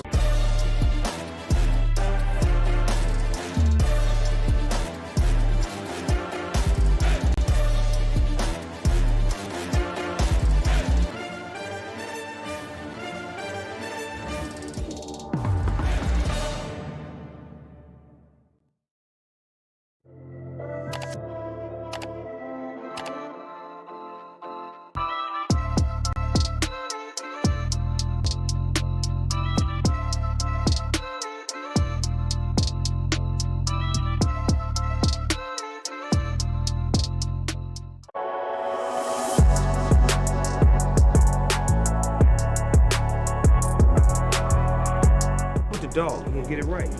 Roobet. You bet, who bet?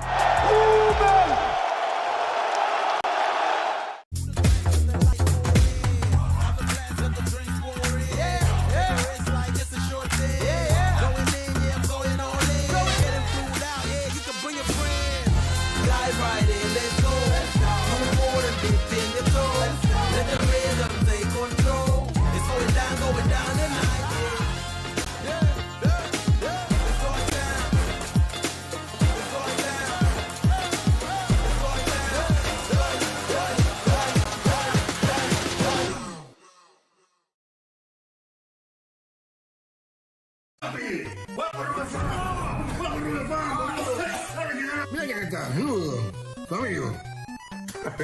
Gordo, te quedo dormir. Te sacas una foto con él, pelotudo. Pues se juega con Roobet, la plataforma gratis de Roobet. Mi amor.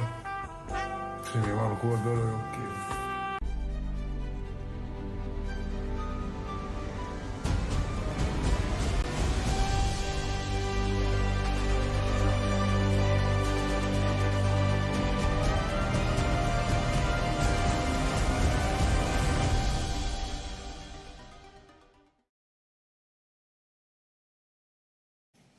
Hello and welcome back to the Roobet Cup. It's the second best of three of the day here on the B stream. They go joined by indeed. Moses, and we got 9Z versus Spirit. Everybody's been waiting for this one. Yeah, well, we got a little bit of everything in this. We have the excitement of Donk, who had I think we were both a little bit underwhelmed on day one, but obviously, you know, we're not going to. Also, in 9Z, you have the coach playing, and you have a stand-in playing, and the stand-in was quite good on day one. Huaso Peak actually had some sick maps. Yeah, Huasto Peak was absolutely sick, which brings us to the conversation of the veto, and it's no surprise to see 9Z go back to Nuke, which was the map they looked very comfortable on against Movistar Riders in the opening of the Roobet Cup, so pretty obvious they go back to that. And we see Spirit go for Mirage. I feel like this is a good veto. I feel like Team Spirit will be very comfortable no matter what coming into the series today, and Mirage should just be a stomping ground for some of these individuals. Yeah, you'd think so, but I mean, we were surprised on day one, or we were surprised seeing 9Z able to compete with the stand-in and the coach playing, right? So I'm gonna reserve judgment. I'm gonna give them the benefit of the doubt. At least give them like they're gonna put up a fight for a little bit. The question is, can they contain it through a whole map? Can they continue it through a whole series? And you know, I don't know. We saw some cool things out of them as well. Sure, we definitely did. In particular, TGE. So the coach definitely stood up. He actually had some sick maps, really good sequences, or at least the opening map from him is really, really good. And like I said, Huasto Peak had like that precise aim as well. He was looking good also. Yeah, definitely. But for Spirit, I mean, coming into today, you mentioned one of the talking points everybody's coming to watch, and that's Donk, right? And he didn't really have the best game versus Virtus.pro, but I will say it is against Virtus.pro, right? And he still played decently in terms of getting his role done. He was entry fragging and getting the entry most times. Yeah. But he was just getting traded out and not getting the multi-kill. And VP are a difficult team to play against in that respect. So I expect versus a team like 9Z, he's going to get a bit more room today. Yeah, we touched on it too. Like always, when you start consistently playing against the best competition, like you know, he didn't really have the space to build on any of those initial entry frags, right? He was always getting traded off, or there was always backup there immediately. So yeah, I'd like to. I'm just excited to watch him play again today because there's obviously so much excitement about it, and I want to see why. Why, Dinko. I want to see why too. If you're coming over from the mainstream as well, that was quite a game. Furia looked like they're going to be taking that 2-0, up 12-5 so far on the second map, or third map, excuse me. Quite a few rounds in a row though for Heroic. They're on a bit of a comeback. We'll see. It should be Heroic losing that one, which is good to see. I mean, Furia we should have all predicted Furia to win this today, but I think over the recent months, I did. We just haven't believed in Furia as much. But you have, Jason. You have. I had a gut feeling. I don't really believe in this overall, but I had a gut feeling today. And obviously, with the upheaval of the Heroic squad, as we saw yesterday, everything start to catch on fire and burn down. You know, there's a little bit more, I think, credence to it. A little, you know, one extra little push over the edge to actually pull the trigger. So yeah, that'd be a tough upset for Heroic. Obviously, going through some a rough moment in their history. Yeah, well, that's over on the A stream. That is their first game of the day. They've still got another best of 3 to go alongside of us. And theirs is Aurora Eternal Fire. So if you're interested in following that matchup, that'll be over on the other stream. And we touched on that earlier. That feels like it'll be a little bit of an Eternal Fire farming spree. I have Xantares in my fantasy, so I'm looking forward to this matchup in particular. You went for the big bucks on Xantares. I like it. Hell yeah. I did have a feeling that Xantares is going to be a very good player in CS2. Obviously, very good in CSGO, but with his Xantares peak, I was expecting his crispy mechanics to be even better here in CS2. Yeah. Potentially. Also, I mean, yeah, that very much could come to play. So, I mean, we have a question about a lot of people that transition into CS2 and how they'll hold up. So, yeah, just one more player to kind of keep our eyes on and see if actually, in his case, it gives him another notch, another little element of danger. We have this match shortly delayed just due to some PC problems that are getting resolved, and then hopefully we're going live. Those darn PCs always be having problems. Feels like. So hopefully we get that done as quickly as possible. More crazy roster moves coming in down the pipeline, Jason. We've got. Oh yeah, we were wondering if we were going to get something today, and we did get something today. Yeah, we did. We're getting one every day. It feels like. So that's Magisk to Falcons apparently being a done deal according to HLTV sources.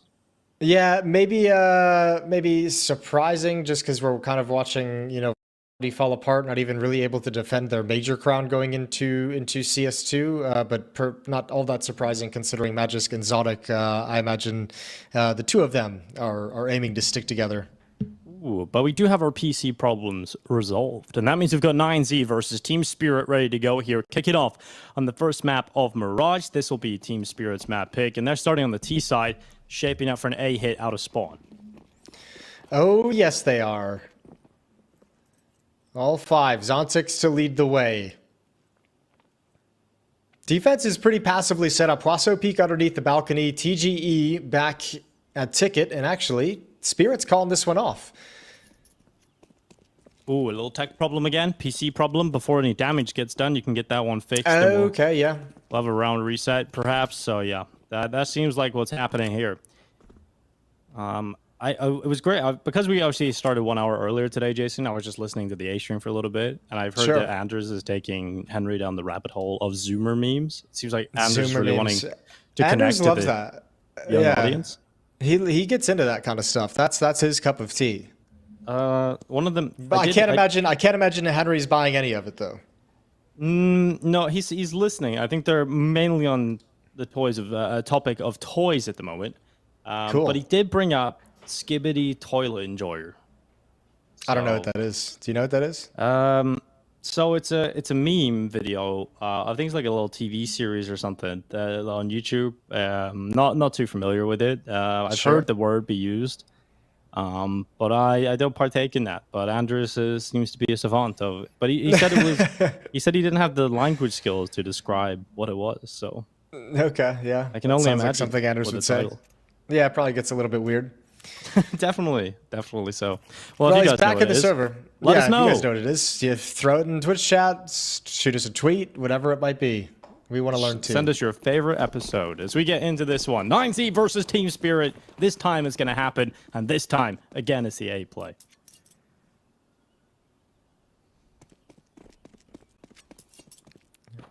Was a very similar setup out of the gate. There's a lot of shuffling going on for some reason. Oh, okay. Well, that was a fake round. I was sat there. I was like, none of this is making sense to me.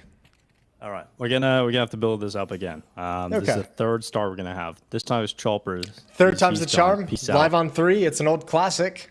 Yeah. Online Counter-Strike, baby. We're back. Oh, I missed it. I missed it so much. It must have been crazy back in the day. Obviously, I just came in. I missed the period of time where players were getting DDoSed. Anybody could stand in for anybody, it felt like. You would just see Simple come and play for Mouse. Like, you would just see all this random stuff online. Those are really rough times, like maps taking like 3 hours long, just having to wait out a DDoS and play like 3 rounds before another one comes in. Yeah. It was fine as a viewer because you could go and live life. And it's probably what taught everyone, all the casters, had to be good at, just talking and bullshitting. Yeah, Phil. Yeah. And that's where Skibbity Toilet Enjoyer topics Forged in fire, yeah. Yeah, well, here we go. Round 3, or take 3. All right, I promise this one's going to work. Our Team Spirit going to lean towards the A-bomb site? That is the question. Donk missing a flashbang, but he's still got a... Hold on, Donk hasn't spent anything. He's got smoke on the icon, so I'd assume that's a bug. And what do you do now with the mind games? Like you've ran this. They changed the pistol. Yeah, they've both changed the pistol. 9Z is still in a pretty similar one because Max can shift over, but yeah, completely different from Spirit. Fair play, pick it up fast, hope to catch him snoozing, and they haven't really done that. Catwalk presence though. That's a nice shot from the coach. And up connector we go. Zontix out of Palace. Ooh, spots one in towards Ticket. That's a big peek out from Magic's. TGE coming in on the frag. Max responds, and we're back and forth. But it looks like this peek from Don could be the deciding moment, and he just runs into CT with a bomb on his back and gets clotheslined, which leaves Chopper with everything to do in a 1v3. It's doable with the Glock, though, baby. It's so doable. Give me one. There's the guard pistol right now, and Chopper looking to wield it. Spotted them both. Spinning up those rotors. He's getting back into this, knows exactly where the next 2 victims are, but getting them to peek him one by one is the difficult part. Actually, doesn't know where they are. He thinks they may have got away towards Tetris. Huh. And DGT will close it. Yeah, maybe he thought he got away on some kind of a timing, but he certainly saw him at one point, and I imagine, a teammate would even call it out to make sure, so... yeah, unfortunate. Tough pistol round, but that's nicely done from 9Z. Some good shots hit. Again, TGE having impact, 2-0. Yeah, you'd like to see that from the coach. The pistol starting out very strong. And after 3 attempts, it's 9Z who win the first round on the board. TGE's gone for the A1S straight away into the second round, because look at the buy from Team Spirit. Look at the buy from Team Dog's got Spirit. an AK already. Yeah, he's got some power behind this. And also, I mean, so strong at just peeking up into this A bomb site on Mirage, these long angles. So Huaso Peak, oh, he's going to have a tough engagement here. It's the scout up first. Art Frost to take the deep angle. Spotted out. Now the AK can try and take advantage of it. Decent damage done, but Molotov's going to force him out into the open, and he still wins. Huaso Peak with a great shot, and now pouncing from Catwalk, but can't handle the fight. Not at all. 3v4, siding with 9Z. Magix, though, is going to start dragging those numbers back in favor of Team Spirit. A great shot on TG. Now Team Spirit have the time and the space to put that bomb down and get into better post plants here. Flank from Max. Looks like it's going to possibly be covered from the Palace player. And oh, the fight at CT, so close to losing his life, was Art Frost. But patience from Max during the steps. Zontic's coming back. And DGT on the lineup on a double at CT spawn. That gives 9Z their second round. Yeah, that kill on the flank forces their hand. They have to get aggressive towards CT spawn, and it's taking a fight they're not happy about.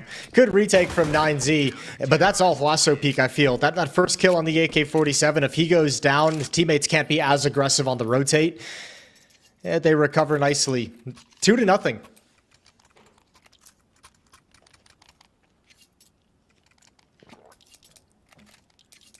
But still, Team Spirit able to keep buying. So it just feels like they've always got a round of rifles here. Yeah, with the bomb plant, that's extra bonus money. Yeah, looking decent, but still aggressive. Like, if you don't... The nice thing is the T-side economy, you can do this a little bit more liberally. Mid push from the CT side. Oh, he might be surprised by the Galils. Oh, DGT and TG. Say that one 10 times faster. I They know, got that's themselves gonna be the a- big kills. That's going to be a pain in the ass, isn't it? Yep. As long as we don't call them J's instead of G's, we'll be fine. That's what we're looking out for today. Good trades, though. Really good trades to take that mid control. That's a nice setup as well, luring them back into the window. Probably not as productive as they would have liked, but pretty good considering they're surprised by the weaponry. And this is a great play. Given time for this push, he should at least have one, depending on his timing. Huaso Peak. Donk, no chance. Gets taken down. Second kill from Huaso Peak is fantastic. Great work out of the MP9. Really foils the plans of Team Spirit. There is enough time for Art Frost to do something with this, but it's still going to be difficult closing out in this 1v2 with Max so close on the ramp. This is the first challenge. Art Frost will not win it. And 3-0. So we've seen Team Spirit consistently buy with that aggressive approach to the economy.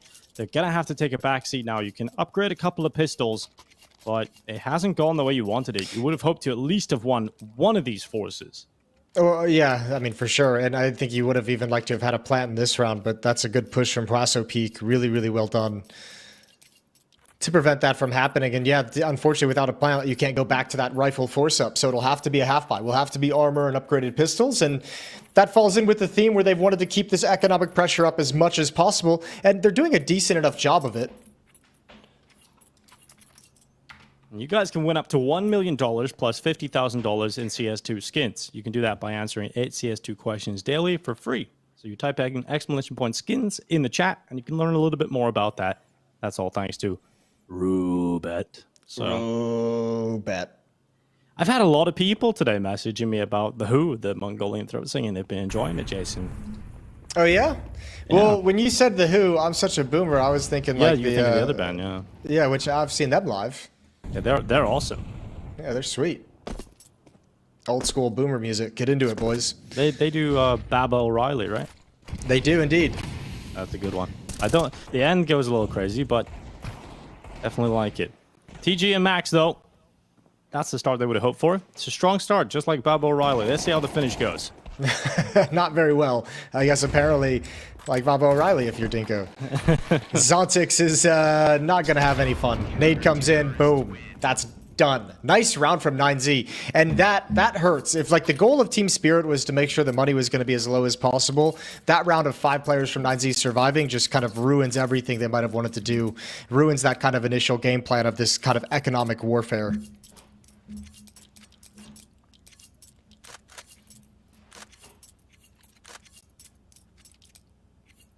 Well, now we're getting to what we've been waiting for. And that's the full buy round for both teams. Plenty of utility. All out for Art Frost. And Zontix, he had a quiet map yesterday or the day before against Virtus.pro. Really struggled to get going. It'd be really disappointing to see that continue into another day here at the Roobet Cup. Look at the ground that Max has taken already. Now, we talked about him on the opening day, saying how we really enjoy the way he always takes risks. He's always the playmaker. Well, this might just get him the opening kill. Oh, nice. So well done. Team Spirit's having a lot of trouble right now on this T side. Mid control is theirs, hasn't even really been contested. Follow-up window smoke comes into play. Another cotton smoke for the defense in response.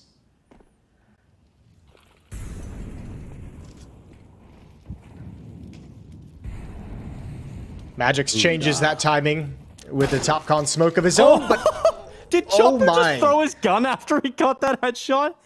It looked like he threw his gun, or at least like quick switch to his sidearm. I need to see a replay of that. He hasn't hit that shot in 10 years. He scared the shit out of himself. Oh no, a 5-on-4, and they're getting destroyed after that Chopper headshot. Yeah, I think everybody's just a little shocked about that. Now, Huaso Peak looking to make up for it. For CT, he'll deliver death to Donk. Now, is there anything more here for Art Frost? Gulp gets caught. Huaso Peak. Oh, really loving watching this play at the moment. Huaso Peak with a triple kill. It's just Chopper left. And Huaso Peak denies any sort of hope and dream for Team Spirit. There's no time in this round left, and Chopper's running away. My goodness, Huaso Peak is incredible at the moment. Yeah, we heard about the Xanter's Peak, the Huaso Peak coming to play today. That's a disgusting round. He threw his gun. Yeah, he did. He was so excited. It's so stupid. Look at this shot on the upper. Bang. I don't think I've ever seen that, Jason. One tap in it, bang, throw the AK away. He was so surprised to get that kill that he didn't even know his body didn't know how to respond. Oh, that's brilliant. That's actually so sick.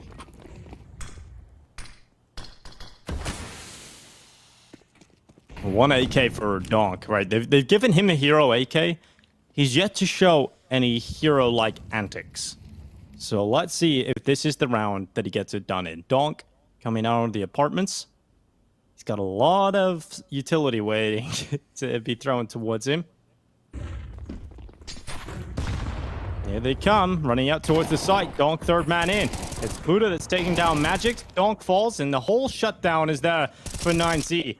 This is wild. This is actually incredible how one-sided this game is at the moment. This is Team Spirit's map pick, and they're just getting absolutely bodied. Yeah, I mean, I mentioned that, we saw them put up a fight, so let's give them the benefit of the doubt, but I did not expect this. I did not expect a 6-0 start, and after, the first 3 rounds, they really haven't had too many complications. Team Spirit, already at this point in this map, cannot win this first half. It's just so crazy how one-sided it's been. No matter where they're going, they're trying to keep it simple, and it's just getting shut down completely. Getting out-dueled everywhere. Yeah, I mean, it's almost like the individuals on 9Z are just so sharp right now.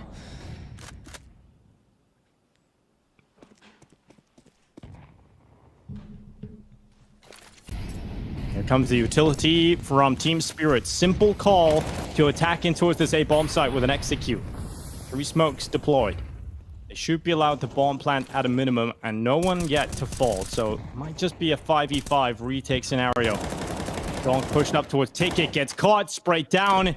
Where's your Donk today? Huaso Peak with the headshot through the side of the ticket box. Yeah, this kid's nuts. He's coming back up. Oh, he's ready for it. Gets a dink, but not completing the kill.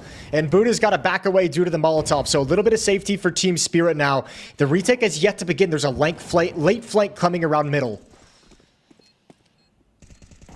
Advantage siding now with Max in this fight against Magix, who has to look between 2 positions.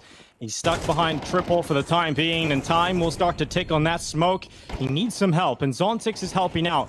He's inside of the connector, drawing attention away from Magix, who does well to take that CT player and lets enough time pass that Team Spirit will confirm themselves their first round on the board. It's taken some time to come here, but finally it's put on. Yeah, that's a great reposition from Zontix as well, all the way back towards middle. And 9Z didn't get any of the kills spamming through boxes, spamming through smokes that they wanted to. That would have allowed them to take a step forward. So it buys so much time for that flank to come to fruition, and then even get involved before, before the defuse is coming in. Second time out for Team Spirit.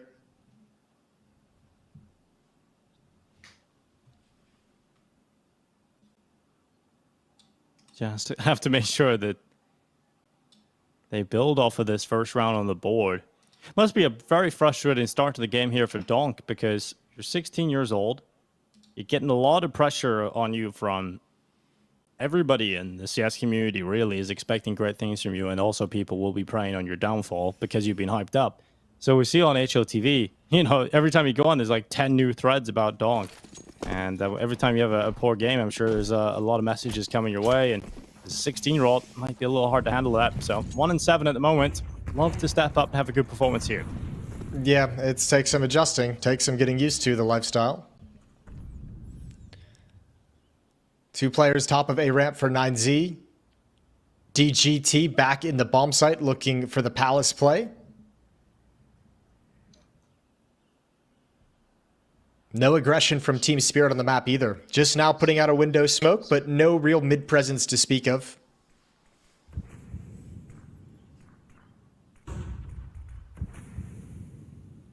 It's a slow round. It's a lot different than what we've seen from Spirit. Yeah, everyone's taking their time. I mean, to 9Z's credit as well, look at the nades they have. They're holding on to utility. Here comes Util. At the front of the attack, stuck inside of ramp. Huaso Peak from Sandwich sees Zontix up towards Palace. He's going to do his best to remove him. Isn't going to work. Huaso Peak, he's standing still in Sandwich with that smoke protecting him from the fire. And all this held utility is just making this hit from Team Spirit so disjointed. They've used all their nades. Now they have to come into it dry. So Max is going to win his fight at the top of the ramp. And Art Frost is going to stay passive because he's got the bomb and the op. There's only 25 seconds. They are not making any progress. This defense is a solid wall. And Team Spirit's going to lose. Yeah, this round really sucks if you're Team Spirit. Or just in general, really. Yeah, damn, this round sucks. It does. Just it was not good at all. Wow. Would be pretty crap for a Spirit. I mean, depends on the perspective, right? It sucks if you're looking at it from Team Spirit's angle, but it's pretty awesome if you're from 9Z's angle. Absolutely. I mean, 9Z, the fact that they're playing this well in this competition is really, really impressive. They couldn't keep it up throughout the whole series yesterday against Movistar Riders. It was a good map 1. It was that like career game from Huaso Peak with 30 kills and a loss on map 2. But if you can get that winning recipe back here, yeah, you've got Huaso Peak already up there in 10 kills. He's having a great map here. DGT's not far off of him. You're just outmatching Team Spirit on the firepower, and I think everybody would have given Team Spirit the big advantage in that department. But there we go. Zontix gets a bit of a lineup in Palace. Earns away to the fire. Now Huaso Peak under pressure at the stairs. Finally Donk over the top. His second kill of this map so far. Is there anything more for Donk? DGT not to be caught, and it's Donk that's taking that, not Magix. And that's a much better round. So some failed aggression from 9Z offers up Team Spirit the chance to win the round. Yeah, that's a hard push to pull off. That's a perfect timing for that peak. They were lined up. Second guy couldn't get a clean shot. And then after that, I mean, the call is already relatively fast-paced to take you that first stage control, that first timing control, but they just pull the ripcord after that. It's all fast-paced aggression.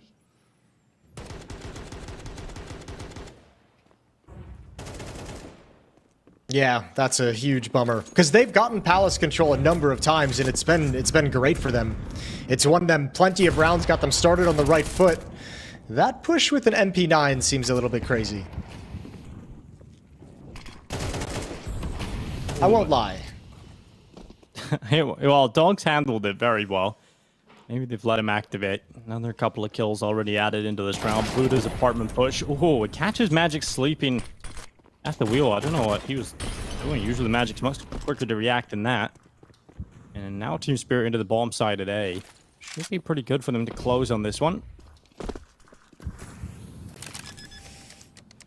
Yeah, once again, this fast pace has all of a sudden started working. A couple of nice shots on the entrance. This time it's Donk. And 9Z, that's pretty much a force-up. So they're going to keep these M4s alive, 1 SMG, but next round we'll have to really scrape together perhaps some utility for some delay or something cute, but they're not going to have everything, obviously. So a chance for Spirit to come back and actually, you know, make this first half respectable, make it competitive moving forward. Booyah. Booyah indeed. Now this push through the market. DGT trying to hold on to his weapon. How much are they going to send it? Oh, it's Artfrost's ult. Doesn't even need to go around the corner.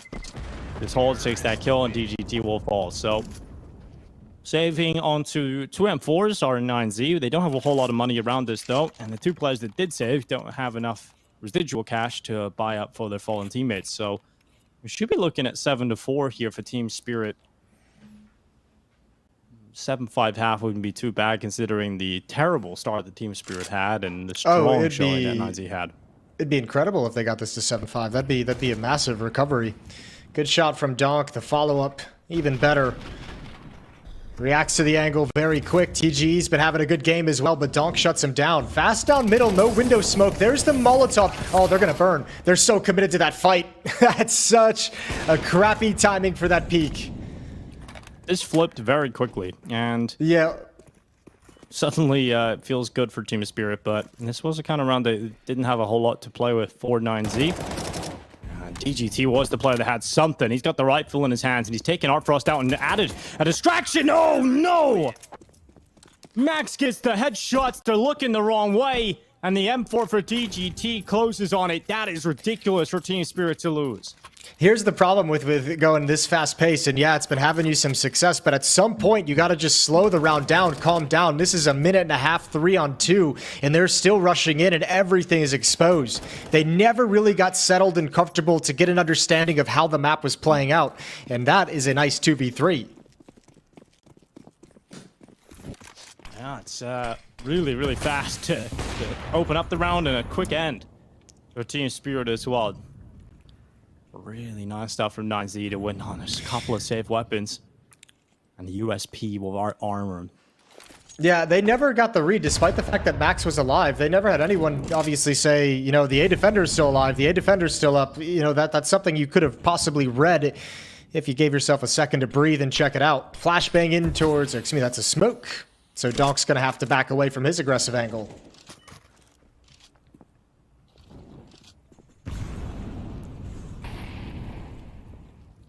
Last round of this first half.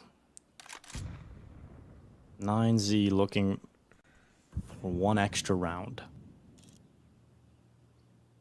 TG looks in towards connector. It's Chopper's arm that peaks first. Nice shot from TGE. The coach has got an op on him. That's going to be Artfrost hitting the deck. Max trying to double up and will do so effectively.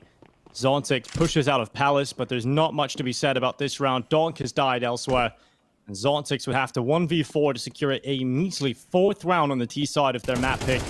And he's got the first. Switches back to jungle where he sees DGT. That'll end him. 9-3 for 9Z. Stand-in situation, coach situation, and they're dominating Team Spirit on their map pick. Yeah, dude, that's actually a sick half from 9Z. And Huaso Peak didn't have the full amazing half, but some of his rounds early on, the SMG up in Palace with his push, the M4 recovering at a retake on the A bomb site with 3 kills. Like, he had some super impactful rounds during that run early on that allows 9Z to get off to a good pace. Got this team started. 12-8 for him, 13-4 for DGT, 10 kills for Max. And a 9-3 lead, a big lead starting on their T-pistol round, and they're going to head to the A-bomb site. It doesn't feel like Team Spirit are giving themselves enough room to lose a pistol round, right? If they lose the pistol here, this might just be over on Mirage. I'll have to wait and see how this pans out for Chopper. He's starting over towards CT spawn, and this A-pop, he's not going to be able to handle this alone. His teammates are more than stacked over towards that B bomb site, so it's going to be a retake for Team Spirit. This retake is going to be very, very hard, but it all depends on where 9Z want to put their attention. And they move it towards jungle, they move it towards Khan, and Zontix has already taken down one. A lot more needed. And they've lost jungle control, and that's a really important post-plant spot to maintain for 9Z, and it's working out for them. They're starting to drop these Team Spirit players, and the time is starting to tick. Good shot from Huaso Peak. Any more for that came from? Well, he might just get that on Zontix, and he will. Kit's down, Magics can't win this round. And he's got to back away. So 9Z, not only do they win the pistol, but they do it in very convincing style. They get the bomb down. And Magic's at least getting a feel on the exit, but that's all he'll get. It's 10 for 9Z. Yeah, a couple nice kills at the end just for style points, but it's all 9Z. Massively now just 3 rounds away from taking the opening map.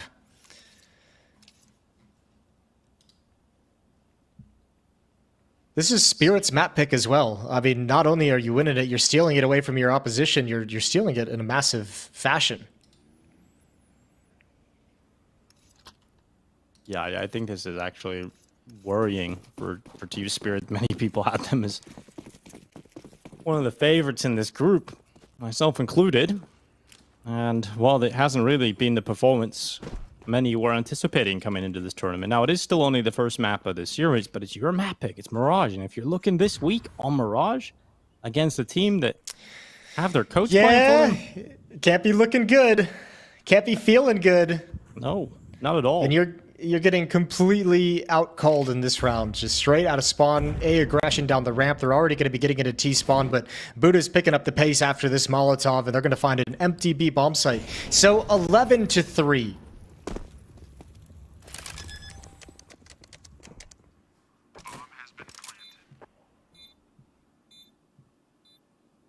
11-3. Yeah, I said at the start of this half, it doesn't feel like Team Spirit gave them enough wiggle room to be able to lose a pistol round. And they lost it. And they lost the pistol round. And there's no force buy coming in here to win. So, yeah, you have to be flawless to win this game at this point. And there's absolutely no signs of character that would suggest that they're going to be capable of doing that. Oh, my God. Well, I like that we still get a couple of those shots from Dawn. Yeah, he's still giving you a 1D here and there. He's got some cracked aim. The thing about Donk is... blaze going on, too. The thing about Donk is he didn't play a lot of Team Counter-Strike at all yet, right? So he mainly is just playing Pugs. And so he struggled when he initially came into the Spirit Academy side and eventually sort of warmed up into that. Maybe it'll be the same here for this level. Yeah, there is always that lag time. I imagine that's a problem most younger players stepping in will do, because you probably do most of your rise, like an FPL, the Pug systems. Yeah, exactly. And now Premier as well, where you might not be in 5 stacks. So yeah, it's a different game entirely. Yeah, I think you were a couple of interviews you guys did with on the podcast with IGLs. A lot of them were saying the same thing. You know, you have these young players that come in, they're really good at Counter-Strike, but maybe don't have the people skills to really fit in the environment or anything outside of the server that allows you to adjust inside of the team. So very young player, so I'm sure he'll learn that over the next period of time. And I wouldn't expect him to spend a huge portion of his career at Team Spirit. But who knows?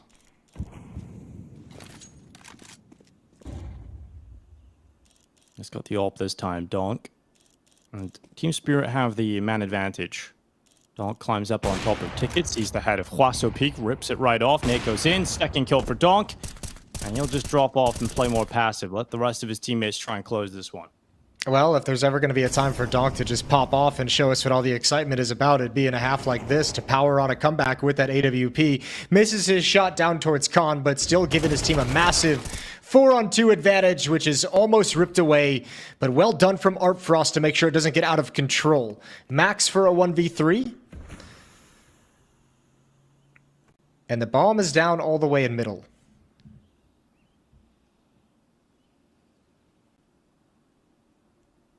Getting close towards CT. Art Frost has the angle. 15 seconds left. Max will just chill here in the corner Just take your hands and mouse off the, or your hands off the mouse and keyboard rather, and you might be able to pull this one off. But Max, here's those stabs. He's gonna get it. He's gonna get it. You might just get this. He's got knife out. What the hell? Okay. Thank you very much, I guess. Yeah, snoozing. Doesn't pick up the op though. Sticks with the AK-47. Interesting indeed. Yeah, Donk is like, bro, could you at least hold on to the op?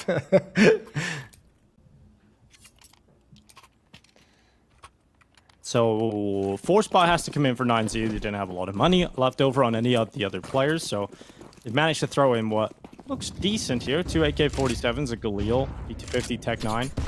Definitely could be potent. And Donk led off the leash, running into his top middle, dead immediately. I kind of like the call though. Like the only way you're going to get back into it is a little bit of a pop off and starting to get, you know, some really confident plays going, get some swagger in your gameplay.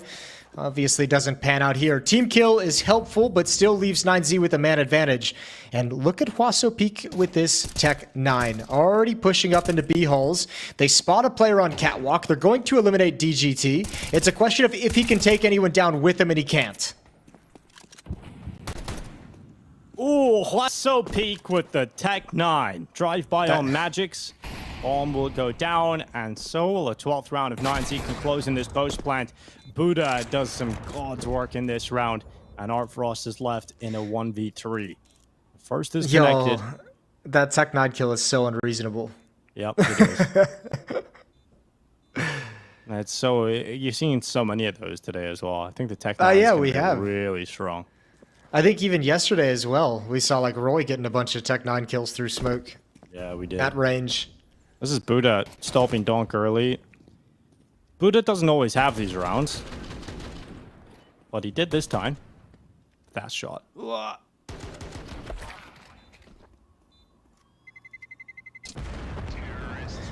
Well, Spirit need 8 in a row.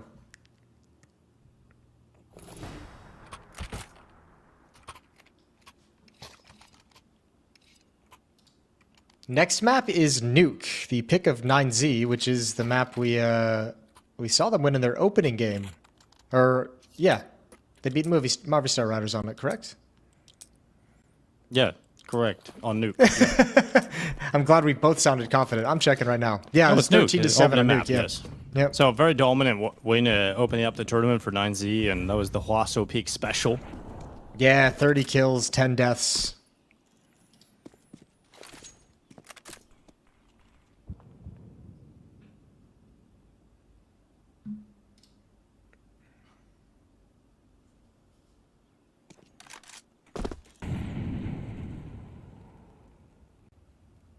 Just taking their time now. 9Z wanting to close on Mirage.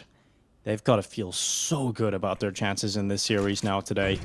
If you take down Team Spirit 13-4 on Mirage, and as Jason just pointed out, you have Nuke up next. You've already shown how good you are on. This has got to feel very good about a 2-0 opportunity today.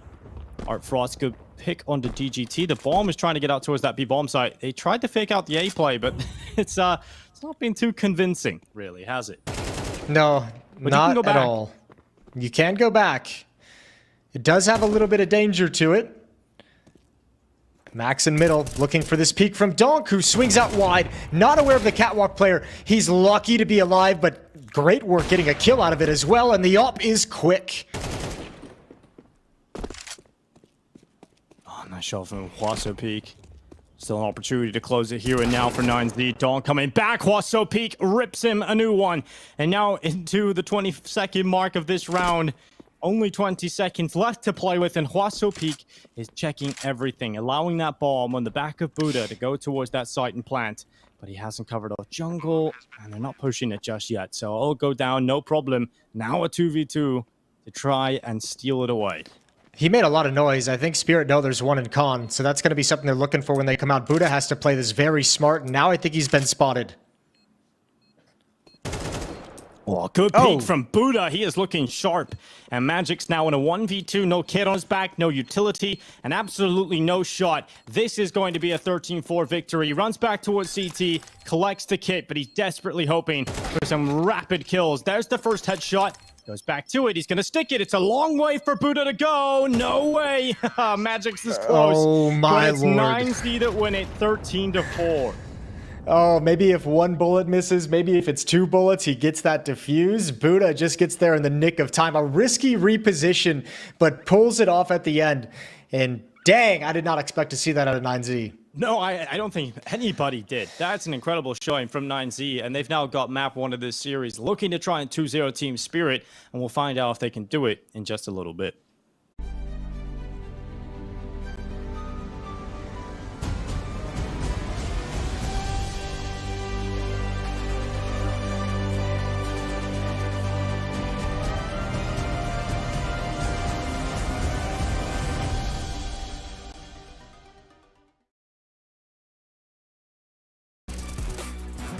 Just never.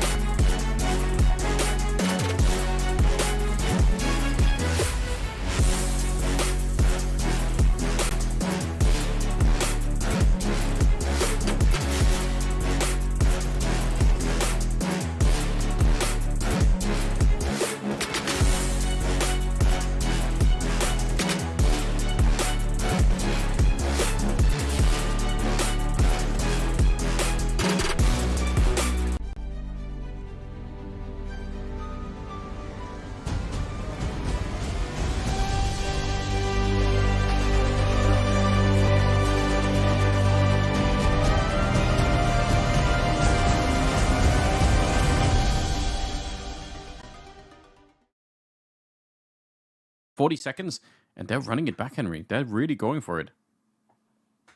Oh, it's going to be the around the world maneuver. Bomb on the back of Latic, the sniper of Aurora. Got 2 pistols coming through. It's not an ideal spot at all. There's Antares. Oh, he times as well. If he can find Celta, he lets them by, though. He had all the sound cues he needed there. But still, he could be an absolute nuisance for them with 10 seconds remaining. Waits for the plant. Gets as close as possibly can. Swings in. That's more like it, Antares. It's Norway, though, continuing to be a complete pain in their ass, but still, it's going to be Xantares closing things out there, just what the doctor ordered. He gets himself 3 kills in total and plays it to absolute perfection there. You can see he's waiting till he got in bayonet range, Anders, and then once he did, complete full send up the ramp, find 2 kills, and win out in the 1 versus 1. Yeah, you know what? That's not bad. A little bit of an unorthodox way to play that, but it works just absolutely fine. And he is one of the names that we hope to be calling out a lot more in this game, because watching Xantares when he's really feeling well, he seems to have adjusted pretty well to CS2 so far. So just, get him warmed up, get him in the mix. It's so much fun to watch. So I've got a bit of Eternal Fire information, needed it. Anders. Go Do you on. know the whole hair dyeing situation? It turns out the Aurora players dyed their hair because they failed to qualify for the major. So it's like a punishment. There's like a video that's been linked. So it wasn't out of choice. It was more out of like, well, we failed our task. We're going to have to take our punishment. So that's what happened. Okay.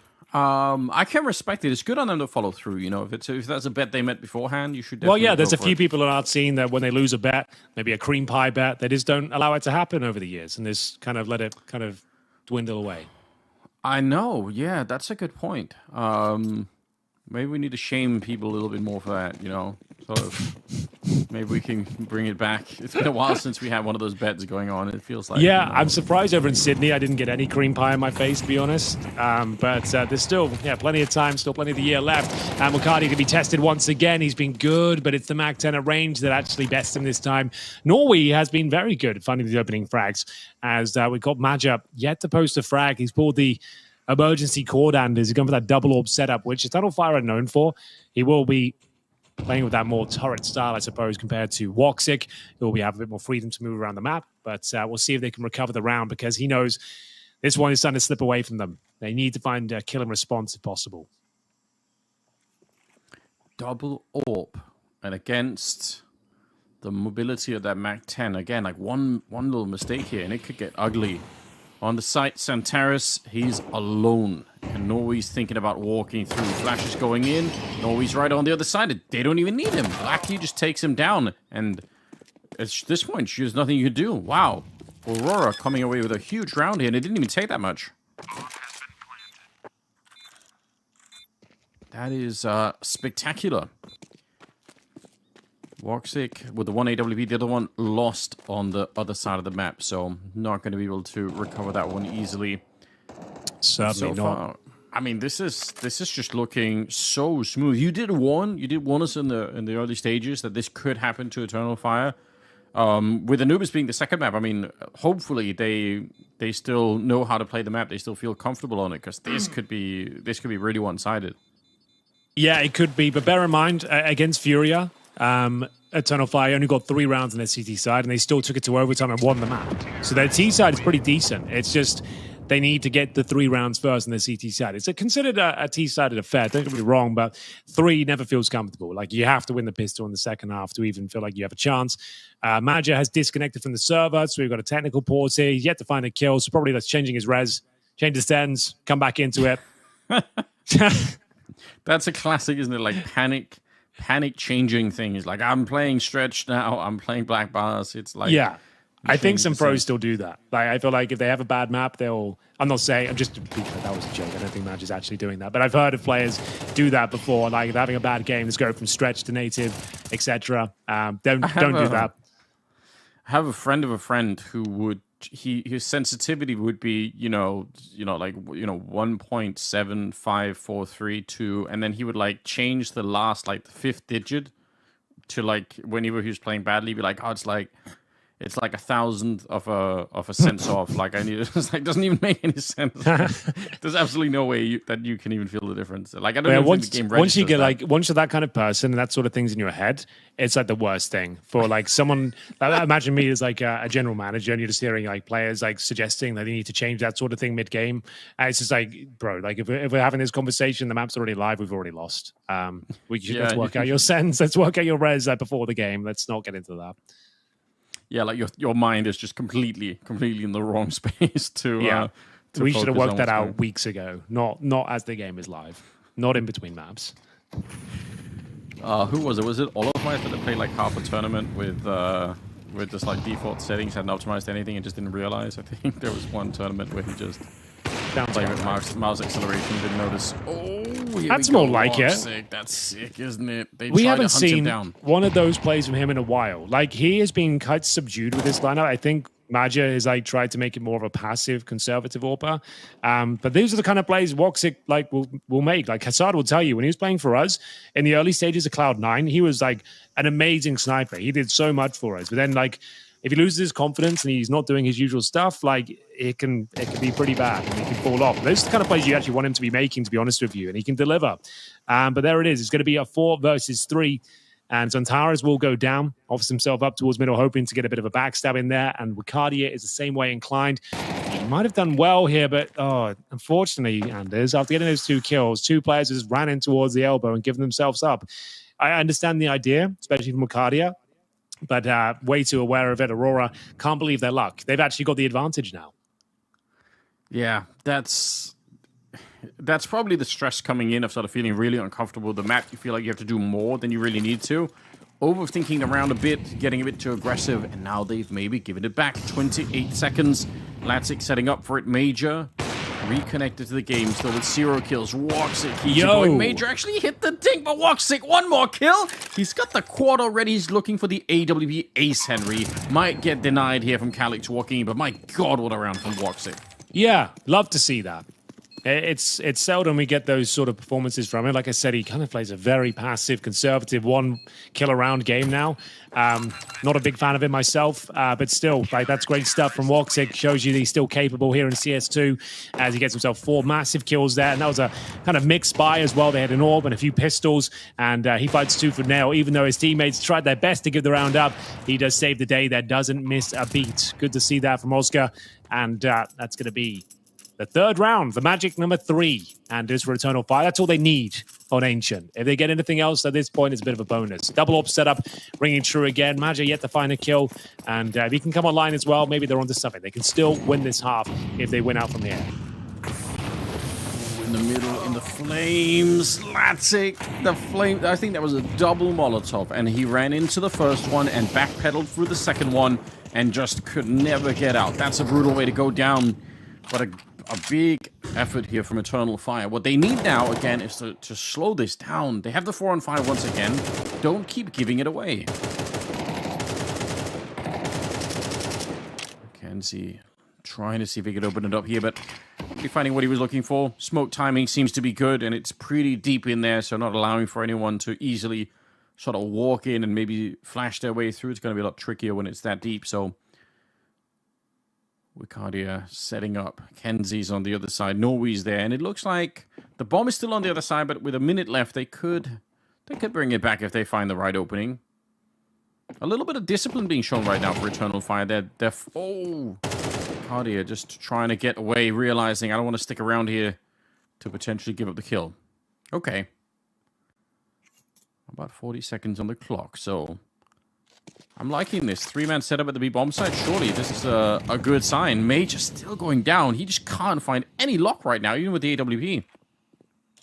Yeah, this is not one of his best showings, and this is uncharacteristic for him. I know he's the in-game leader, one of the older boys, but his fragging potential the last year has actually been very good. So this is kind of an anomaly for him, but Woxic, he's stepping up where his in-game leader can't. So they've actually bring the round back in their favor. Great positioning from Calix as well. He's had a very strong performance, all things considered. Got himself 11 kills now. So still a fighting chance for Aurora, but Kenzie goes down. Lackey won't be far behind, and now Eternal Fire looking much better. They don't maintain the double AWP setup, but it's not exactly working, as they imagine might just be better off of a rifle, just going for those one-and-done positions and being the bait in this sort of scenario. But we're going to round number 10 with no plant coming through, Anders. We've actually got a break point for Aurora. This is a chance for Eternal Fire to tie things up, as there's absolutely nothing they can do. They have the full eco here. They can afford nothing. They can't even bring a P250 out. Well, they've got one. They can have one P250. Fine. We'll allow it, I guess. Yeah. It's been put through. So, 4 rounds. Could be more coming. Should be more coming. Spray coming through. Finteris hitting the headshot. And another Molotov. Another casualty. This time it's Norway. The grenades betraying Wicardia, but it's going to be fine. It only did a tiny bit of damage. But he obviously wanted to throw it out. That would have been funny. But still, don't see a way for them to easily surrender this round. 3 versus 5. And Wicardia even getting a liberty here to run out and look for the kills. He's going to go down to Kenzie, who is trying to line up a second headshot. Denied. And now it is just the Glock left. On Celta hanging out by the ferns, or whatever that is. Just a 1 versus 4. I don't know. What do you think? About to be tied up, Henry? Is that... Have you turned from being maybe a little bit disappointed in Eternal Fire? Are you happy with what they're proving now? I mean, they're making the best of a bad situation. Like, bear in mind, they've had to... They can still lose this round. They've had to really work hard. Like, Wox's had to step up. Like, we don't really see him have massive performances these days. And he has stepped up. In rounds they shouldn't be winning, he's finding them some footing and a bit of breathing room as well. This is much better than what we saw against Fury.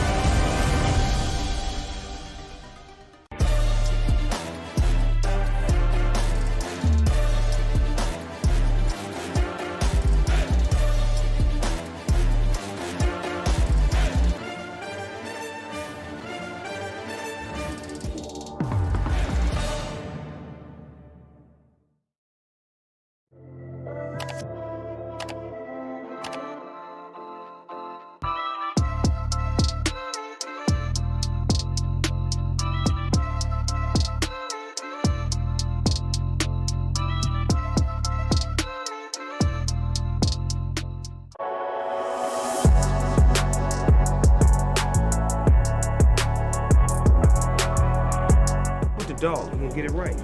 Roobet. You bet, who bet?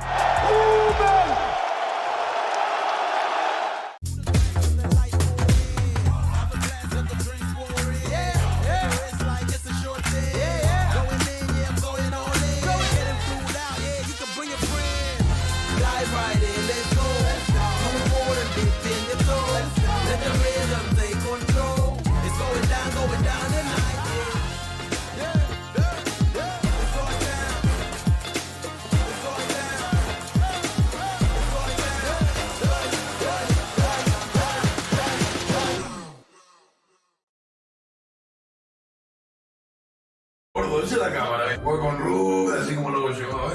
Juega con Roobet. Así no es. La puta que te parió. Eso le decía Roobet, gordo, así bien largo, güey. Roobet. Así no es, gordo. ¿Cómo es estúpido? Roobet.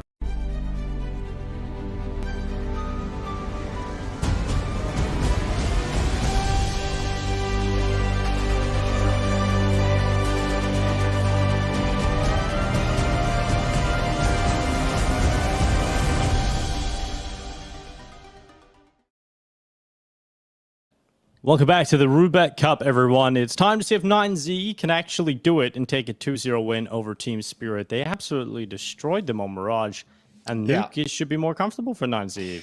So I see the world in which this happens, Jason. Yeah, I don't know. I don't even know what to expect anymore because in some level it almost doesn't make sense with a stand-in and a coach, and you're able to just kind of stomp them like that. So I'm just gonna see we see what we get in the map. I'm not even gonna say it's supposed to be easier because I mean we saw yesterday too, or the other day we just talked about during the break was 9Z won the first map and then was kind of flat for the rest of the series and ended up losing it. So need to be cautious they don't take the foot off the pedal in this one. Yeah, absolutely. And I mean, we've seen HSOP play very well on the first map. Obviously, given what we had talked about in terms of their nuke victory, HSOP was the top fragger, breaking the 30 bomb. We got to see the same kind of level out of him. Obviously, I'm not expecting the 30 bomb, but if he can just put in a good shift, they should be able to be in with a shot at taking Spirit down, who, for some reason, just never got into that game. Yeah, especially for it being their map pick, they didn't seem to have like any real feel for it, any real flow to it, and obviously they got stopped a lot early on, probably in frustrating fashion by some individual heroics from guys like HSOP and DGT, who also had a really good map.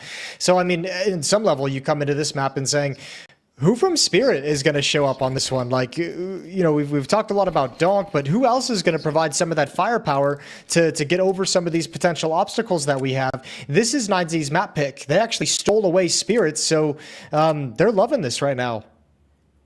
They'd love it even more if they can win a pistol to kick off Nuke. Magic's up on the rafters with his dual Berettas waiting for this round to unfold. For 9Z, it's the slow walk out to their deaths, it would seem. It's Magic's on the triple, off the top of the rafters, off the top rope. Magic's with 3 already, and 9Z are pretty much done in this pistol round. Yeah, unless something crazy comes out of Max, he needs to take down Magic, so that's going to happen. Still a lot of players to find, and the bomb is dropped, so they have to come here. They have to come into this stack, and they need to find some real nice headshots, and it's not going to happen. Too difficult. 1v4 for DGT. I was going to say that the door is going to have a lot of Spirit players looking for him this time. Needed a big start here from Team Spirit. Needed a strong showing, and Magix will deliver them that start they need. So 3 on the Jewel Berettas off the top. They'll be saved over in the next round as well. And 9C didn't get a bomb plant because of how dominant that start to the round was. So they're not going to have that strong force buy. So we probably won't see them force buy at all here. We should allow Team Spirit a comfortable start on Nuke. Yeah, I saw a shotgun picked up. Yeah, but this is great work from the dualies as well. Converting over towards the door portion of it and then swinging right back down. 3 quick kills and very needed strong opening pistol for Team Spirit. That'll get you hyped up. 3 dualies is always exciting. Anytime one of your teammates gets a triple kill in the dualies, you better celebrate. Yeah, you better go for it. The Jewel Berettas, they've become really a fixture of pistol rounds here in CS, and I'm so happy that we get to see the Jewel Berettas. It is the best timeline. I was waiting for it for years. I know you were kind of the pioneer of that, weren't you? Even before anyone knew they were good. Yeah, before the price got reduced. But here we are, waiting idly by for 9Z to run right into Art Frost. Their clocks, it's 1 kill for 9Z, and Team Spirit stepping up. So this round really should not go anywhere. Nice double peek. That makes Zontix uncomfortable, but the rest of the squad running down ramp. That's Donk to come around the corner and take his head right off. So 2-0 start for Team Spirit as hypothesized. Now we're going to see the buy come in for 9Z, and while that's happening, you guys can win up to $1 million plus $50,000 in CS2 skins by answering 8 CS2 questions daily for free. You can type !skins to learn more. Take the quiz. It can't be that hard. Only 8 questions? 8 questions? That's easy. You'd probably Google probably most multiple of them. choice as well. Yeah. That's one of the weirdest things. Is that true in the US? Like most exams are multiple choice questions? Yeah. Or is that some sort of what? Yeah, that's a thing. No, but we have a lot of multiple choice question tests. That's really crazy. Some more difficult than others. Some incredibly easy. Yeah, and at least the education system here, it's a whole lot of writing. And a whole lot of reading. And that's a big old opener from Buddha. Double kill coming in. Oh my god, Buddha. What is he eating today? He's coming fragging. And TG's there with him. That's wild. They just win the round off the back of Buddha unless Artfrost can win this 1v2.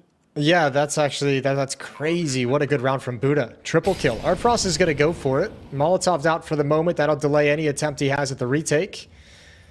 And with this op, he considers it a bit more valuable with a tough loss coming in. So nice hit towards the upper bomb site, and 9Z trade themselves in.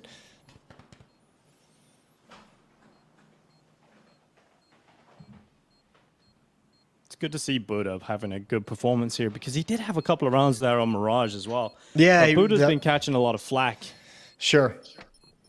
Well, he's had, reason. you know, yeah, he's had just as many quiet games as we've seen him have good ones. But you're right. I mean, we saw it at Pro League. He was like a combination of both. I think like early on in his group, it was really like kind of he's not doing much, and then later on in the group, he picked it up and he was a beast. So today, at least, he seems to be having some good games. Great impact on Mirage, some good kills and some tense situations. And here again delivers a nice triple kill in this series.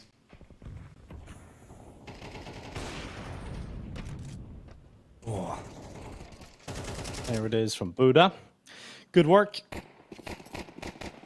And now a chance to build off of this because despite winning the first couple of rounds there, Team Spirit, they don't have the prettiest buy here.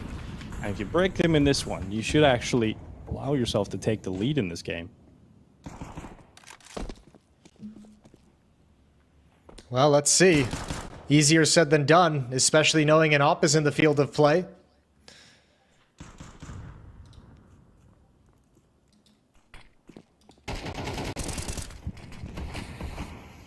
Frost and Donk taking a couple to kick off this round. 9Z in a tough spot. DGT trying to pull that one back. And so far unable to do so. She's in into the ramp room. It's going to be Zontex taking one with the MP9. TGE is gone. And 9Z, it is not the round they would have hoped for. Artfrost trying the wall bangs. Wasn't too far off getting it as well. But Donk able to close this one out. And Team Spirit, it's an important round to win to try and continue this good start on Nuke. Sure. Yeah, it's been looking solid for them to open things up. And that's a nice one to hold on to all that economy. They don't have to hit that rock bottom. So it's back to pistols for 9Z. They're the ones who have issues after a solid win.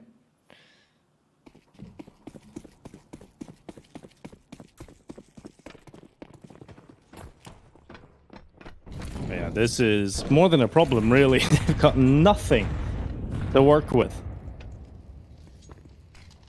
Although earlier today, we've seen VP win on all USPs, basically. So let's see if 9Z can even come close. Yeah, let's find out together. Ooh.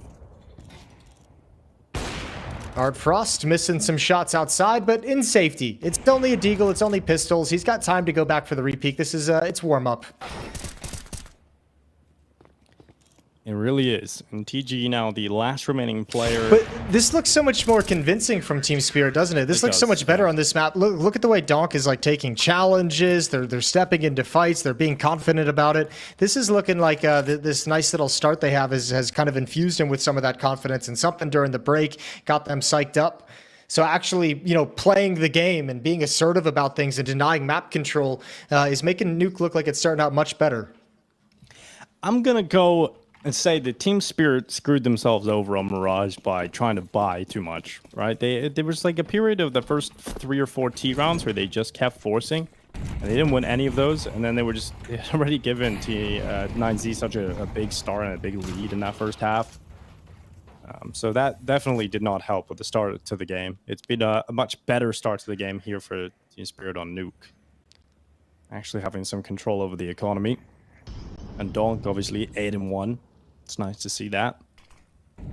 And the player that we discussed having to need to step up for 9Z is Huasopeak, and he's currently 0-6. This is a round. This is a bye round, and they've just been destroyed. Yeah, Donk's giving him the business right now. This is what we wanted to see. This is what we've been waiting for. Good job outside. Another triple kill from him. He's just killed everyone on that side of the map, and Buddha's an easy target at the end of the day. 5-1.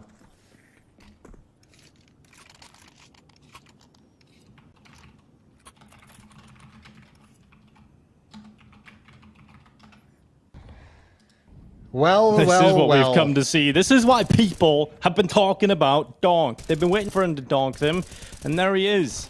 Showing up, showing us some of that mechanical ability, showing us some of that aim, and Donk just fragging out. So really nice to see Donk having a good game here. We started to maybe think everybody was lying and gaslighting us, telling us Donk was the next big thing. Well, here he is. He's finally showing some of that skill. And they're going to be charging outside. Huasopeak has made his way down secret. Yeah, a little bit of a trap. Nuke is looking like it's going to be. Nade doesn't quite blow up in the smoke the way Artfrost wanted to, but it's okay. Donk's already downstairs, and he's going to have a big job to do. 4 upgraded pistols coming right at him. Caught unawares by the vent, so he backs off. Position given up, and now they've got to be careful not to over-rotate.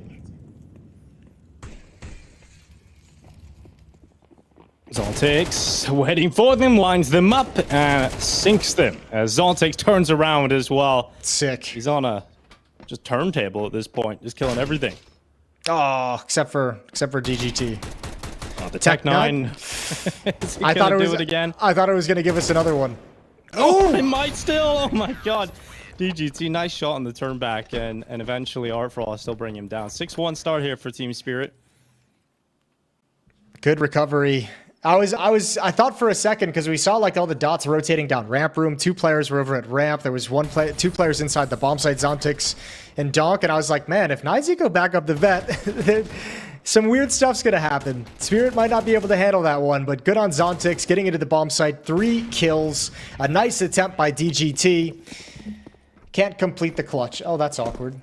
I've never seen that before.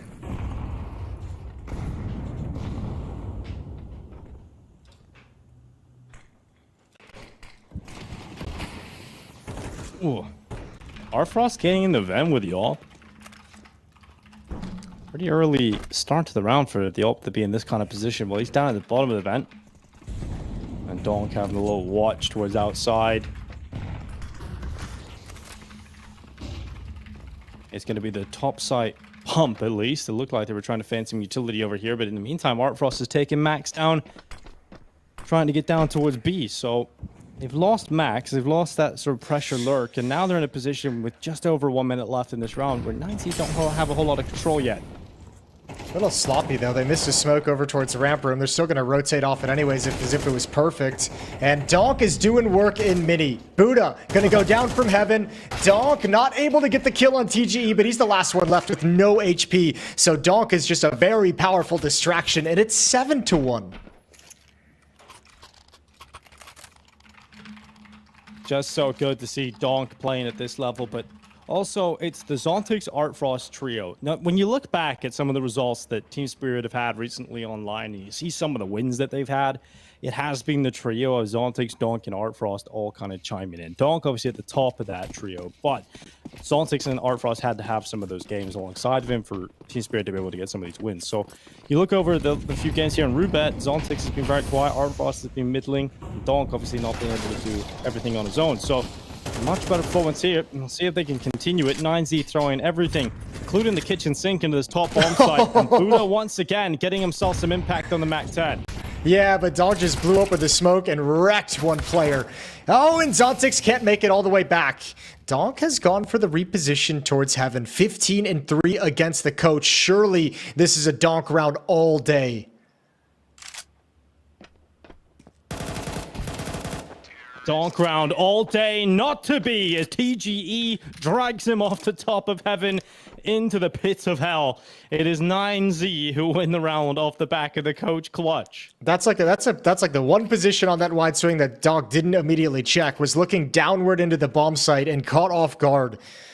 Big time clutch for the coach, which was a mark of their win on Nuke on the first day over Movistar Riders. He was also putting in some clutch rounds for the team. And maybe, just maybe, that can spark something and send 9Z on a little bit of a run. Oh. We've all been there, and we've all tried to nail the door open and watch it bounce off the wall. Outside smoke comes up. It doesn't pop in time to stop Donk, who does take Huaso Peak out of contention right at the start of the follow-up round. Tough start here for 9Z after winning the clutch. You don't want to lose the early player.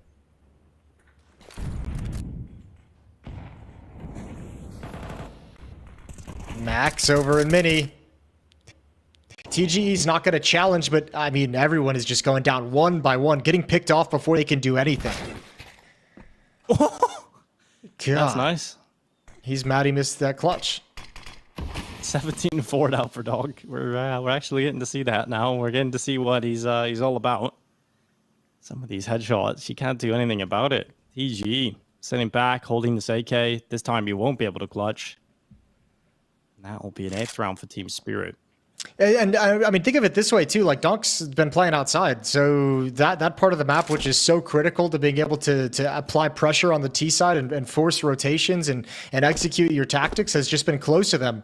They've sent bodies in his direction, and he's just handled it all. 3 kills, 2 kills, round after round.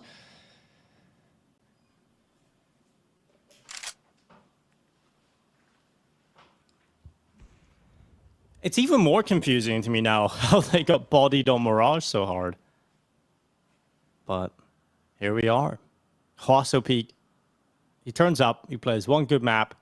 He's a best of one god. But that's it. You've brought him in for... Oh my god, Chopper. Got what it. Was that? Got it. He got the kill, but Chopper just stopping right at the edge, baiting it out. 8-2. Seems like it really isn't going to stop here for Team Spirit. Nah, it's going to make for a quick map, though, isn't it? If it keeps up. Yeah, and then Anubis will be the 3rd and final map of this series. Ooh, I like that. A little bit of Egyptian.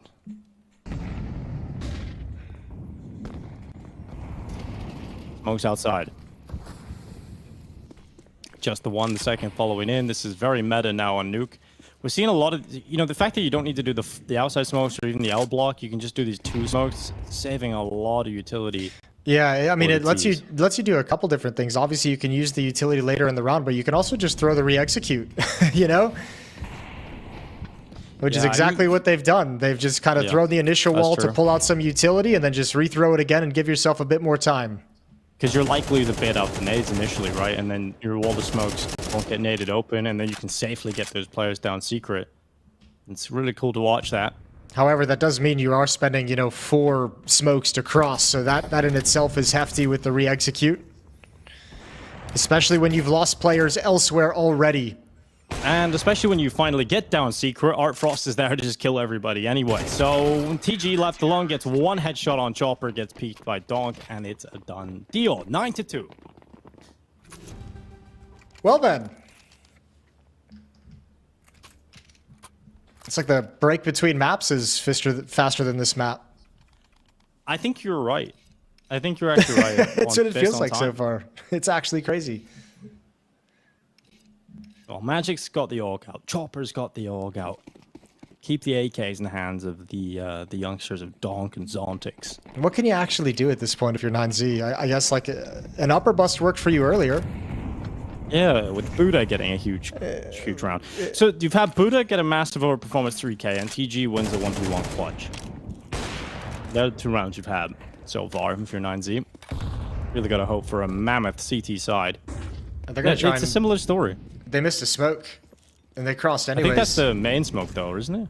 There's one on top of the roof right now. I think they just missed that second.